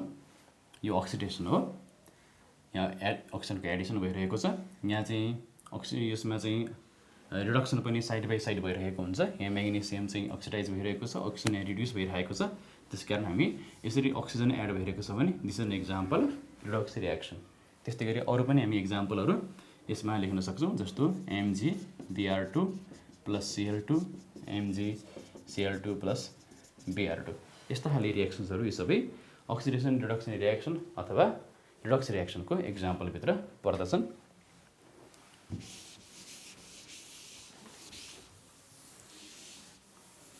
अब म रियाक्सनको अर्को टाइप पनि पढाउँदैछु, complex formation reaction. Complex formation रियाक्सनमा कम्प्लेक्सको फर्मेसन हुन्छ, कम्प्लेक्स आयनको फर्मेसन हुन्छ। कम्प्लेक्स आयन भनेको कस्तो हुन्छ म यहाँ विद्यार्थीहरूलाई देखाउन गइरहेको छु। जस्तो CuSO4 मा हामीले NH3 राख्यौँ भने यो दुईटा बीच रिएक्सन भएर Cu NH3 होल 4 SO4 बन्न जान्छ। यसमा CuSO4 यो सोलुसन छ, अमोनिया ग्यास हामीले यसमा पास गर्यो भने CuNH3 होल 4 SO हुन्छ। यो जुन मैले बनाएँ यसको नाम हो कम्प्लेक्स। यो कम्प्लेक्सको अब हामीले नाम लेख्न सक्छौँ। यो टेट्रा अमाइन कपर 2 कम्प्लेक्स हो। यो टेट्रा अमाइन कपर 2 कम्प्लेक्स हो यो। अब यसमा चाहिँ सल्फेट आयन भएको हुनाले अब हामी यसको पछाडि सल्फेट लेख्न सक्छौँ, टेट्रामाइन कपर 2 सल्फेट। अब यसलाई चाहिँ हामी किन कम्प्लेक्स भनेको भने यो कम्पाउन्ड चाहिँ अब हामीले ब्रेक गर्दा सोलुसनमा राख्दाखेरि यो टुक्रा टुक्रा भएर कपरमा, अमोनियामा अथवा सल्फेटमा चेन्ज हुँदैन। यसलाई हामीले ब्रेक गर्यौँ भने यस्तो छ भने यसलाई हामीले ब्रेक गर्दा Cu NH3 होल 4 यहाँ दुईटा प्लस र SO4 2 माइनस भन्छ। This is complex ion. Complex formation रिएक्सनहरुमा कम्प्लेक्स आयनहरु बन्नुपर्छ। यो विशेष गरी कपर, सिल्भर र अरु ट्रान्जिसन मेटल्सहरु, ट्रान्जिसन मेटल भन्नाले डी ब्लकमा पर्ने एलिमेन्ट्सहरु तिनीहरुले प्राय कम्प्लेक्स फर्मेसन बनाउँछन्। कम्प्लेक्स फर्मेसनमा यो कम्प्लेक्स आयन भन्छ। जस्तो मैले उदाहरणको लागि दिएँ, यो आयन अब कपर र अमोनियामा टुक्रिन सम्भव छैन। यो सोलुसनमा पनि यसको एउटा एक्जिस्टेन्स छुट्टै हुन्छ। म अर्को एउटा एक्जाम्पल दिन सक्छु यसको। जस्तो कम्प्लेक्सको एक्जाम्पल AgNH3 होल 2 Cl। यो डाइअमाइड सिल्भर फर्स्ट क्लोराइड, यो पनि कम्प्लेक्स एउटा कम्प्लेक्स कम्पाउन्ड हो। यो कम्प्लेक्स कम्पाउन्ड पनि ठिक यस्तै गरी बनाउन सकिन्छ।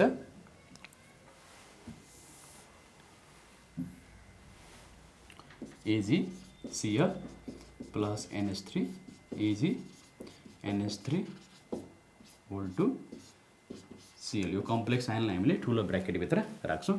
यो कम्प्लेक्स कम्पाउन्ड हो। त्यसकारण कम्प्लेक्स फर्मेसन रिएक्सन भनेको त्यो रिएक्सन हो in which there is formation of complex compound. The reaction in which there is formation of complexes or complex compound or coordination compound। यसलाई हामी कोअर्डिनेसन कम्पाउन्ड पनि भन्छौँ। Coordination compound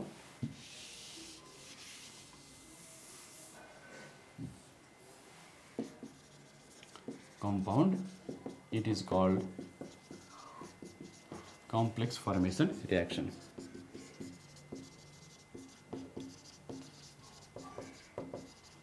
यसमा 2 राख्नु पर्यो।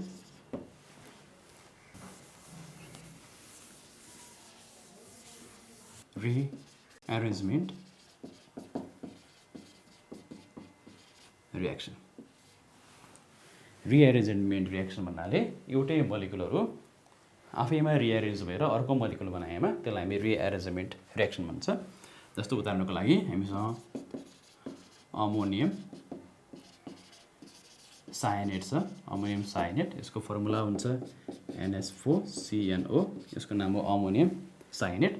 यसलाई हामीले हिट गर्यौं भनेदेखि यो रिएरेन्ज भएर NH2C11O NH2 भन्छ।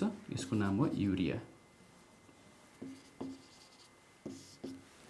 अमोनियम सायनेट युरिया भन्ने प्रक्रियालाई हामी भन्छौँ। यसलाई हिट गर्नुपर्छ, यसमा यहाँ हिट गर्नुपर्छ। Rearrangement reaction. In this reaction atoms of one molecule gets rearranged to give a new molecule or new compound अथवा molecule। मोलिकुलमा भएको एटम्सहरु रिएरेन्ज भएर यदि नयाँ बन्छन् भने त्यसलाई हामी रिएरेन्जमेन्ट रिएक्सन भन्छौँ। यस्तो रिएक्सनहरु अरु पनि हामी लेख्न सक्छौँ। अर्ग्यानिक केमिस्ट्रीमा अझ यी रिएक्सनहरु अलि बढी मात्रामा देख्न पाइन्छ। जस्तो एउटा कम्पाउन्ड छ CH3 CH2 CH2 Cl। यसलाई हामी 1 क्लोरोप्रोपेन भन्छौँ। यो क्लोरोप्रोपेन हो 1 क्लोरोप्रोपेन यो 1 क्लोरोप्रोपेनलाई हामीले हिट गर्ने 300 डिग्री सेल्सियसमा क्याटालिस्ट चाहिन्छ AlCl3 हिट गर्यो भनेदेखि यसमा भएको क्लोरिन एटम रिएरेन्ज हुन्छ र यस्तो बनाउँछ CH3 CH Cl CH3 यसलाई भन्छ 2 chloropropane this is an example of rearrangement reaction rearrangement रिएक्सनमा केही नयाँ चिज थप्ने अथवा घटाउने हुँदैन ती भित्र भइरहेको मोलिकुल्सहरु नै मोलिकुल्समा भएको एटमहरु नै एक ठाउँबाट अर्को ठाउँमा सरेर नयाँ एउटा कम्पाउन्डबाट नयाँ कम्पाउन्ड बन्ने काम हुन्छ यसलाई भन्छौँ हामी रिएरेन्जमेन्ट reaction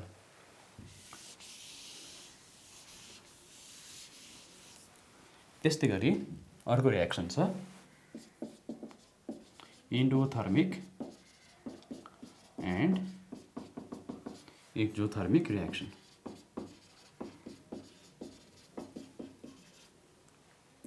endothermic and exothermic reaction endothermic reaction भन्नाले the reaction which involves absorption of heat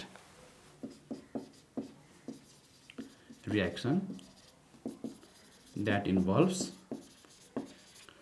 absorption of heat absorb गर्ने रिएक्सनलाई भनिन्छ endothermic reaction त्यस्तै गरी exothermic reaction भनेको reaction that involves release of heat यदि रिएक्सनमा हिट कन्ज्युम भइरहेको छ हिट एब्जर्ब भइरहेको छ भने त्यसलाई हामी एन्डोथर्मिक रिएक्सन भन्छौँ र रिएक्सनमा यदि हिट रिलिज भइरहेको छ हिट इभल्भ भइरहेको छ भने त्यसलाई हामी एक्जोथर्मिक रिएक्सन भन्छौँ अब हामी एक्जोथर्मिक र एन्डोथर्मिक रिएक्सनको एक्जाम्पल लेख्न सक्छौँ जस्तो SO2 plus O2 SO2 plus O2 यो SO3 भन्छ यसमा डेल्टा H छ -42 किलो क्यालोरी अब हामीले यो रिएक्सनलाई ब्यालेन्स गरेका छौँ यसलाई ब्यालेन्स गर्न सकिन्छ 2 सल्फर डाइअक्साइडले अक्सिजनसँग कम्बाइन गरेर सल्फर ट्राइअक्साइड बनायो सल्फर डाइअक्साइड यो सल्फर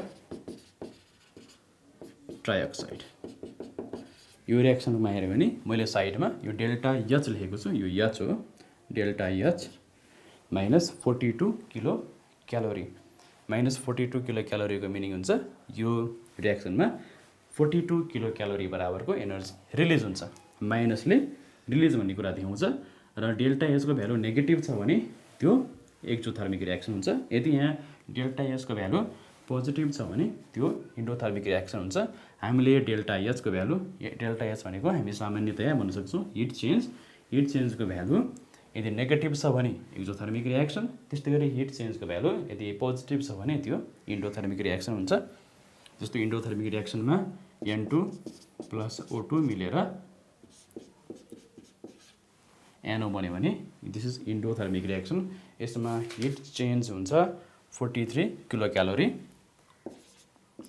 यसको साइडमा लेख्नुपर्छ हामीले यसरी साइडमा डेल्टा H = +42 किलो क्यालोरी मैले थोरै मेटेर लेख्छु भाइ बहिनीहरू मैले तल लेखेँ सजिलोको लागि डेल्टा H = +43 किलो क्यालोरी अब यो रिएक्सनलाई हामीले हेर्यौँ भने यो रिएक्सनमा डेल्टा H पोजिटिभ छ यो पोजिटिभ भ्यालु भनेको यो एन्डोथर्मिक रिएक्सन हो अर्थात् यो रिएक्सनमा 43 किलो क्यालोरी बराबरको एनर्जी कन्ज्युम भएको छ भने यो रिएक्सनमा चाहिँ 42 किलो क्यालोरी बराबरको एनर्जी रिलिज भएको छ यसलाई हामी एक्जोथर्मिक रिएक्सन भन्छौँ यसलाई हामी एन्डोथर्मिक रिएक्सन भन्छौँ एक्जोथर्मिक रिएक्सन हाम्रो जीवनमा हामीले जति पनि चिजहरू वस्तुहरू बाल्छौँ हामीले चाहिँ इन्धन बाल्दाखेरि हुने रिएक्सन सबै एक्जोथर्मिक रिएक्सनहरू हुन्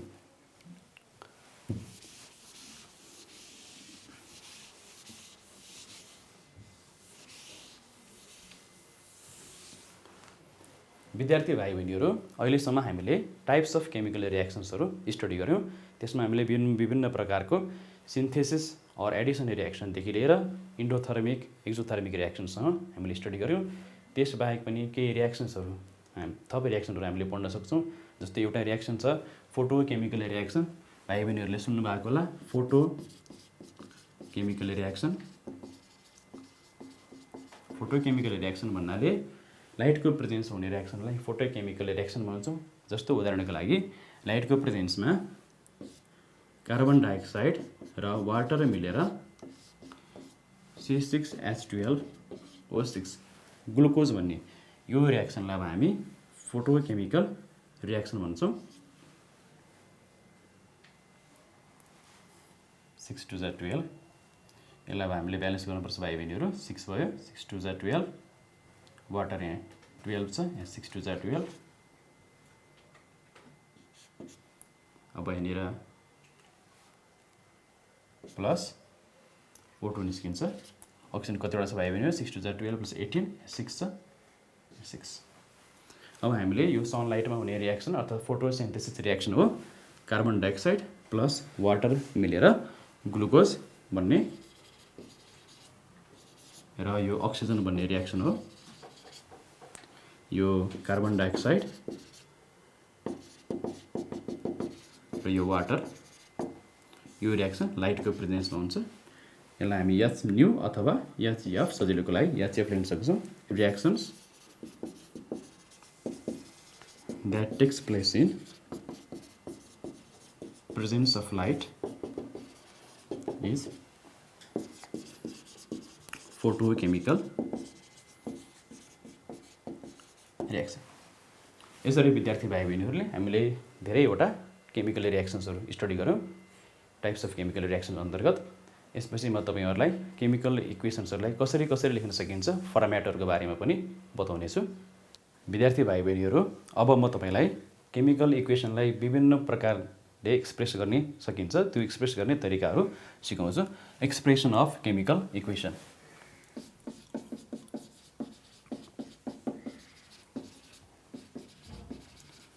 chemical equation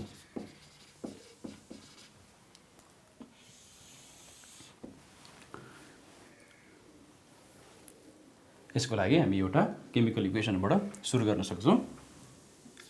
AgNO3 silver nitrate aqueous plus NaCl aqueous gives AgCl downward arrow plus NaNO3 aqueous. अब यो रियाक्सनलाई हामीले हेर्यौँ भनेदेखि हामीले यसमा जति पनि रियाक्टेन्ट र प्रोडक्टहरूलाई लेखेका छौँ यिनीहरू सबैको मोलिकुलर फर्मुलामा हामीले एक्सप्रेस गरेका छौँ। यस्तो इक्वेसनलाई हामीले फर्मुला युनिट इक्वेसन भन्छौँ। यो इक्वेसन ब्यालेन्स छ कि छैन हामीले हेर्नुपर्छ। प्रत्येक पटक हामीले केमिकल इक्वेसन लेखेपछि ब्यालेन्स छ कि छैन भनेर चेक गर्नुपर्छ। यो इक्वेसन अहिले ब्यालेन्स छ। यो इक्वेसनको नाम हो formula unit equation. Formula unit equation.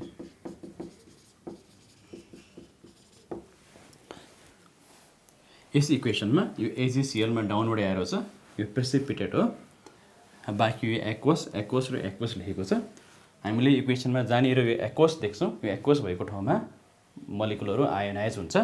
हामीले यो कुरा बुझ्नुपर्ने हुन्छ। अब मैले यसलाई आयोनाइज गरेर लेख्न पनि सक्छु। आयोनाइज गरेर लेखेँ भने AgNO3 लाई मैले ब्रेक गर्छु। ब्रेक गर्दाखेरि Ag प्लस र NO3 माइनस हुन्छ। Ag प्लस एक्वस र NO3 minus aqueous. Silver nitrate break भयो भने सिल्भर आयन र नाइट्रेट आयनमा ब्रेक हुन्छ। त्यस्तै गरी सोडियम क्लोराइडलाई हामीले ब्रेक गर्यौँ भने Na plus aqueous plus Cl minus aqueous हुन जान्छ। अब यतापट्टि प्रोडक्ट साइडमा जाउँ। प्रोडक्ट साइडमा जुन यो प्रेसिपिटेट छ, डाउनवर्ड एरो छ, यो प्रेसिपिटेटलाई हामीले ब्रेक गर्न मिल्दैन। यो जे छ यसलाई एज इट इज राख्नुपर्छ किनकि यो सोलिड फर्ममा छ। सोलिड फर्ममा भएको सब्सटेन्स ब्रेक हुँदैन। प्लस NaNO3 एक्वस छ, एक्वसलाई अब हामीले ब्रेक गर्नुपर्छ। Na plus aqueous plus NO3 minus aqueous. यस स्टेपमा मैले माथि जति पनि मोलिकुल्सहरू थियो मोलिकुल्सहरूलाई ब्रेक हुने अवस्थाका मोलिकुल्सहरूलाई ब्रेक गरेको छु। ब्रेक नहुने प्रेसिपिटेटलाई चाहिँ ब्रेक गरेको छैन। यसरी मैले जति पनि मोलिकुलहरू छ यसलाई मैले आयनमा चेन्ज गरेको छु। यस्तो इक्वेसनलाई भनिन्छ टोटल आयोनिक इक्वेसन। यो टोटल आयोनिक इक्वेसनमा हामीले ध्यान दिएर हेर्यौँ भने यो लेफ्ट ह्यान्ड साइड र राइट ह्यान्ड साइडमा के आयन्सहरू कमन पाउँछौँ जस्तो कि नाइट्रेट आयन लेफ्ट ह्यान्ड साइडमा पनि छ, नाइट्रेट आयन राइट ह्यान्ड साइडमा पनि छ, सोडियम आयन लेफ्ट ह्यान्ड साइडमा पनि छ, सोडियम आयन राइट ह्यान्ड साइडमा पनि छ। यसरी दुवैपट्टितिर देखिने आयन्सहरूलाई हामी स्पेक्ट्याटर आयन्स भन्छौँ। सोडियम आयन र नाइट्रेट आयन स्पेक्ट्याटर आयन हुन्। हामीले अब यस पछाडि नेट आयनिक इक्वेसन लेख्नु पर्दाखेरि यो रिपिट भएका अर्थात् दुवैतिर कमन भएका आयन्सहरूलाई अर्थात् स्पेक्ट्याटर आयन्सहरूलाई रिमुभ गरेर लेख्नुपर्छ। यसमा एजी प्लस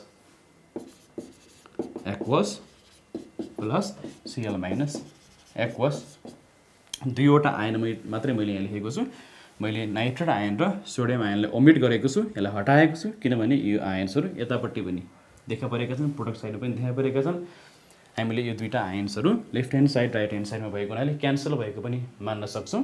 क्यान्सल चाहिँ गरि नहाल्ने एजी प्लस र सिएल माइनस, अब यो एजी सिएल डाउनवर्ड एरो।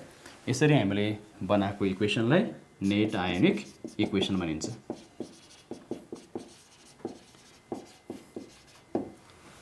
विद्यार्थी भाइ बहिनीहरू, केमिकल इक्वेसनलाई एक्सप्रेस गर्ने तीनवटा तरिका मैले बताएँ। पहिलो तरिका formula unit equation. Formula unit इक्वेसनमा हामीले रिएक्टेन्ट्स र मोलिकुलको फर्मुला लेख्छौँ र त्यो ब्यालेन्स्ड इक्वेसन लेख्छौँ।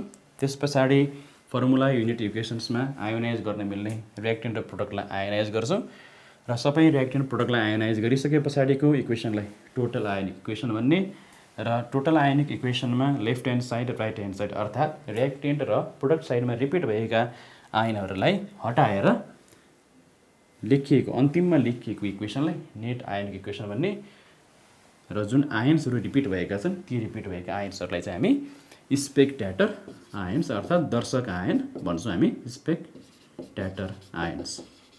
स्पेक्ट्याटर आयन्समा यो इक्वेसनको केसमा हाम्रो Na प्लस र NO3 माइनस पर्न जान्छ। यसरी हामीलाई दिएको कुनै पनि केमिकल इक्वेसनलाई हामी तीन प्रकारले एक्सप्रेस गर्न सक्छौँ।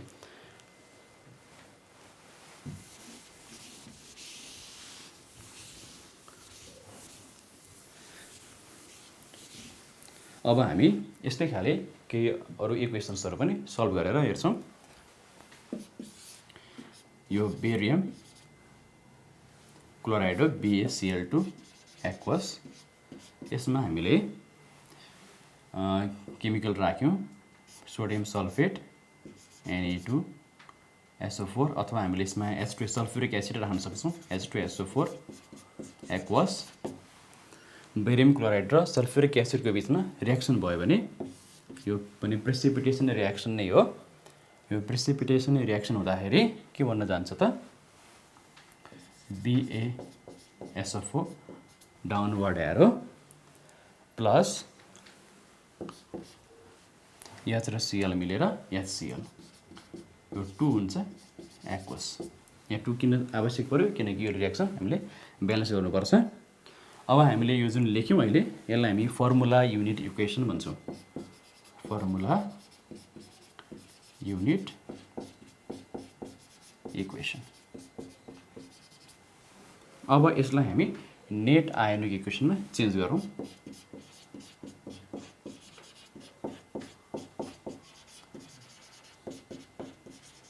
Net ionic equation. यसको लागि हामीले आयन्सहरूलाई टुक्रा पार्नुपर्ने मोलिकुल्सहरूलाई टुक्रा पार्नुपर्ने हुन्छ। BaCl2 लाई हामीले ब्रेक गऱ्यो भने Ba++ हुन्छ किनभने बेरियमको भ्यालेन्सी यहाँ 2 छ एक्वस प्लस क्लोरिनको भ्यालेन्सी माइनस एउटा मात्रै हुन्छ किनकि भ्यालेन्सी 1 हो। दुईवटा क्लोरिन छ 2Cl माइनस एक्वस प्लस अब सल्फ्युरिक एसिडलाई हामीले ब्रेक गऱ्यौँ भने 2H plus aqueous plus sulphate बाँकी रह्यो SO4 2 माइनस एक्वस। अब यतापट्टि बाँकी रह्यो BaSO4। यसलाई अब हामीले ब्रेक गर्न मिल्दैन। BaSO4 लाई हामीले एज इट इज राख्नु पर्यो प्लस यो ब्रेक हुन्छ 2H plus aqueous plus 2Cl minus aqueous. अब हाम्रो यो टोटल आयनिक इक्वेसन हो। मैले नेट लेखेको छु भाइ बहिनीहरू, यो टोटल आयनिक इक्वेसन हो। टोटल आयनिक इक्वेसनमा अब barium ion chloride ion hydrogen ion र सल्फेट आयन चाहिँ रिएक्टेन्ट साइडमा भने प्रोडक्ट साइडमा हाइड्रोजन र क्लोराइड मात्रै छ। अर्थात् यो हाइड्रोजन आयन र यो क्लोराइड आयन यो दुईटा आयनहरू चाहिँ प्रोडक्ट साइडमा पनि देखा परेको हुनाले यिनीहरूलाई हामी स्पेक्ट्याटर आयन्स भन्छौँ। अब यो स्पेक्ट्याटर आयन्सलाई अब हामी हटाएर जे रहन्छ त्यसलाई भन्छौँ नेट आयोनिक इक्वेसन। अब यो दुईटा आयनलाई हटाउँ, Ba plus plus aqueous plus SO4 2 minus aqueous arrow Ba SO4 downward arrow. अब यसलाई हामी लेख्दैनौँ, यो हुन गयो नेट आयोनिक इक्वेसन। यस्तै गरी हामी एउटा न्युट्रलाइजेसन रिएक्सन, यो प्रेसिपिटेसन रिएक्सनको टाइप भयो। अब हामी एउटा न्युट्रलाइजेसन रिएक्सनमा यसलाई गरेर हेरौँ।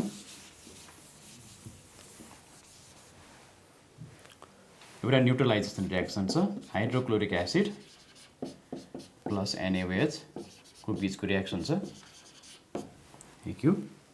अब हामी यसलाई रिएक्सन गऱ्यो भने के भन्छ, NaCl EQ plus water liquid. अब हामीले यतापट्टि हेऱ्यो भने रिएक्टेन्ट साइडमा एक्वस छ, प्रोडक्ट साइडमा एउटा एक्वस छ, एउटा लिक्विड छ। यसरी लिक्विड रूपमा रहेको H2O लाई ब्रेक गर्न मिल्दैन, एक्वस फर्ममा रहेकोलाई मात्र ब्रेक गर्न मिल्छ। अब यो इक्वेसन ब्यालेन्स्ड फर्ममा छ, इक्वेसनमा हामीले मोलिकुलर फर्मुला मात्र युज गरेका छौँ। So this is formula unit equation. अब हामीले यसको टोटल आयोनिक इक्वेसन लेख्नुपर्ने हुन्छ। टोटल आयोनिक इक्वेसन लेख्दालाई पहिला यसलाई ब्रेक गरौँ, टोटल आयोनिक इक्वेसन, यसलाई ब्रेक गरौँ, H plus aqueous plus Cl minus aqueous plus Na plus aqueous plus OH minus aqueous. अब यतापट्टि NaCl मा Na plus aqueous plus Cl minus aqueous plus H2O liquid. मैले भर्खरै बताएँ यसरी यो लिक्विडलाई हामीले ब्रेक गर्न मिल्दैन। अब हामीले यो दुवैपट्टि हेऱ्यौँ भनेदेखि स्पेक्ट्रेटर आयन्सहरू हामी देख्न सक्छौँ, सोडियम आयन र क्लोराइड आयन, यो र यो। यस्तै गरी यतापट्टिको दुईटा आयन स्पेक्ट्रेटर आयन्सहरू हुन्। यिनीहरूलाई हटाएर लेख्ने इक्वेसनलाई भनिन्छ नेट आयोनिक इक्वेसन। यो हुन्छ Na प्लस, अब हामीले लेख्न मिलेन, H प्लस बाँकी रह्यो र OH माइनस बाँकी रह्यो, H plus aqueous plus OH minus aqueous arrow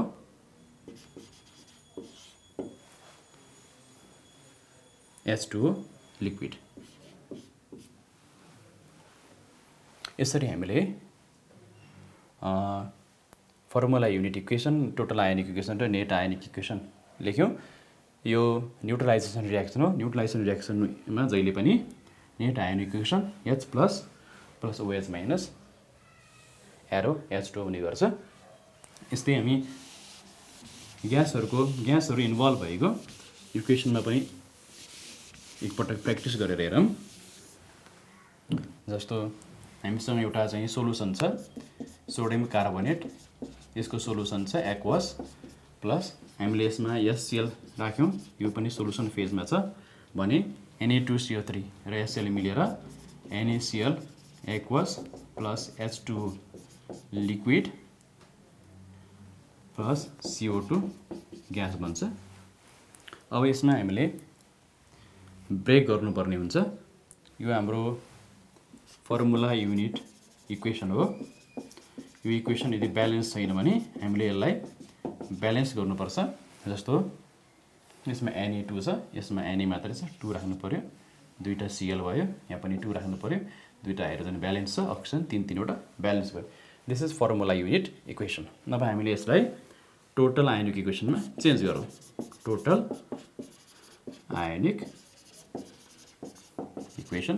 यसलाई ब्रेक गर्न मिल्छ, यसलाई ब्रेक गरौँ, Na प्लस यो दुईटा छ एक्वस, यो कति हुने भन्ने कुरा यसको भ्यालेन्सीमा निर्भर गर्छ, plus CO3 2 minus aqueous plus 2H plus aqueous plus 2Cl minus aqueous यतापट्टि छ 2Na plus aqueous plus 2Cl minus aqueous plus H2O liquid plus CO2 gas.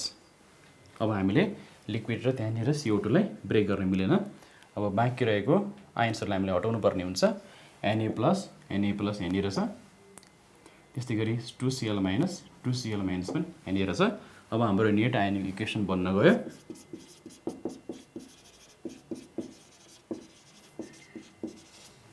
Net आयनिक इक्वेसन हुन्छ। अब यो कार्बोनेट बाँकी छ र अर्को यहाँनिर हाइड्रोजन बाँकी छ। 2H plus aqueous plus CO3 2 minus aqueous gives CO2 G plus H2O L। यसरी हामीले नेट आयनिक इक्वेसन लेख्न सक्छौँ। फर्मुला युनिट, टोटल आयनिक र नेट आयनिक इक्वेसनको एक्सप्रेसनहरू यस प्रकारको हुन्छ। विद्यार्थी भाइ बहिनीहरूले आज ल्याङ्ग्वेज अफ केमिस्ट्री अन्तर्गत बेसिक रेडिकल, एसिड रेडिकलहरूको सिम्बल लेख्ने, भ्यालेन्सी लेख्ने, केमिकल इक्वेसन बनाउने, केमिकल इक्वेसनको लिमिटेसन, सिग्निफिकेन्स र यसलाई ब्यालेन्स गर्ने तरिकाहरू सिक्नुभयो। त्यस्तै गरी यसमा हामीले पार्शियल इक्वेसन मेथडबाट केमिकल इक्वेसन्सहरू ब्यालेन्स गर्न पनि सिक्यौँ र अन्तिममा हामीले टाइप्स अफ केमिकल रियाक्सन र एक्सप्रेसन अफ केमिकल इक्वेसन पनि हामीले पढ्यौँ। यो सँगसँगै हाम्रो ल्याङ्ग्वेज अफ केमिस्ट्री भन्ने च्याप्टर समाप्त हुन्छ। Thank you.